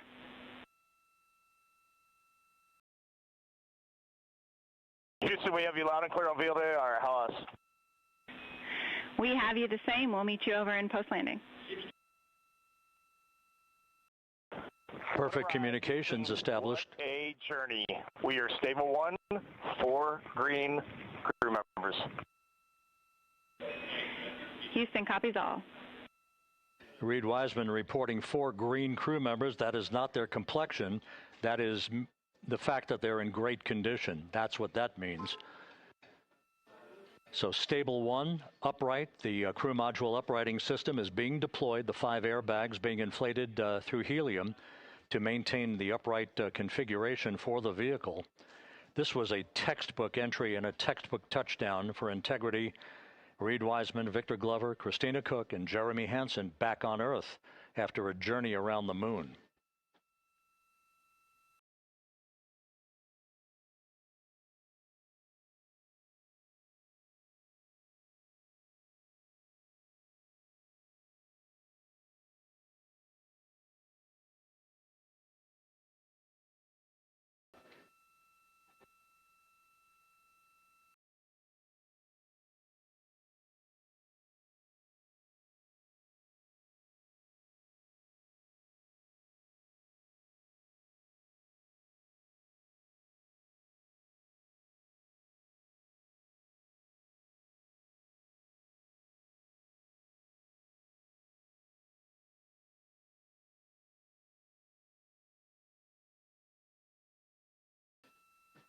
We continue to monitor the functioning of the CMOOS system. The airbags are being inflated to maintain a stable 1 or upright configuration. And there's a good view from one of the naval helicopters hovering overhead. Reid Wiseman reporting 4 green crew members, meaning they're all in excellent shape.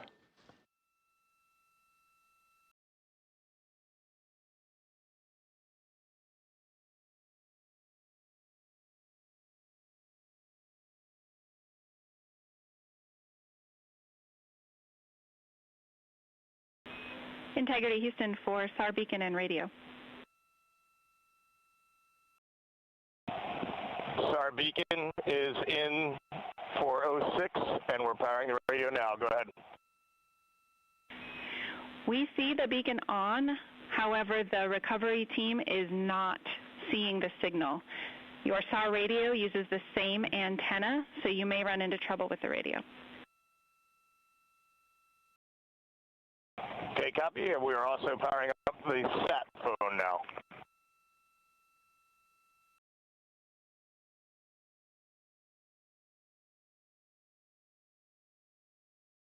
So integrity is in great shape, and as the crew continues its post-splashdown timelined activities on board, Reid Wiseman once again reporting that all 4 crew members are in excellent shape.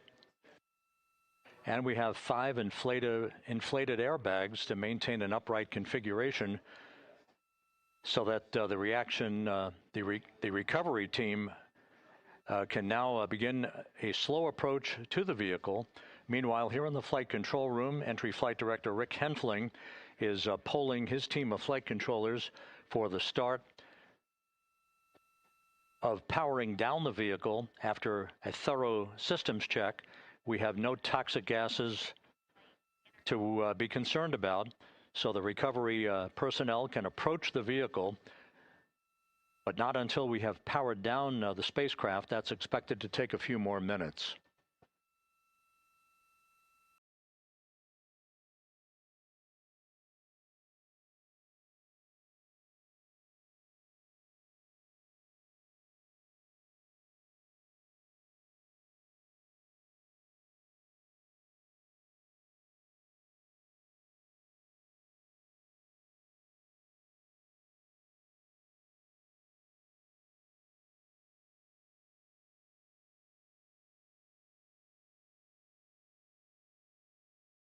Integrity back on Earth following its historic flyby of the moon. It was, for all intents and purposes, a textbook mission. On 2828, but I'll remain on this frequency. We copy.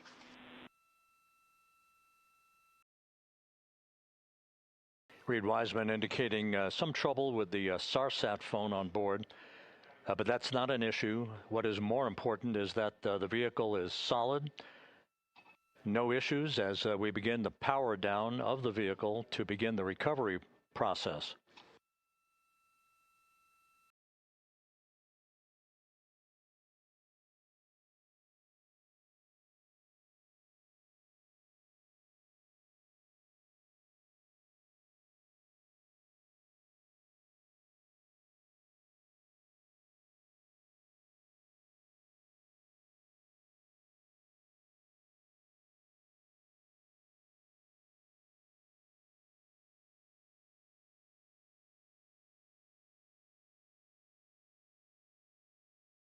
The propulsion officer here in Mission Control reports that we have safed the prop system on integrity. Can you say again? That was very weak and broken.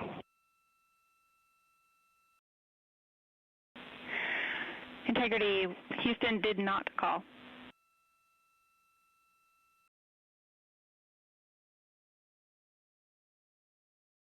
Copy that, Houston. It might have been on the SAR radio. Stand by.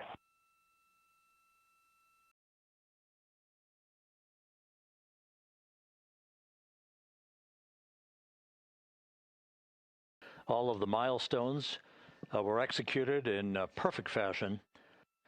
Integrity entering the Earth's atmosphere right on time, reaching its peak speed shortly after a blackout period began. We emerged from the blackout period, but the recovery imagery airborne assets were able to pick up Integrity's descent almost immediately through entry interface, tracking the vehicle all the way down. And finally, you saw the sequence of chute deployments. First, the forward bay cover being pulled off the top of the vehicle by a series of 3 parachutes. Then the drogue chutes were deployed, followed by the 3 main chutes that slowed the splashdown velocity of Integrity to just 19 miles an hour.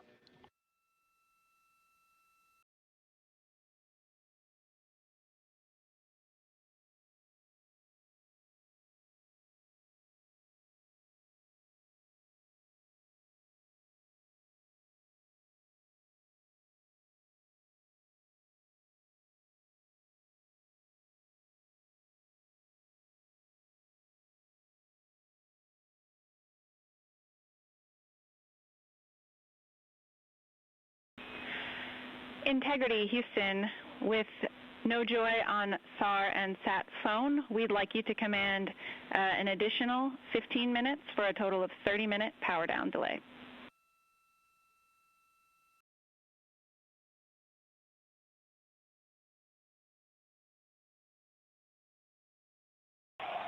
All right, Jackie, we have selected T/D+30. No joy on SAR radio or sat phone. And stand by, we have the master diver on SAR radio. Please hold comms. Hey, Lily. Excuse me. Hey, Jackie. We just got the master diver on SAR.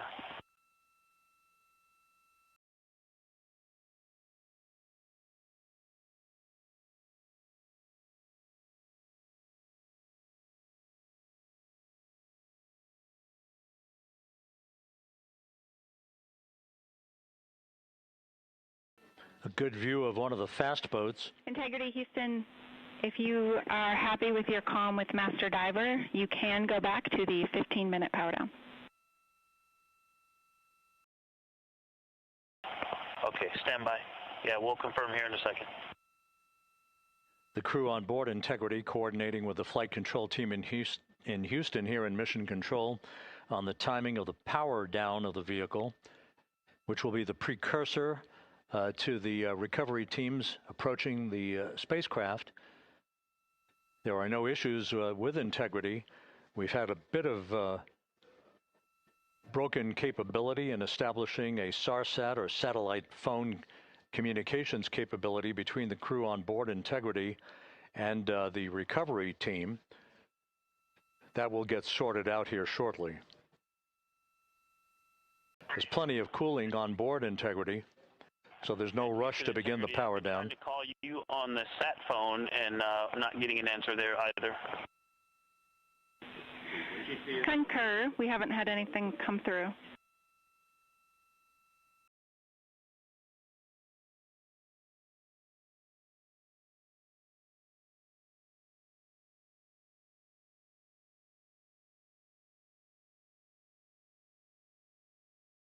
And Houston, if you could relay to recovery that we hear them, but it does not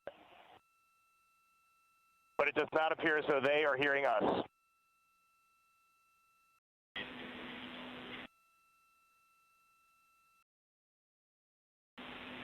Houston copies, and Reid, just to confirm, you are pushing the PTT on the radio.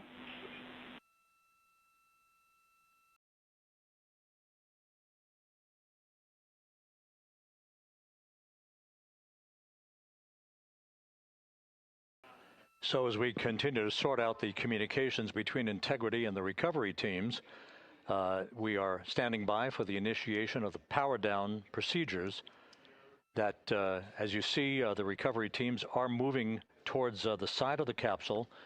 The next major event will be the erection of that large inflatable raft called the front porch. That will be the port of call for the crew as they're being extracted one by one from the vehicle.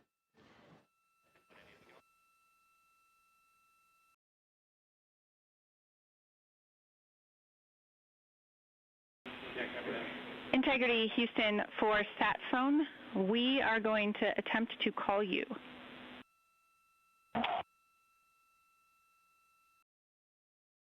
Good idea, standing by. And Jackie, yes, we are pushing the push to talk, the two buttons on the left side of the radio below the up-down arrows. We are utilizing them. I'm rebooting the radio to see if we get good comms. Okay, we copy all, and just to confirm, you are seeing that you are touchdown plus 3030 for power, correct? That's affirmative.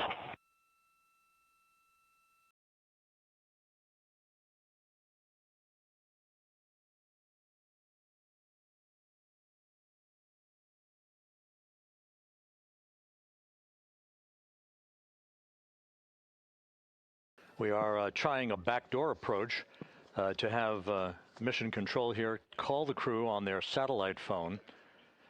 This all part of the coordination for the power down of the vehicle that will initiate the actual recovery operation. The first boats with the Navy divers on board are standing by, waiting to close in on Integrity to begin the process of erecting the large inflatable raft that's called the front porch that will be where the astronauts are extracted from so that they can have a few minutes to get their land legs back before they're hoisted aboard the Navy helicopters for the flight back to the deck of the USS John P. Murtha.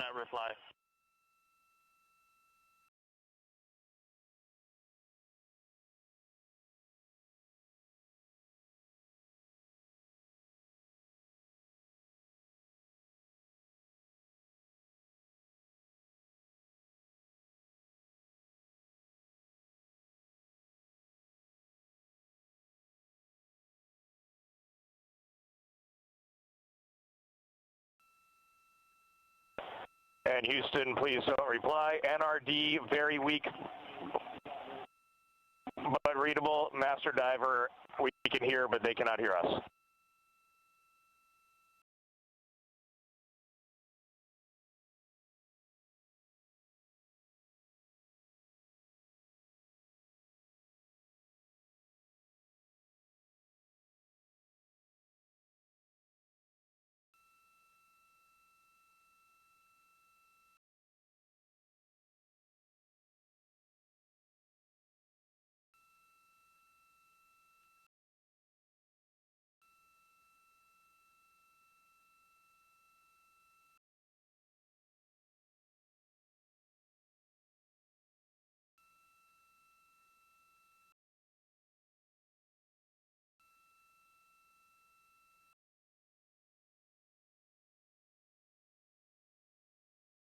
And Houston on OE1, is there any chance to tie us into NRD?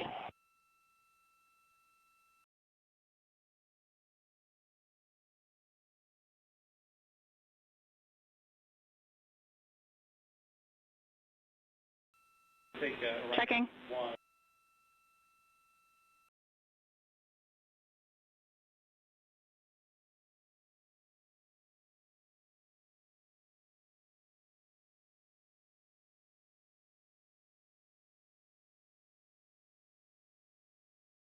This is Mission Control, Houston. While we stand by for the establishment of communications between Integrity and the recovery team that is basically standing by very close to the spacecraft, we're going to go to the deck of the USS John P. Murtha, where Megan Cruz is standing by with Administrator Jared Isaacman.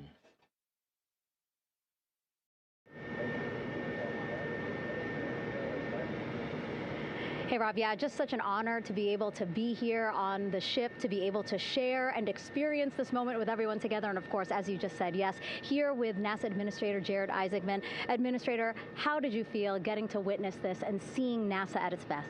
Oh, I mean, I'm honestly, I'm still at a loss for words. I mean, you know, like the childhood Jared right now can't believe what I just saw. I mean, almost been waiting my whole lifetime to see this, and then it's NASA Administrator. I just couldn't be more proud of the entire workforce, the years, the effort, the late nights, all the hard work from across the country that contributed to this incredible moment right now. And yeah, incredibly grateful too for our teams here on the John P. Murtha right now. Yeah, look at them behind us here. We got everybody. Hey, what do you guys think? We just brought some astronauts back from the moon, huh? Unbelievable. Thank you. Yeah, so grateful to the Navy, the sailors that are here, the NASA teams. I mean, this is a joint effort that's on their way right now. These recovery forces are getting out to our Orion spacecraft, to Integrity, to get our astronauts back on the ship safely. Yeah, and this is not just an accomplishment for NASA. This is an accomplishment for humanity. Again, a historic mission to the moon and back. How does this make you feel, and what do you hope people take away from this? Well, I'll tell you, you know, I think about the crew members that we've all had an opportunity to observe over the last 10 days, right? I mean, they're absolutely professional astronauts. I mean, wonderful communicators, almost poets. But then I think these were the ambassadors from humanity to the stars that we sent out there right now. And I can't imagine a better crew than the Artemis II crew that just completed a perfect mission right now. So yes, it's a huge moment for everybody, right? I mean, we are back in the business of sending astronauts to the moon, bringing them back safely, and to set up for a series more. I mean, this is not a once in a lifetime, which you hear sometimes around here. It's like, this was a once in a lifetime. No, it's not. This is just the beginning. We are going to get back into doing this with frequency, sending missions to the moon until we land on it in 2028 and start building our base. Yeah, are we going to build on the momentum for Artemis 3? I mean, it's just around the corner. Absolutely. So, I mean, that's, part of me too. Like, I can't wait to get the crew off of Integrity right now, but also getting Integrity back on this ship so we can start taking a look at it, because all that data is so precious to us right now. I mean, we are going to definitely want to take a good look at the thermal protection system. We're going to want to download all the data they couldn't transmit back to us and use that to inform Artemis 3. But we're already making progress, right? You had SRB segments already showing up at KSC. Core stage for Artemis 3 is rolling out on April 20th. We're getting Mobile Launcher 1 back in vehicle assembly building. So yes, there is a lot to celebrate right now on a mission well accomplished for Artemis 2, and at the same time, we got to start getting ready for 3. Amazing. And last question, for people who joined us for all 10 days to see what we can accomplish together with our international partners, what do you think about the fact that we're going to keep doing this more and more and more? It's incredibly exciting. I mean, yes, it's the contributions, like the best and brightest across the NASA workforce from across the country, our industry partners, our international partners. We had a Canadian Space Agency astronaut on board in Jeremy. We had the European Service Module. And you think, in the days leading up to this launch, I mean, 48 hours prior to launching Artemis 2, I was meeting with the Italian Space Agency. We signed a memorandum of understanding to build a habitation module on the moon. I mean, you have countries, all of our allies and partners coming together saying, we are committed to this effort. We are returning to the moon. We're doing it to stay. We are building that enduring presence. We are going to master the skills on the surface of the moon so someday we can undertake missions to Mars. It's just an incredibly exciting time, and we're not going at it alone. We're bringing everybody along with us. Absolutely. And speaking of everyone, one more time, we're going to ask the crew here, you guys ready to land on the moon? Awesome. I love that. Okay, well, thank you so much, Administrator. Appreciate you being here. We're, of course, going to stay on to watch the crew get extracted from Orion, so stay tuned, and we'll see you back here shortly.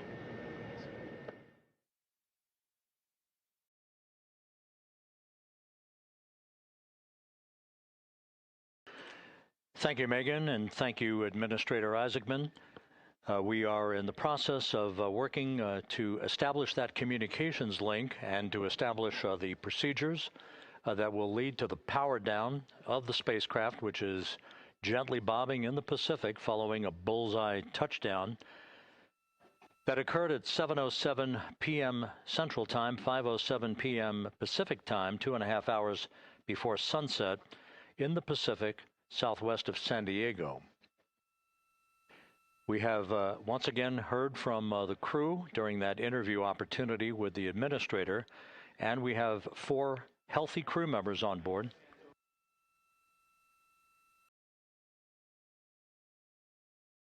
We now have confirmation that the vehicle has been powered down as per the procedures. So we have vehicle powered down, and the flight control team here in Houston, Flight Director Rick Henfling, has handed over mission authority to the Exploration Ground Systems team out in the Pacific. Now, we will physically not get off console with this team until the crew has been extracted into the front porch, that inflatable raft that will be erected along the side hatch of Integrity. So we're standing by for that in the next step in the recovery procedures. But everything is in great shape, and we have 4 healthy crew members on board the vehicle.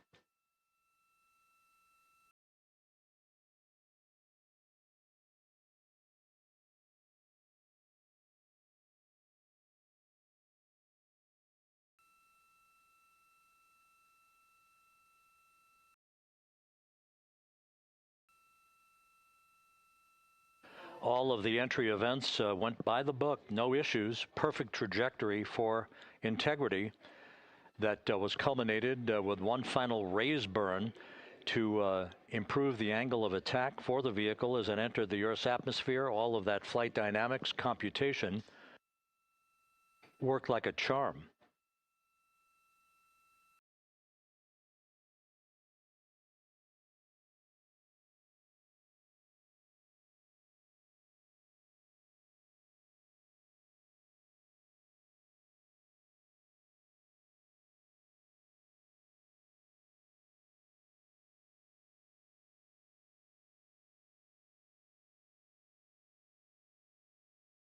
So we are standing by for the recovery team to approach Integrity and begin the process of erecting that inflatable raft called the front porch, which will see the crew members be extracted from the hatch of Orion into that inflatable raft before they're hoisted aboard 2 Navy helicopters in a variety of different configurations.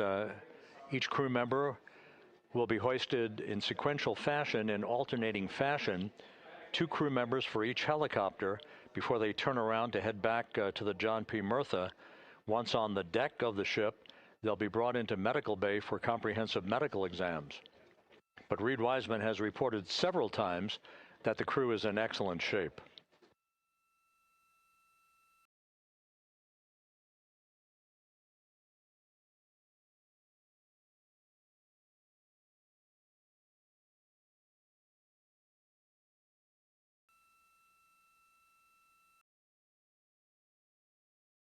So just to recap, it has been some 26.5 minutes since the splashdown of Integrity in the Pacific. The vehicle is in excellent shape. It performed like a champ all the way down through the Earth's atmosphere. All of the vehicle functions were checked off in excellent trip hammer fashion. The parachutes all deployed as planned. Splashdown occurring at 7:07 p.m. Central Time, 5:07 p.m. Pacific Time.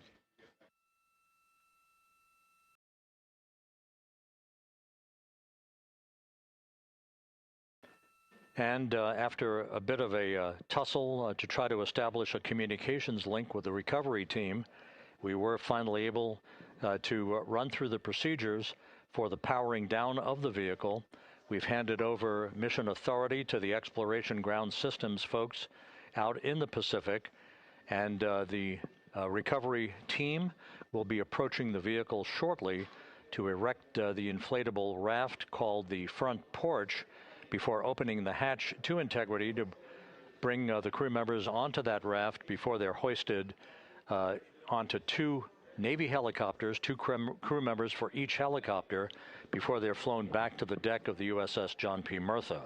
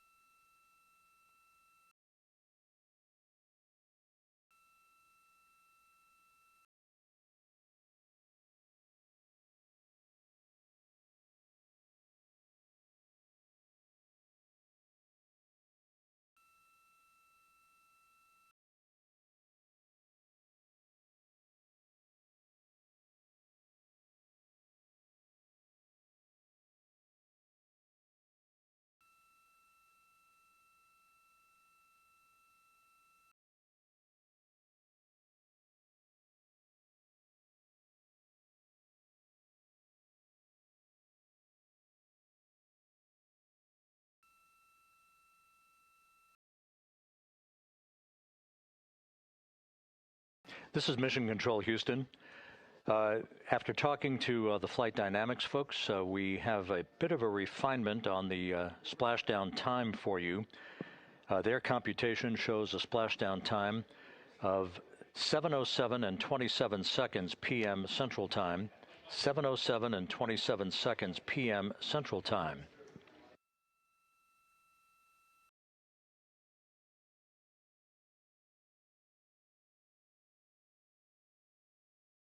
That would equate to a mission elapsed time of 9 days, 1 hour, 32 minutes, and 15 seconds.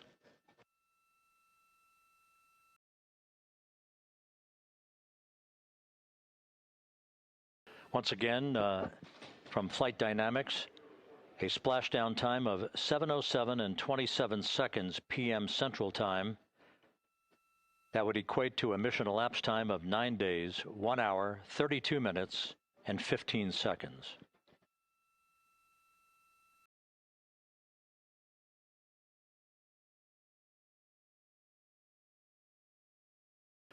Reports from the Pacific indicate that the recovery team in communications with the crew aboard Integrity, that the crew remains in excellent shape as they await the approach of the team for a final hazard gas evaluation before they move to the side of the vehicle to erect the inflatable life raft called the front porch.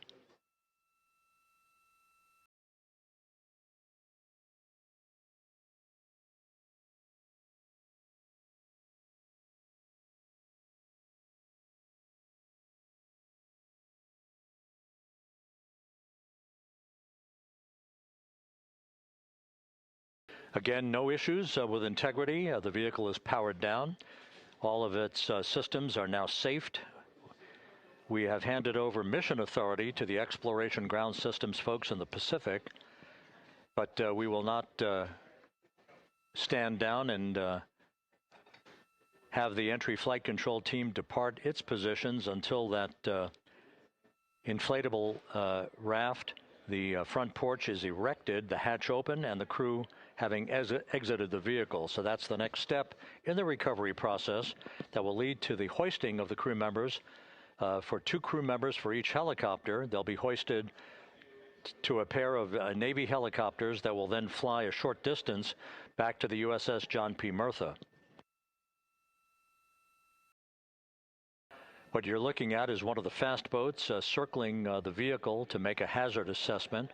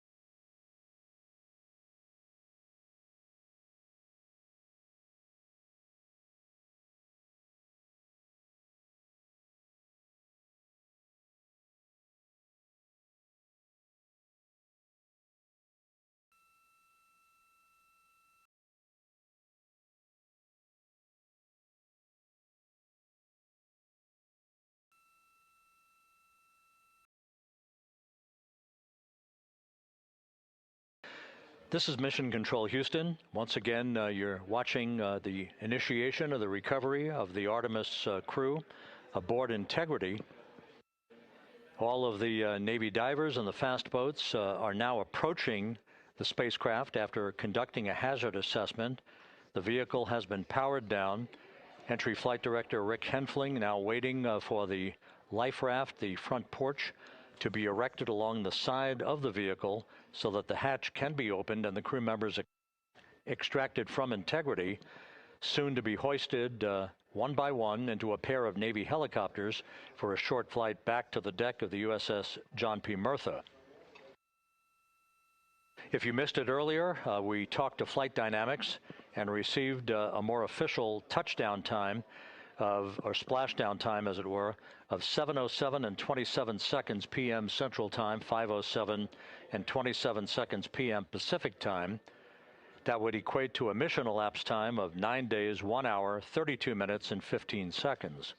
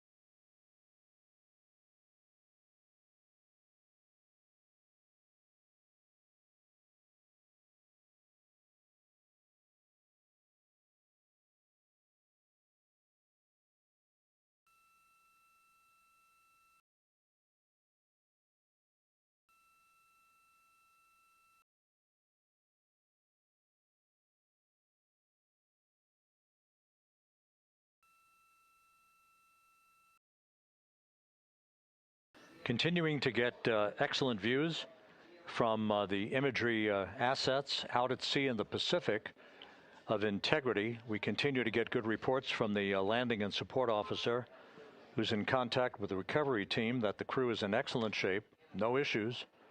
They're just currently biding their time, waiting for the front porch to be erected. We have no hazardous we have no hazard gases and no hazardous situation with the vehicle. It performed perfectly all the way down from entry interface to its splashdown in the Pacific at 7:07 and 27 seconds p.m. Central Time.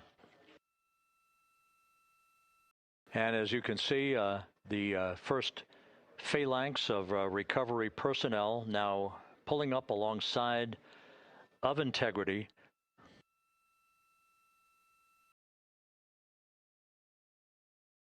This includes Navy divers, a Navy flight surgeon, and other recovery personnel who have trained for several years for this recovery process.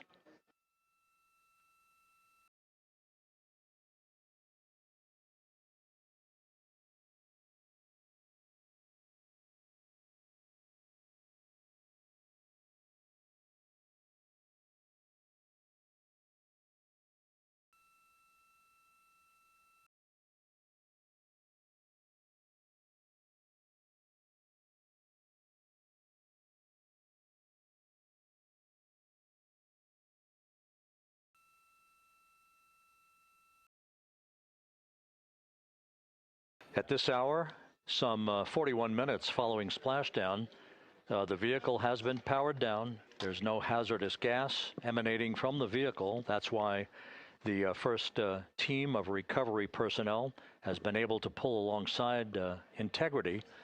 And the reports continue to come in that the 4 astronauts are in excellent shape.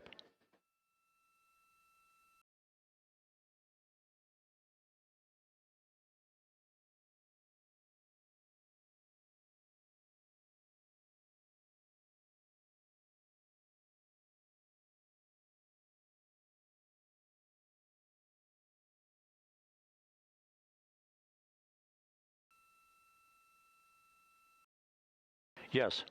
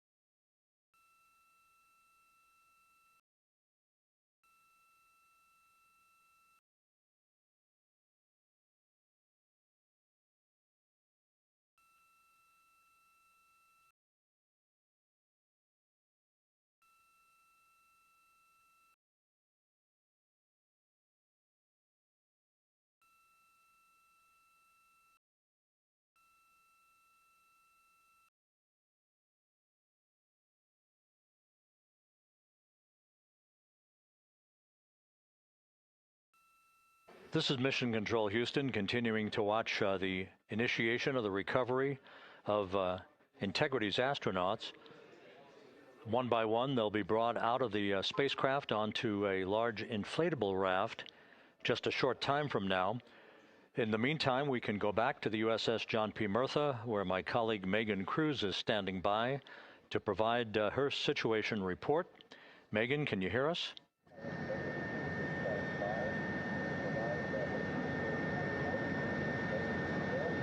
Hey, Rob. Yes, I can hear you. Thank you. Yeah, we're back here on the bow of the recovery ship where there are still plenty of people peering out into the water. We are not very far from the action everyone is seeing on their screen now.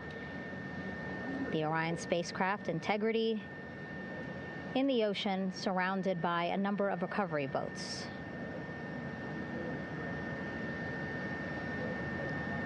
As Rob has been saying, in those recovery boats, NASA and Navy personnel specifically trained to get the astronauts out of Orion.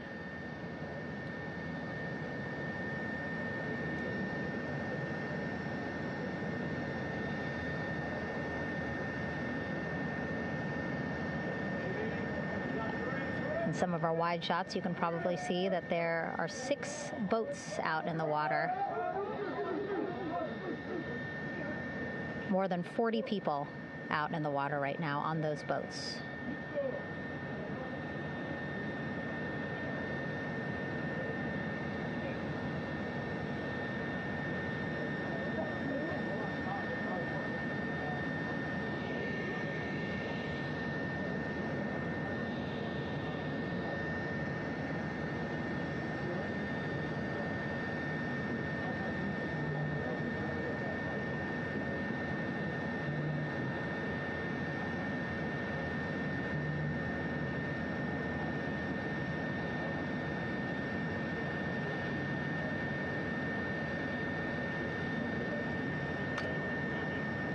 First order of business is to set up the front porch and the stabilization collar. You might also hear it referred to as a stab collar. Basically just to make sure that Orion stays upright, doesn't sway in the water too much, again, to make it easier for recovery forces to get the astronauts out.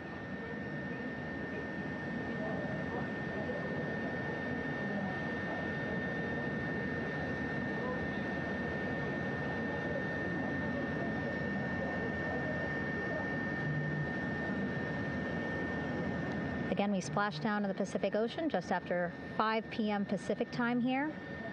It's a requirement by NASA to be able to get the crew out of Orion within 2 hours of splashdown. So doing great on time so far. Plenty of time.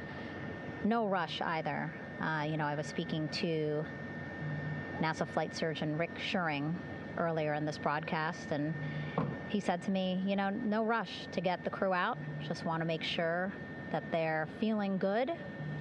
And whenever they're ready to take their step out of Orion and onto that large raft, the front porch, folks will be ready.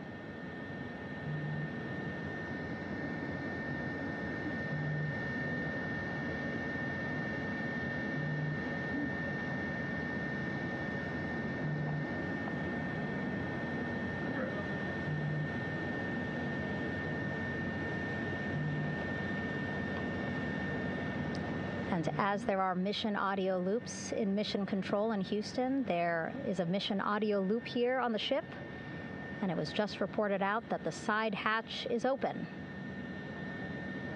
Side hatch of integrity is open. You're getting these beautiful shots from our aerial assets. The ship itself, where I'm on, just 3,000 yards away. Again, plenty of people on the boat here, glued to the side closest to where they can see all this action. And again, with just 3,000 yards separating us, great views from the bow here. You can see now that side hatch is open. One of the Navy personnel is about to get inside there.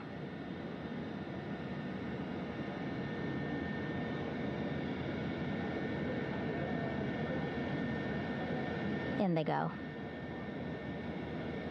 In total, 4 will go into Orion. So it'll be a little bit of a tight squeeze, but the goal is to have a recovery personnel with each astronaut assessing them.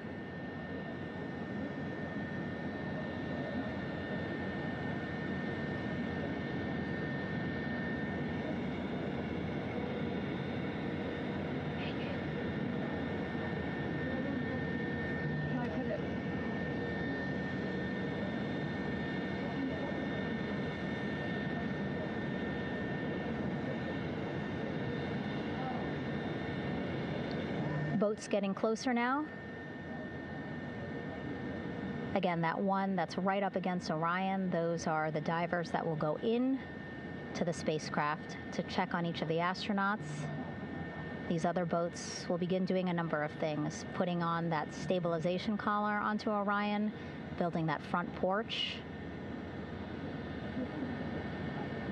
Eventually, they will retrieve the parachutes, as well as tow Orion back to the well deck of the recovery ship here.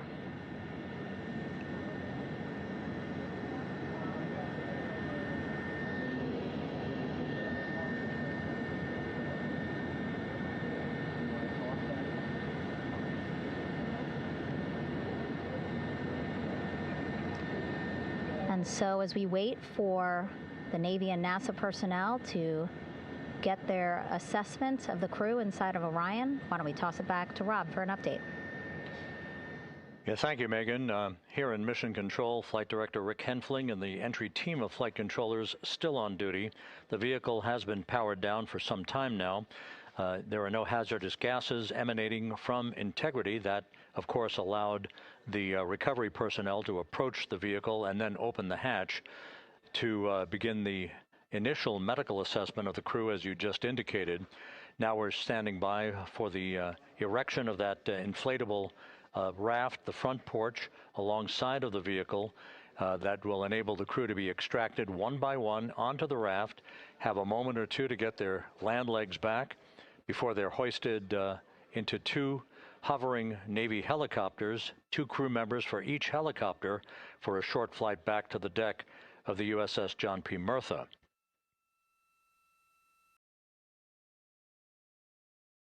All of Integrity's systems operated flawlessly throughout the course of the approach to the Earth, the entry into the Earth's atmosphere, and all of the key milestones that followed in this high-speed return to Earth for Integrity, a mission that spanned more than 694,000 miles from the vehicle's launch from the Kennedy Space Center atop the Space Launch System back on April 1st.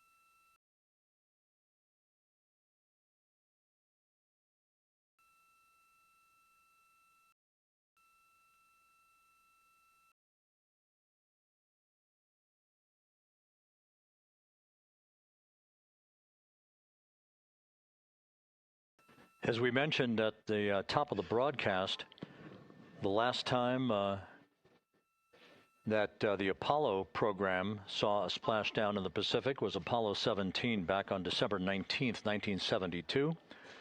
So for the first time in some 53 and a half years, we have reenacted that with the arrival of Integrity's astronauts as they flew around the moon in that historic lunar flyby that began with a trans-lunar injection burn that took them out of Earth orbit following 24 hours of a high Earth orbit trajectory. The high Earth orbit trajectory enabled flight controllers here to have a full 24 hours to evaluate the systems on Integrity and the condition of the crew before they would commit to flying to the moon.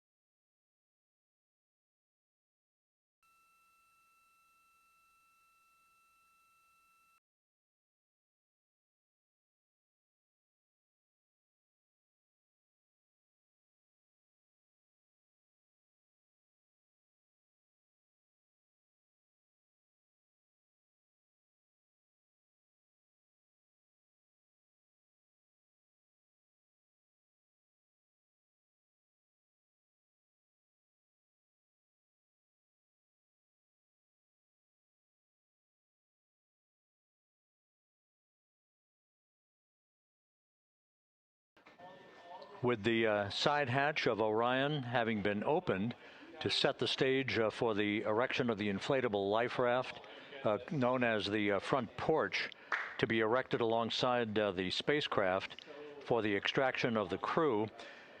Let's play for you an interview that my colleague Megan Cruz conducted on the USS John P. Murtha with Navy diver First Class David McMahon that explains how this process is unfolding. Okay, Davey, so you and some of your team, one last look over of the stabilization collar, correct? Yes, ma'am. Okay, so what is this stabilization collar? This is what's going to stabilize the capsule out there in the ocean. We don't know how good the weather or the waves will be that day, so this will help prevent any unnecessary occurrences from happening, stabilizing the capsule and the astronauts inside. So basically this is a float that will go around Orion. I'm assuming that what they're doing right now, these are the lines that will attach the collar onto Orion? That is correct.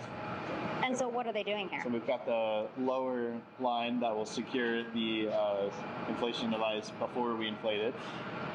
That gives us the go-ahead that it's secure in its space, and then we'll inflate it. And then once that is done, we'll undo all the carabiners and get this orange line on top tied in the same fashion.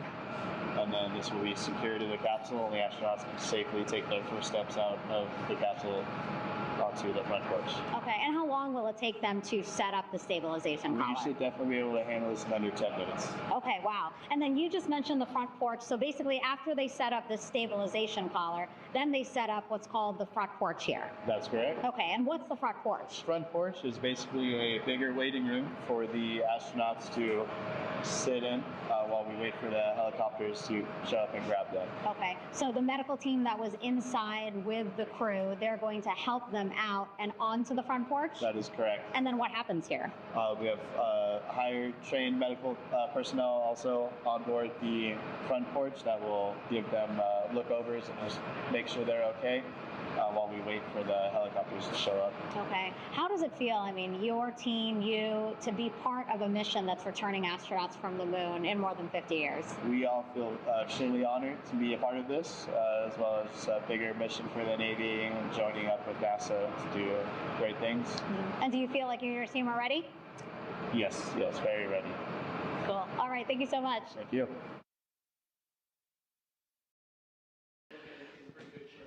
Once again, the recovery operations are continuing out in the Pacific. We shortly should see that life raft, the front porch, erected alongside the side hatch of the vehicle.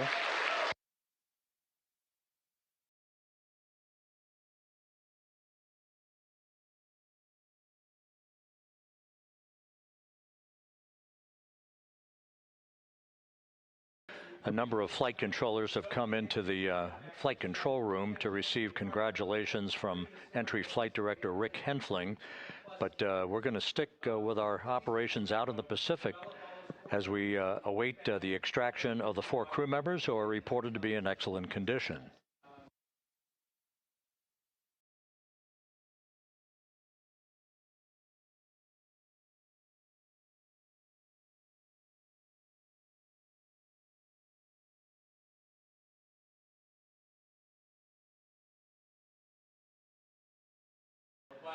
Again, while we stand by for that front porch to be erected alongside of the side hatch of the vehicle, let's go back to the USS John P. Murtha and Megan Cruz. Megan?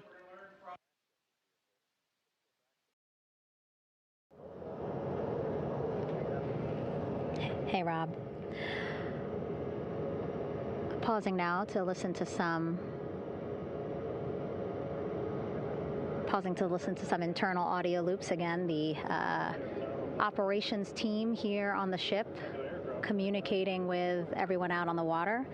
It seems like currents are hindering them a little bit from unfurling and inflating the stabilization collar as well as the front porch.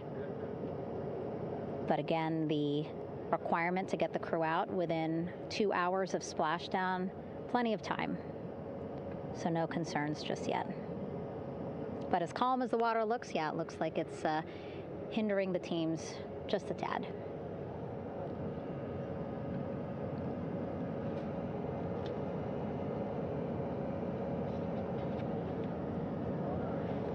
You can see in some of our shots that side hatch still open.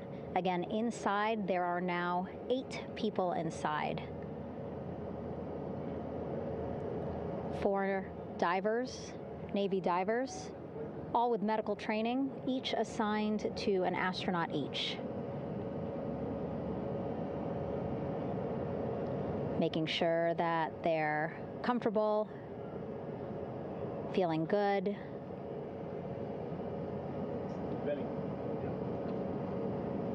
As you've heard us say in the broadcast, you know, they expect a little bit of discomfort. Again, these astronauts just traveled back to Earth at 25,000 miles an hour, a nearly 695,000-mile journey around the moon. If you think you get carsick.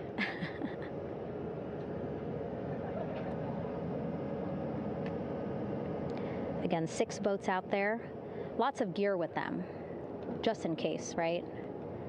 As we said, the crew reported feeling great, but again, all those folks out there in case they weren't, right? NASA is all about making sure we think about every situation that can happen, and so, of course, wanted to be ready in case any of our astronauts needed more medical attention while out there in the water.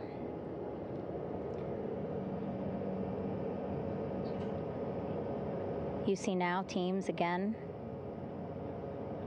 trying to set up the stabilization collar and front porch for the crew to get out of Orion. They need both, right? The stabilization collar will keep Orion from swaying as you see it is doing now.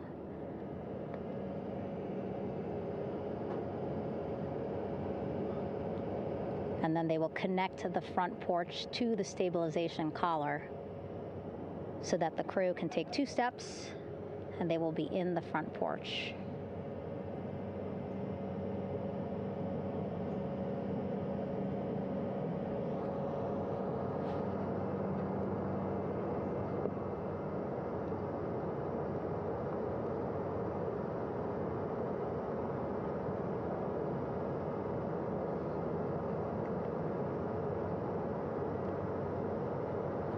Not a lot of chatter on the mission audio loops. That's a good thing. Again, things proceeding pretty nominally, even if they're fighting some currents out there on the Pacific Ocean.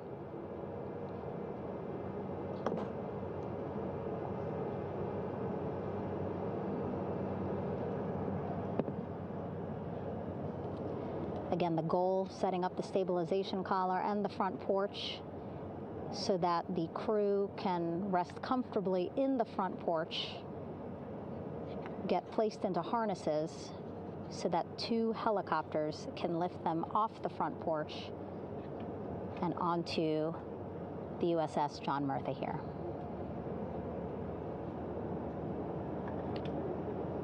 The helicopters are going to take turns picking up an astronaut. So again, Helo 1 and Helo 2.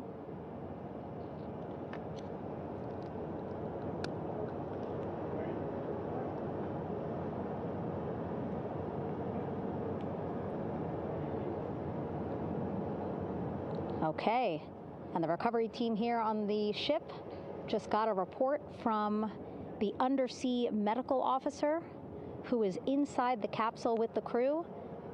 He is reporting all 4 members are green. All of our 4 astronauts, Reid, Victor, Christina, Jeremy, green, meaning they are feeling great, not the complexion of their skin. They are feeling great, happy to be home, and ready to be extracted as soon as possible.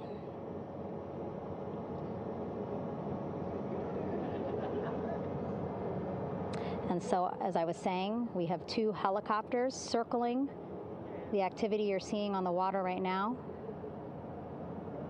Each will take turns picking up an astronaut. So Helo 1 will come on in, hover above the front porch, about 40 feet above the front porch. A Navy recovery specialist will be hoisted down into the front porch. The restricted maneuvering doctrine is in effect. We'll connect to the first astronaut, which we're expecting to be Christina.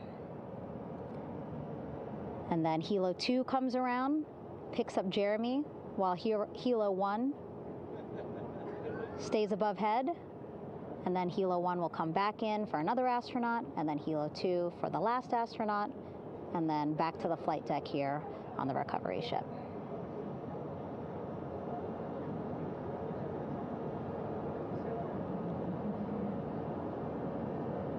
I was talking to Assistant Artemis Recovery Director Paul Sierpinski. He said helos are a much quicker, safer way to get on board. They did actually consider boats, but then if you think about it, longer time, the crew would have to move through more of the ship. This way the helos will give a more direct, quicker route to the medical bay for our 4 astronauts.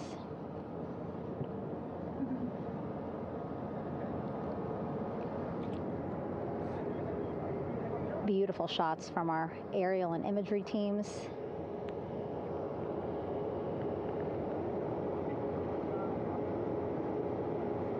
Clouds have dissipated for a clear view from the bow of the recovery ship here.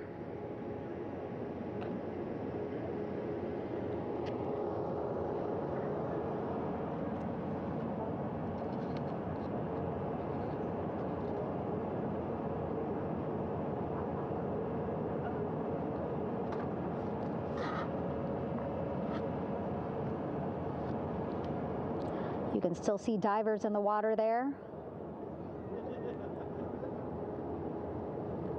Encircling Orion, that is that stabilization collar we've been telling you about.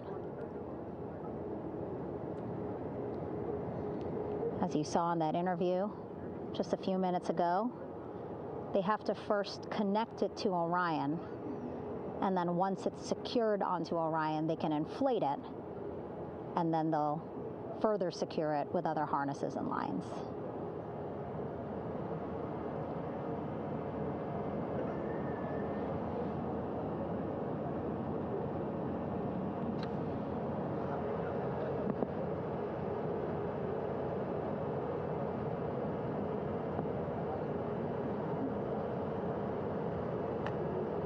About an hour and 10 minutes since splashdown in the Pacific Ocean here.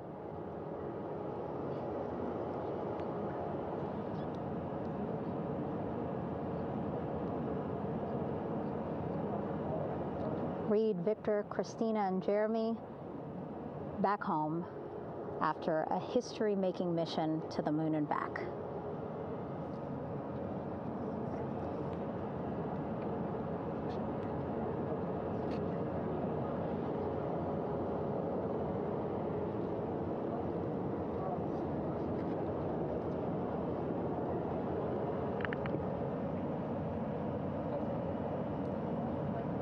If you missed what we said just a couple of minutes ago, the undersea medical officer inside with the crew in Orion reporting all 4 crew members feeling great.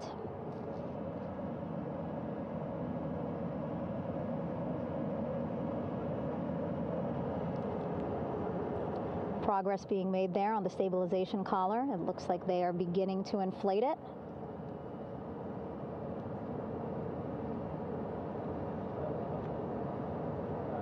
And it looks like they're starting to unfold the front porch in order to get that into the water here shortly and inflate that as well.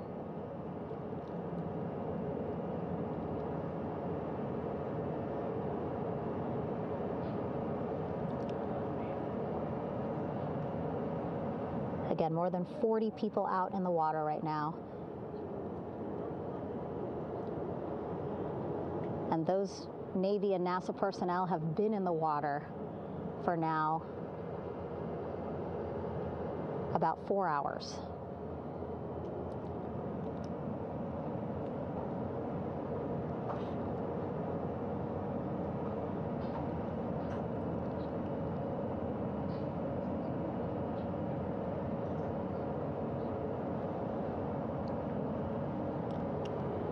The reason why they had to get out so early is just to stage everything. And actually here on the ship, when there are flight operations happening, you can't have anything else, right? Just because the flight deck can be a dangerous place, so they just want to focus on planes coming and going from the ship, so that's why they wanted to get the boats in the water to make sure that they have all the time they needed for the flight ops. And then the same crew here out in the water, they will stay out in the water for a number of hours after we recover the crew and get them back on the ship, because then they have to recover Orion.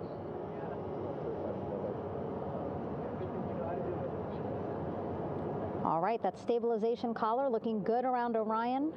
We're now seeing some recovery personnel getting on to that collar. Again, they need to further attach it to Orion to make sure that it can really prop up the spacecraft. It's basically lifting it up off of the water just a tad. Again, so it's not so... Come off me for a minute.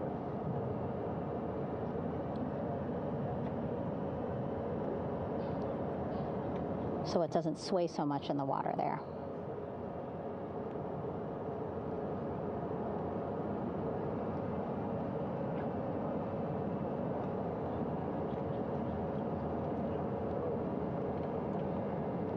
And now that front porch looks like it's nearly fully inflated as well. You can see a much larger surface area.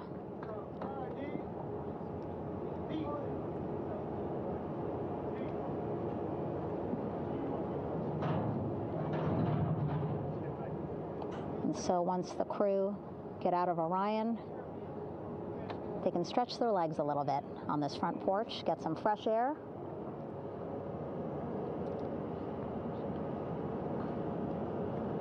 And enjoy this beautiful day here on their home planet.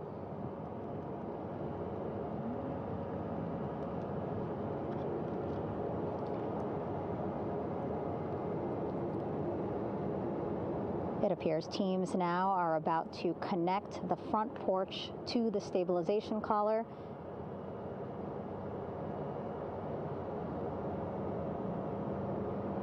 And at that point, when both are secure, we should soon see astronauts come out of Orion.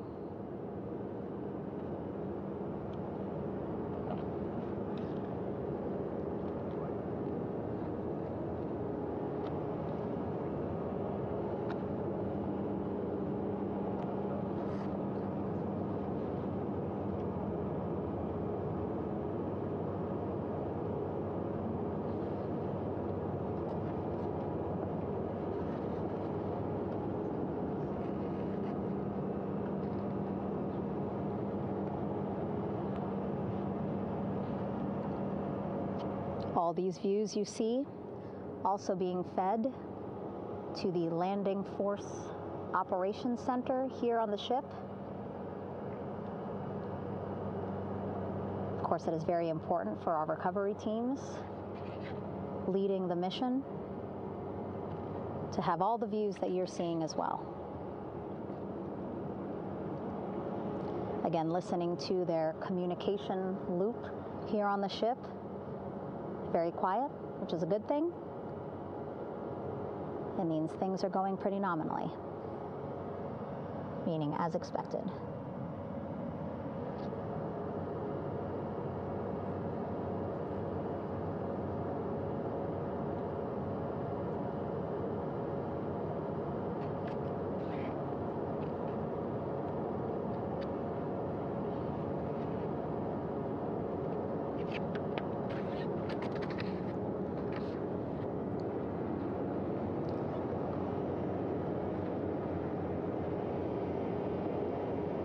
Again, all this activity happening just 3,000 yards away from the ship. So that means this will be a very quick flight back on the helicopters for the crew. 2-3 minutes, and then they'll be back here on the ship. I know.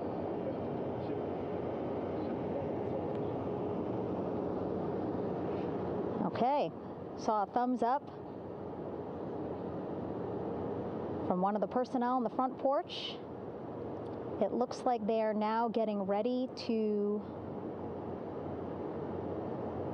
deploy what they call the Air Rescue Vest, ARV. And so this is the harness that each crew member will get into in order to be hoisted into the helicopters. Again, those helicopters hovering just about 40 feet above the front porch when they're ready to pick up each crew member.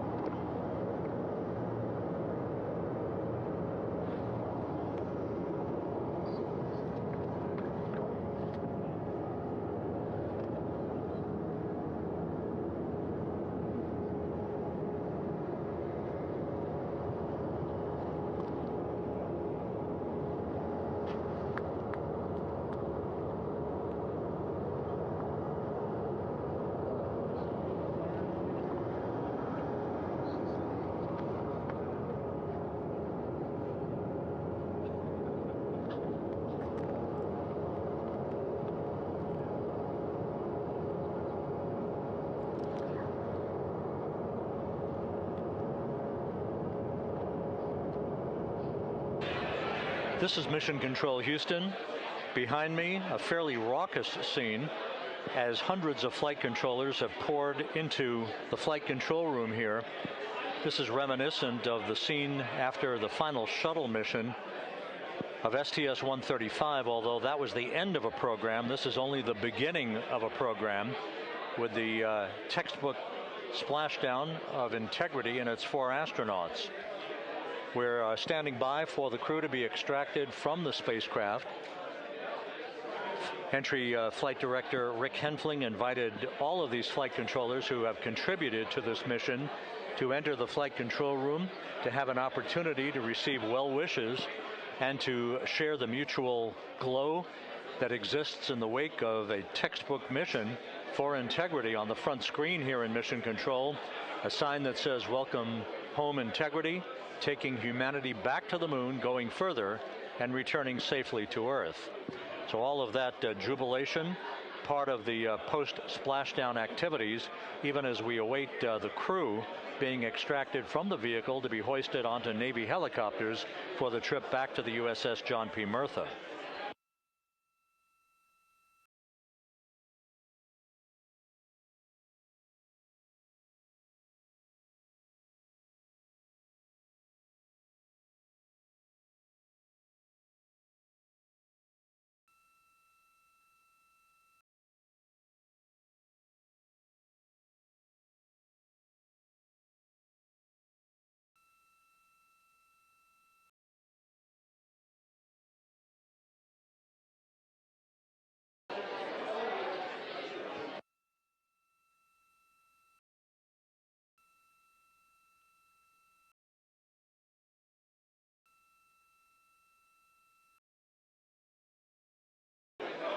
Once again here in Mission Control, this view of the Artemis flight control room, known as the White Flight Control Room. This is the old shuttle flight control room, and now is the home of Artemis missions to the moon and beyond.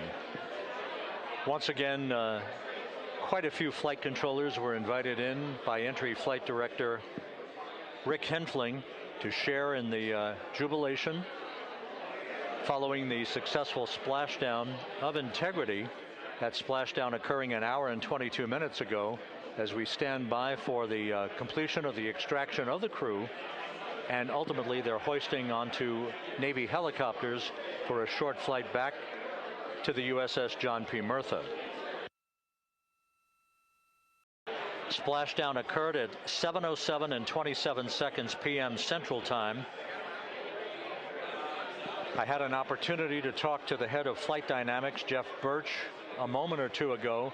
He said the trajectory of Integrity coming through the Earth's atmosphere was so precise, they've never seen anything line up on a ground track like today's entry by Integrity for its splashdown southwest of San Diego.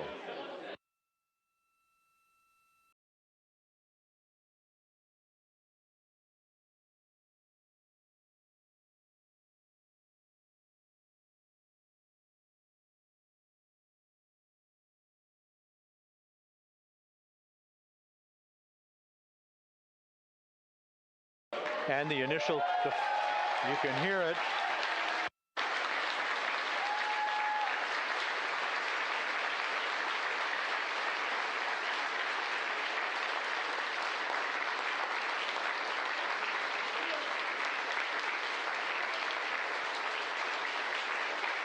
Jubilation here in the flight control room. The first crew member is out of Integrity.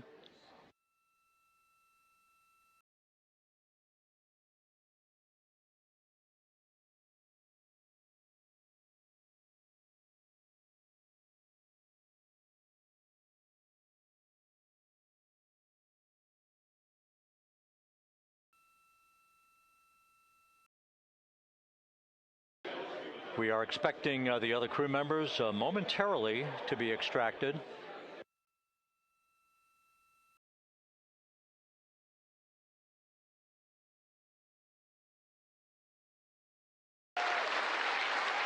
We now have 2 crew members out.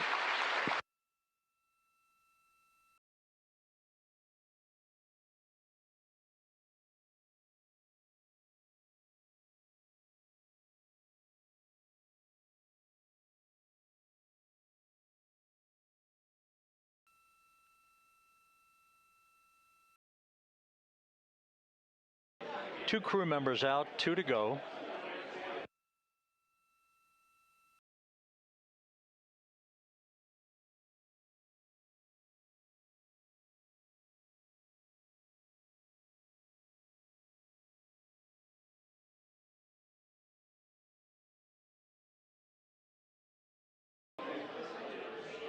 We're about 1 hour from sunset out in the Pacific. Everything continues to go well.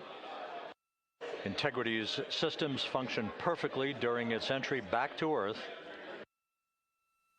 And Reid Wiseman, the commander who will be last out of the vehicle, reported that all the crew members were feeling very well.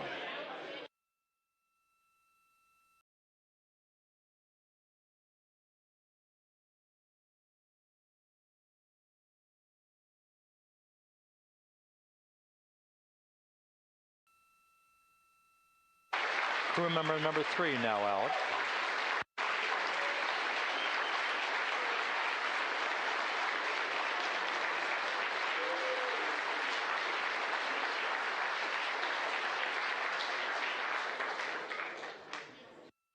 And now standing by for the commander, Reid Wiseman, who will be last out of his ship. Bobbing in the Pacific under almost ideal conditions, Integrity spanned 694,000 miles during its journey from launch to splashdown.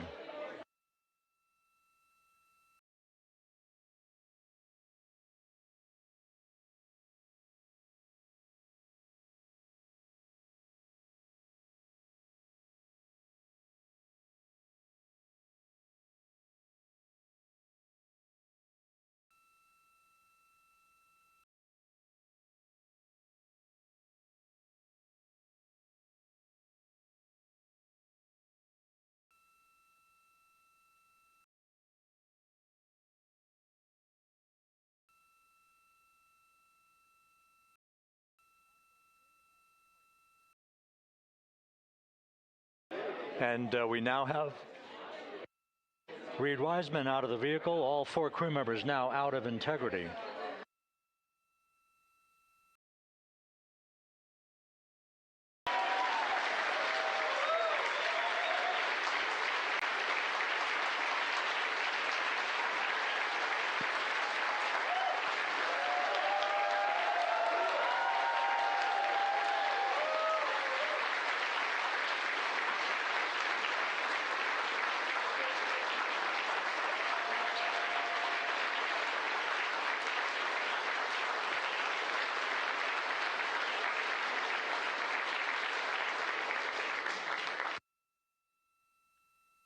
Once again, all 4 crew members now on the front porch, and the procedure to begin hoisting them up to these 2 Navy helicopters hovering overhead will begin shortly.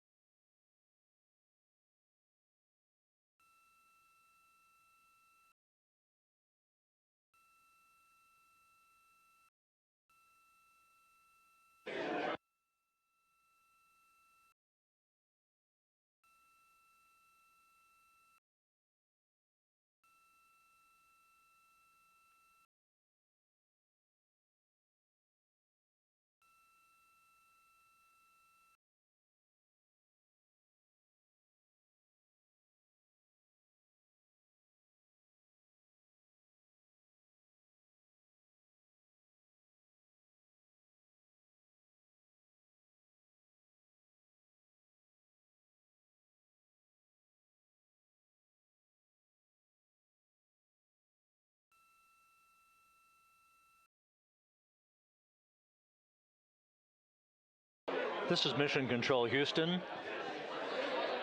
The mission is over, but the melody lingers on as jubilation continues here in the flight control room. We should be expecting NASA's Associate Administrator, Amit Kshatriya, to be joining us shortly for a short interview while the recovery operations continue out in the Pacific. So we'll stand by for that. And then we'll turn it back over to Megan Cruz aboard the USS John P. Murtha.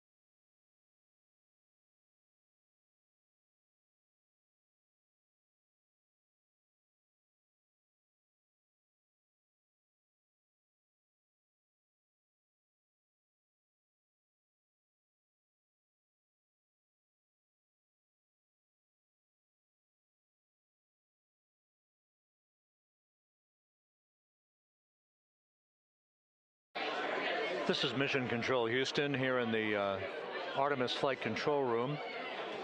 A number of flight controllers basking in the glory of the successful end of this mission that carried 4 astronauts around the moon on a lunar flyby, and the first test flight of Orion with crew members on board.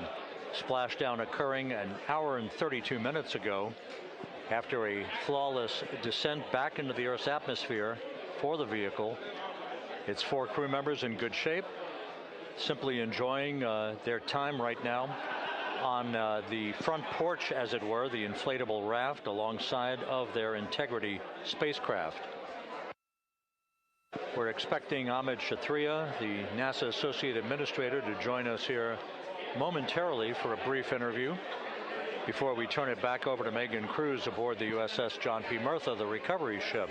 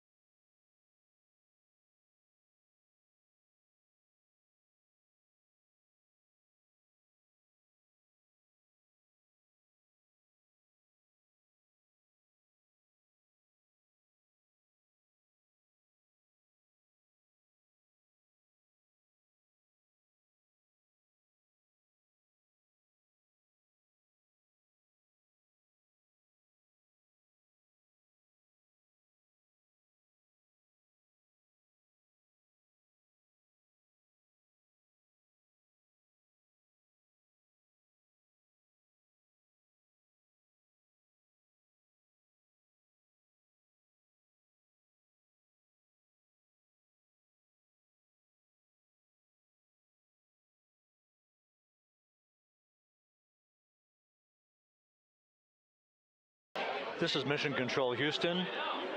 We're about an hour and 34 minutes since the textbook splashdown of integrity in the Pacific to bring home our astronauts. And with us now is Amit Kshatriya, the NASA Associate Administrator. Amit, a little bit of history made tonight, a little bit of history made over the past few weeks. Your thoughts as this team here basks in the glow of what they just accomplished? Yeah, Rob, we're here in the control center, and it's kind of overrun with jubilant folks in the Mission Control Houston, as well as engineering, and folks that just want to be here, part of it, as we watch our crew get extracted from the vehicle. And you know, my thought is always about these teams. The team that's in the water right now, pulling the crew out. The team here in Houston that worked so hard over the last 10 days, no sleep to get this done. You know, we still have some work to do to get the crew to the med bay here on the ship. They all look great coming out, so hopefully that won't be too long. You know, I think we saw the administrator on the boat too, giving his thanks to the Navy team on the Mirtha, which they're just an incredible group of sailors. I was able to visit with them a couple weeks ago. And then if you pull it all the way back to the workers and the folks that joined the rocket at Michoud, that made the heat shield tiles that held together tonight, that stacked the vehicle in Florida, that integrated the vehicle in Denver, that fired the engines in Stennis, that fired the boosters in Promontory. I mean, this is the entire team, coming together and being tested by the environment that this machine went through, and they did it right. The work was good. They did it right. You've said in a number of briefings, of course, and in other forums that this is just the first step. The cadence has to step up, as the administrator has indicated. Now, it's a little early for the full report card on how Integrity did, but did this mission ultimately, from your eyes view, exceed expectations? It absolutely did. I mean, I was waiting to talk about this until we're in the water, and I think we still have, again, work to do to bring it in and really kind of go through it bolt by bolt and see what we learned. But I mean, so far, given what we learned during the mission and given how we performed on ascent, on entry, I always think about energy in terms of the states that you worry about the most, and every time we put these machines through these incredibly energetic states, they came through. So I'm fairly confident that we made a big step tonight to get us on the path towards the surface. I think the path to the surface is open now. We do have to do all the work, and we'll make sure we talk about that as cleanly as we can. We learned a few things during the mission, but I have to tell you, this was an incredible test of an incredible machine. From an American psyche standpoint, the Empire State Building was lit up red, white, and blue tonight. Our coverage was seen on baseball stadiums around the major leagues. How captivating was this experience for the American people, for the world, in fact, as we returned to the moon? I have not been able to watch a lot of the coverage as we've progressed through the mission. I will tell you, just from my witness in Florida before launch, and then seeing the people's faces here, and then reading where I can about how things are going. I think this has been a gift to the world from NASA. NASA has given the world a gift, proving to folks all over the place, especially young people, and that to me is what this is really about. Young people, when they see what we can do when we work together, when we have teams that collaborate, that it doesn't matter how hard the problems are, we can solve them. I'm hopeful that Artemis 2, as folks witness what we were able to do with this incredible crew, this incredible team that we've birthed into the world, scientists and engineers and artists that have been inspired by this.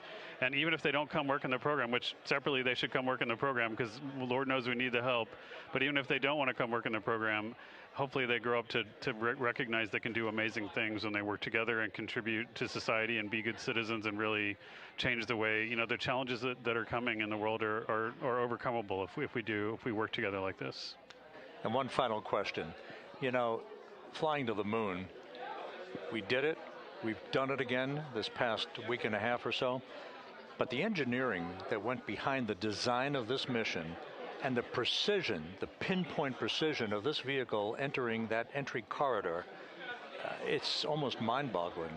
Yeah, it is incredible when you think about the energies involved and the uncertainties involved. That when we inserted the vehicle into orbit, it was 99.2% down the middle. When we dropped the vehicle right on top of the fleet here, our guys knew exactly where to go, but the guidance was perfect.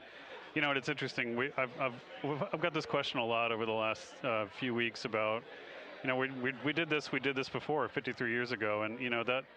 I mean, it is a reasonable thing to contemplate, like what's gone on since then. And what I'd tell you is, you know, when we did Apollo, which again, the more we learn about what they did, the more magical it seems what they were able to accomplish given the technology and the learnings that they had. But when we did Apollo, the architects of Apollo, you know, Gilbert, Seaman, von Braun, Mueller, what they really wanted to do, you know, as they were contemplating what it meant to expand our range of action to the lunar surface, what they wanted to do was learn how to live and work in space for a long time. They wanted to do that first before they were confident they could expand their range of action to the moon. Now, of course, the politics of the time and the mission at the time was different, and so they had to go straight to the moon and bring people home. And then after that, the program kind of lost its momentum. But you know, after that, NASA kept moving along those paths, right? So we recognized during Apollo that reusability was going to be important. We spent a lot of money on those machines, and you know, we spent a lot of money on these machines here. Even though, but we recognized that reusability was important, which is why we built a winged space plane called Space Shuttle, and then we used that reusable machine to build a space station. And we learned for 25 years how to live and work in space, and have been able to develop technologies that can enable exploration. So really, what I think is now, 53 years later, we're at the point where the architects of Apollo would have been pleased that we're now ready to actually go back to the moon and go back to stay, because we've learned all the things we needed to learn. There's a lot of people pleased here tonight, and we really thank you for joining us. Amit Kshatriya, NASA's Associate Administrator, as we begin to hoist the crew onto the helicopters to head back to the recovery ship. Thank you very much. Thank you, congratulations, Amit.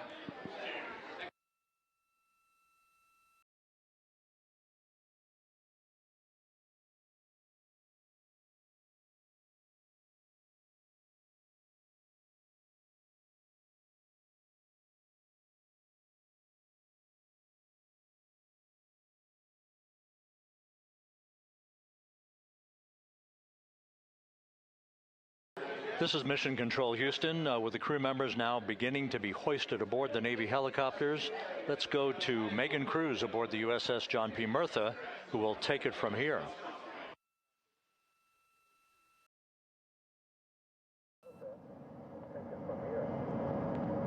Hey, Rob. Yeah, back on the bow of the ship here, we are seeing the helicopters circling Orion.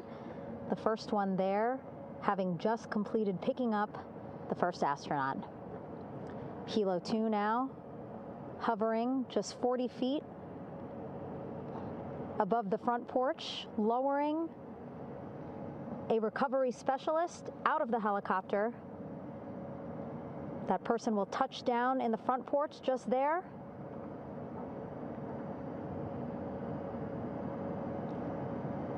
The crew members already outfitted with a harness that will allow them to quickly attach to the hoisting device.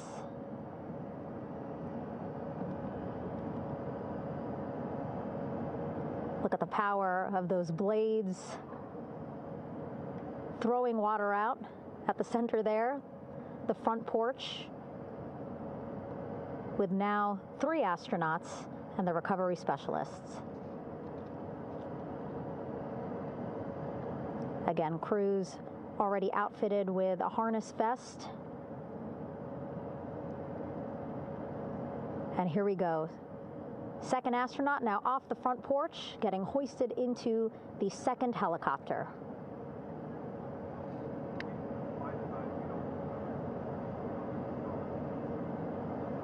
That helicopter will now hover just a distance away to give room for the first helicopter to come back and pick up the third astronaut.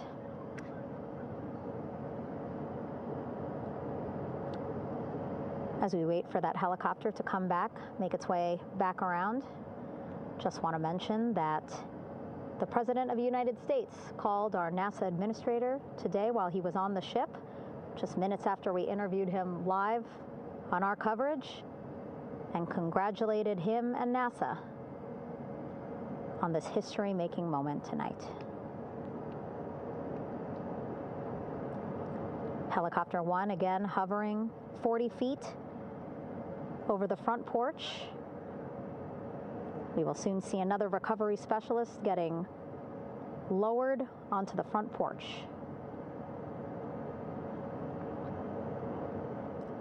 Wow, imagine sitting on that front porch, the wind, the water. But again, the recovery team determined that a helicopter flight back to the ship here would be safer, faster, and more comfortable for our crew who just completed a 10-day mission around the moon. Third astronaut in the air, getting hoisted quickly back into the first helicopter now.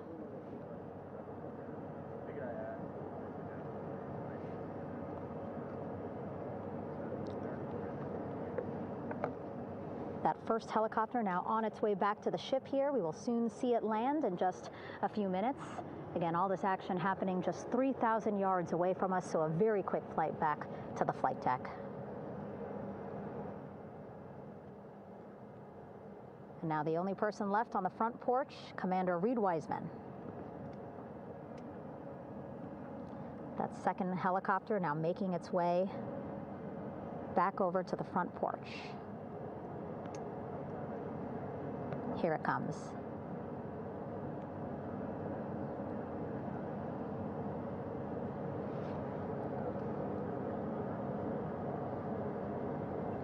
Making its final approach here.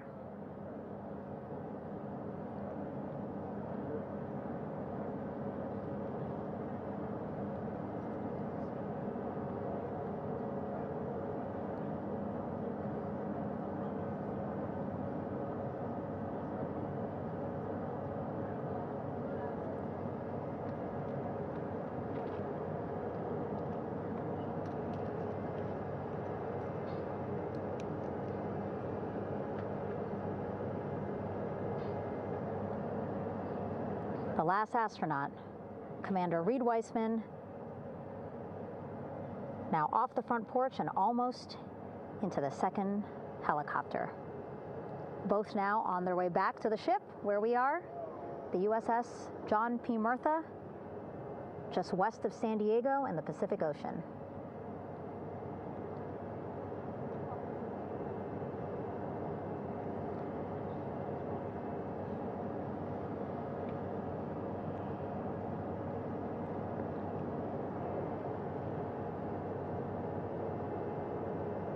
Exciting to see our 4 crew members minutes away from landing on the flight deck here on the recovery ship. 550 people on this ship, excited, ready, anxious, looking forward to welcoming this crew aboard.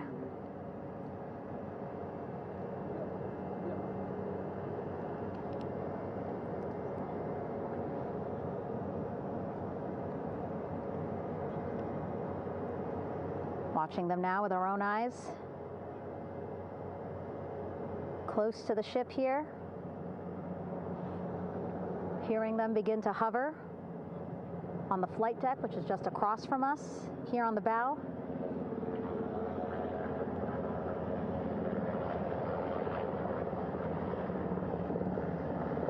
The first helicopter coming in.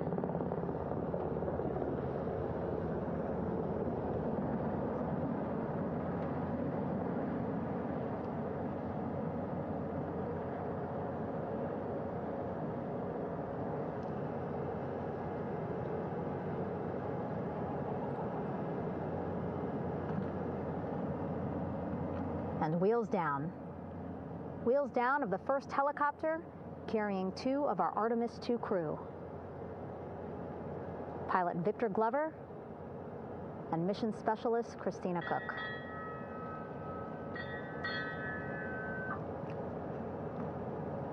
Helo 1 on deck reported on the recovery loop. Again, the mission audio loops that the recovery team are using here to communicate with one another. And an announcement just made on the ship, integrity incoming.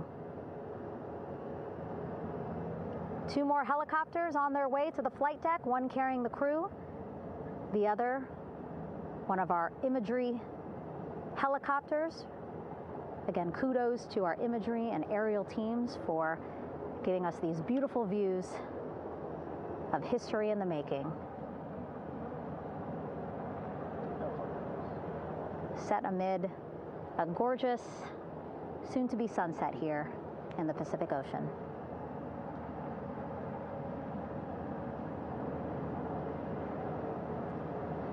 Second helicopter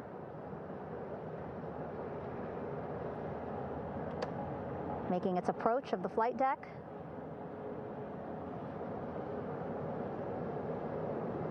Plenty of people here on the bow with their cell phones out, filming this moment.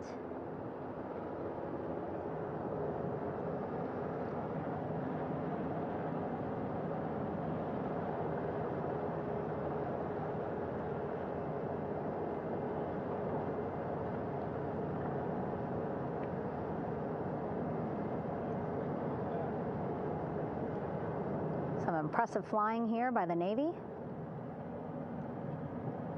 as we are seconds away from wheels down. And there you go. We now have all 4 Artemis II crew members on the USS John P. Murtha.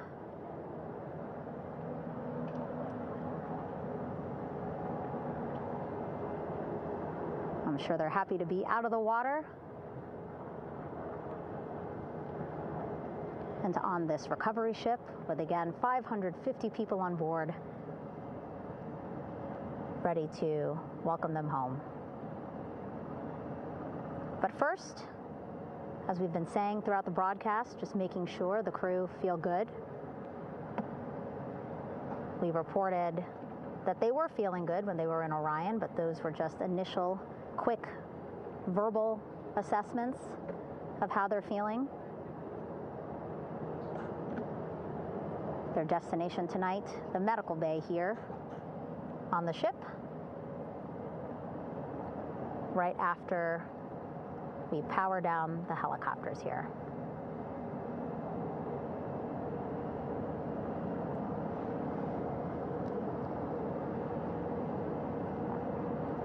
The team on the flight deck working quickly but methodically.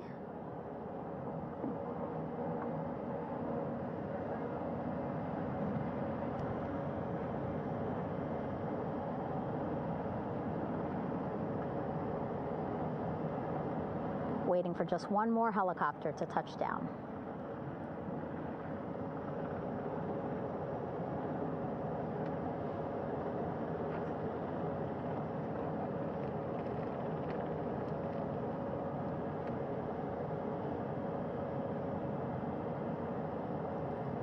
Very limited personnel here on the flight deck. Restricted maneuvering doctrine is in effect.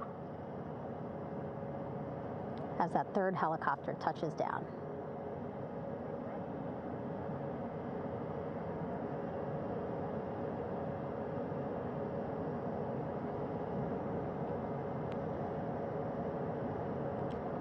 The ship is at flight quarters. Stand clear of wader decks, aft of frame 095. Burn no cover stop side, thrown articles over the side, hold all trash and garbage on station. Flight quarters.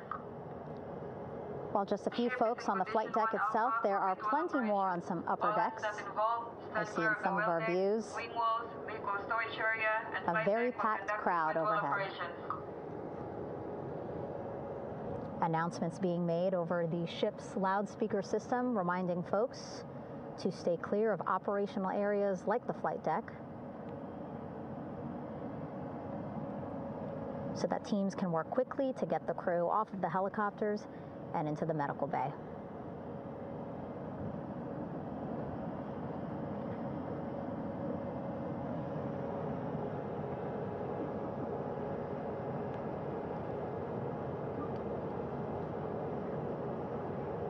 Splashdown today, 5:06 p.m. Pacific time.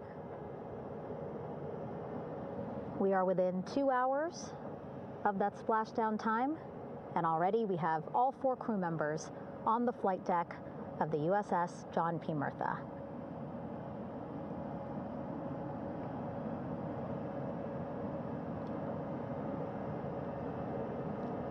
Again, crew waiting before getting out for the helicopters to completely shut down.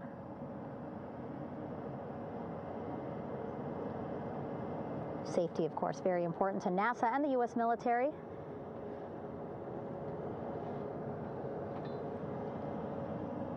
So we'll wait just a couple of minutes here before we start seeing crew members walk off the helicopters one by one.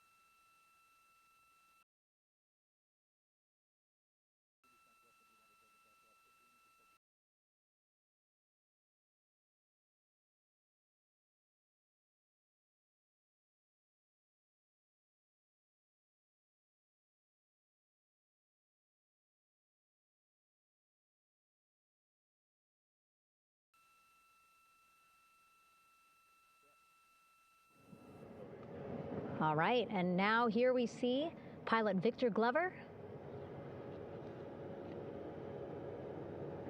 and mission specialist Christina Koch sitting on the edge of one of the helicopters, looking in great spirits.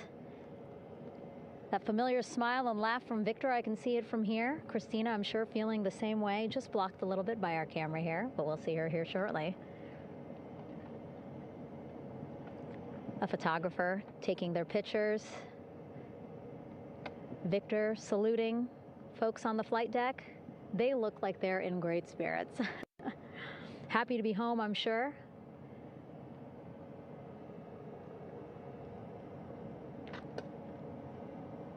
If you're sitting at home, I hope you too are wondering, what would you want to ask them if you got a chance to talk to them? Because that is what I'm thinking about. Getting the opportunity to talk to or ask questions of these 4 astronauts who just made history as the first crew to return to the moon since 1972.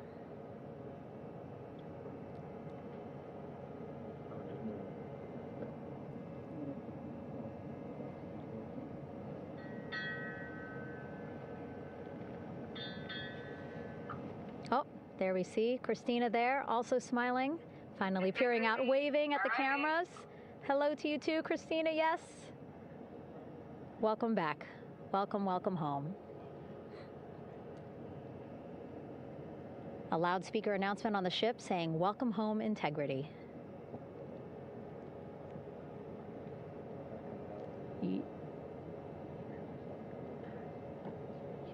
Victor in great spirits.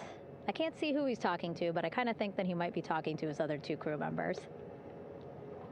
Shouting from across the flight deck, congratulations to one another.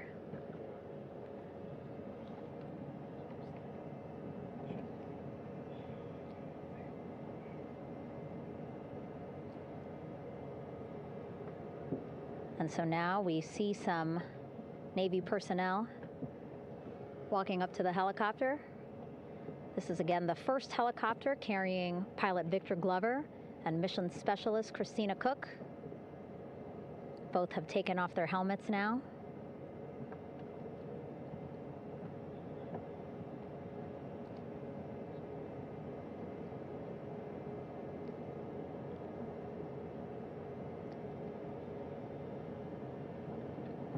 Some pictures, video to catalog this historic moment. A beautiful sunset just behind them here in the Pacific Ocean. Golden hour. These pictures will be beautiful.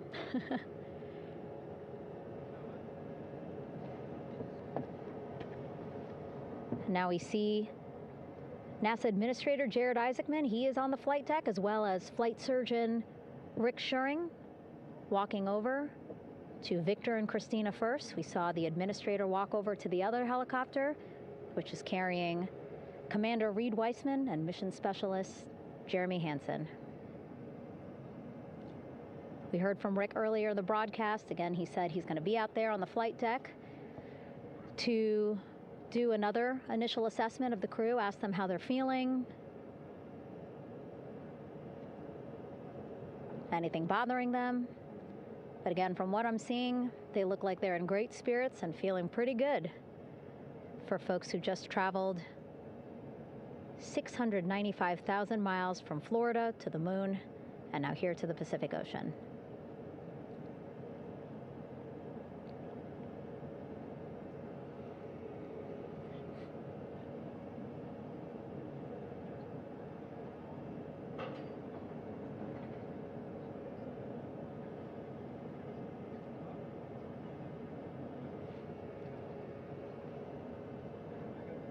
We're now seeing NASA Administrator Jared Isaacman walking across the flight deck. He had been talking to Reid and Jeremy, now approaching Victor and Christina.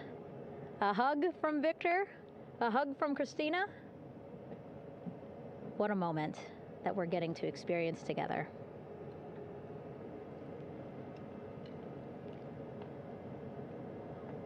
I'm sure congratulatory words. You know, we got to speak to the administrator live on this broadcast as well, and he said the kid in him right now, giddy, absolutely giddy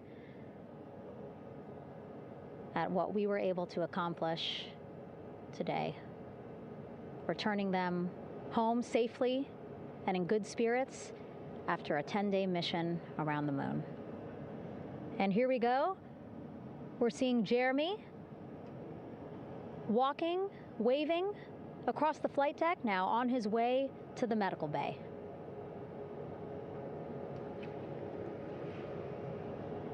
It's a short walk,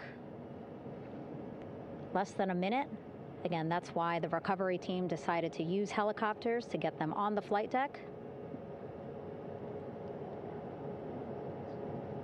for that short walk to medical bay. And now on the flight deck, we see the chief of the astronaut office, Scott Tingle.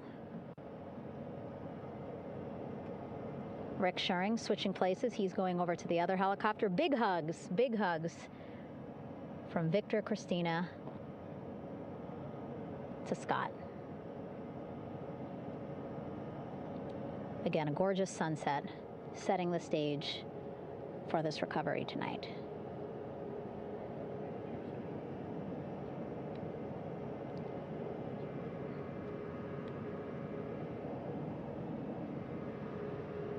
All right, and now here we are, Christina,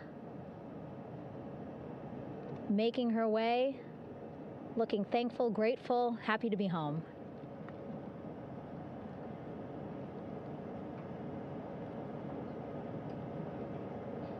You can see she's looking up. Again, lots of people, just a few levels up off the flight deck, welcoming her home.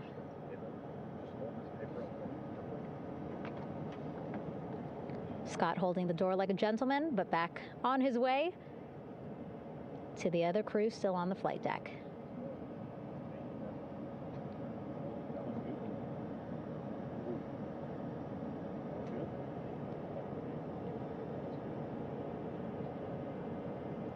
So still on the flight deck, Victor Glover and Reid Wiseman. It looks like Victor will be the next one headed to medical bay. More hugs, more hugs. He's a hugger.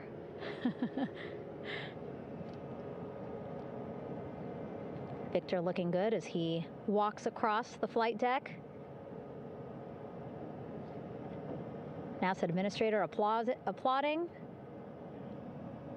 Victor applauding for all the folks on the ship with him who played a role in their safe return today.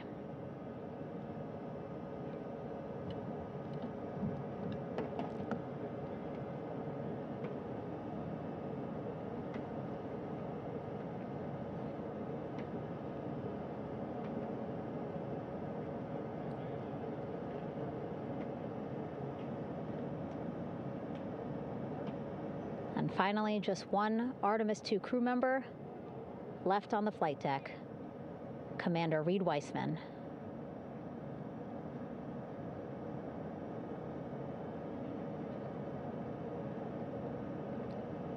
Applause from the group there on the flight deck, I'm sure, as well as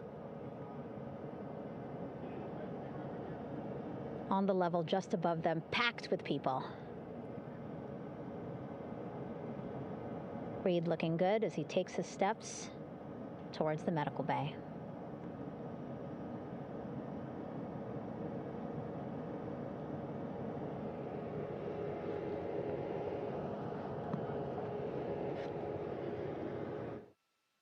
See our 4 Artemis 2 crew members back on the ship. Again, now they will head into medical bay, where they will be assessed by flight surgeons from both NASA as well as the Canadian Space Agency. A more in-depth assessment. When they get to medical bay, they will each have their own nurse. They will be helped out of their suits.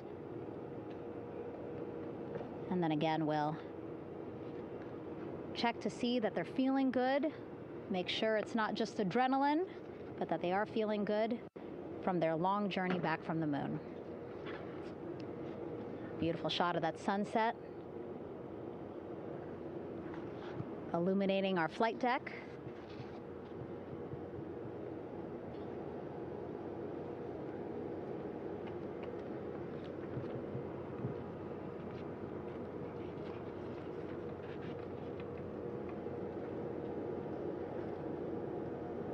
All right, and now with our astronauts safely on board, I want to welcome on Artemis Recovery Director Lily Villarreal. Lily, I don't know how you must be feeling right now. Ecstatic, relieved? So ecstatic, relieved. Of course, we still have to bring the capsule into the well deck of the ship, but this is a major milestone to have the crew here on the ship and in medbay. You know, our team has been preparing and working really hard, and I'm just so proud of them all. Everything went very well, just as planned. Our teammates in Houston, the flight control team was just amazing. We were able to have great conversations and communications about everything. And I don't know what else to say. I'm just so ecstatic. It's such a wonderful feeling to get to this point.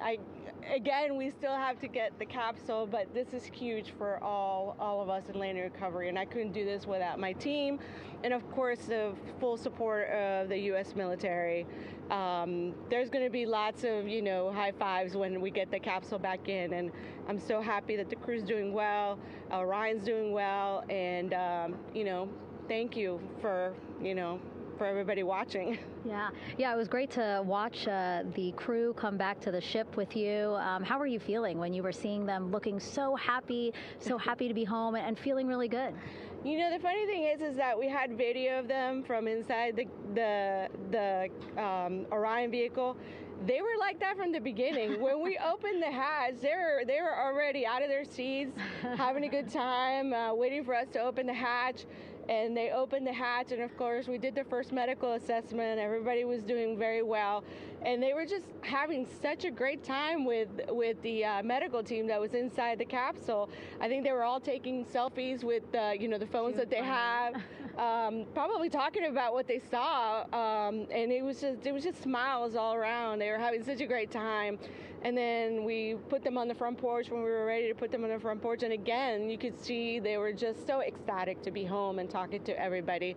So we were very happy to see all of that in the control room of the LFOC. How remarkable is that? Again, if we think about their journey, the 695,000-mile journey around the moon and back, coming back at 30 times faster than the speed of sound. I mean, how remarkable is that they are in such good spirits? I mean, this is an amazing crew. I think you guys have seen it for the past 10 days. They're wonderful people, and we're so happy that they brought us along on that ride. And I can't wait to see all the additional videos and pictures that they have that, we'll get a hold of now that they're back on the ground. And I can't wait to hear how, a little more than what we saw on the press briefings from the crew about what they saw. It's just fantastic. Some of my favorite people during this 10 days was the science team and how excited they were. And so this is exactly how we feel in the landing recovery team when the science team went, oh my goodness, when they heard all the discussions about the moon. This is exactly how we feel now in the landing recovery team. We're so ecstatic. Yeah. Again, we have to recover the capsule. I want to make sure we don't forget about our Orion. Lily's all about business. She's thinking about what's next. But yeah, speaking of these 10 days, I mean, we have been along for the journey with them, live with them 24/7 for 10 days, and just really seeing the engagement that we've gotten from around the world. What do you hope people take away from this mission? I think that's fantastic. So, my story was that I went to the Kennedy Space Center. I was born in Colombia. I was 10 years old when we moved to the United States, but when I was 7, my family took me to the visitor center, and that's when I learned about Apollo. And we went to the moon, and I learned about astronauts, and that story was what really fueled me to want to do STEM and want to be an astronaut. And I think that this Artemis program is going to do exactly what, what girls, my age back then is 7, young people right now, girls and even like young men, obviously. But we want to empower people to know that you can do this, right? If you want to come and work for NASA, if I did it, they can do it. And Artemis program is just going to inspire everybody. And I'm so happy about that. Yeah. Like Apollo inspired me. Thank you so much, Lily. Really appreciate you being here. As you said, still a lot of work to do. 5 to 6 more hours to recover Orion that's still out in the water. So I'll let you get back to it. But you had beautiful words to say again. We hope that this inspires people. We hope that you come and join us at NASA and accomplish great things with us in the future. Back to you, Rob. Thank you, Megan, and safe sailing out there in the Pacific. Here in Mission Control, it is now all quiet.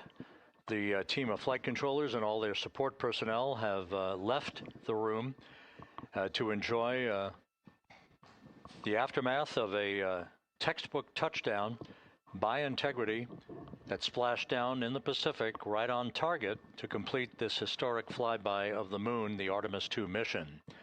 With that, we'll wrap up our coverage for the night and point you to a post-splashdown news conference in 15 minutes at 9:35 p.m. Central Time, 10:35 p.m. Eastern Time, where managers will discuss the return of the Integrity spacecraft and the completion of the Artemis II mission. With that, we'll wrap up our coverage for this evening and historic mission in the history books. This is Mission Control Houston.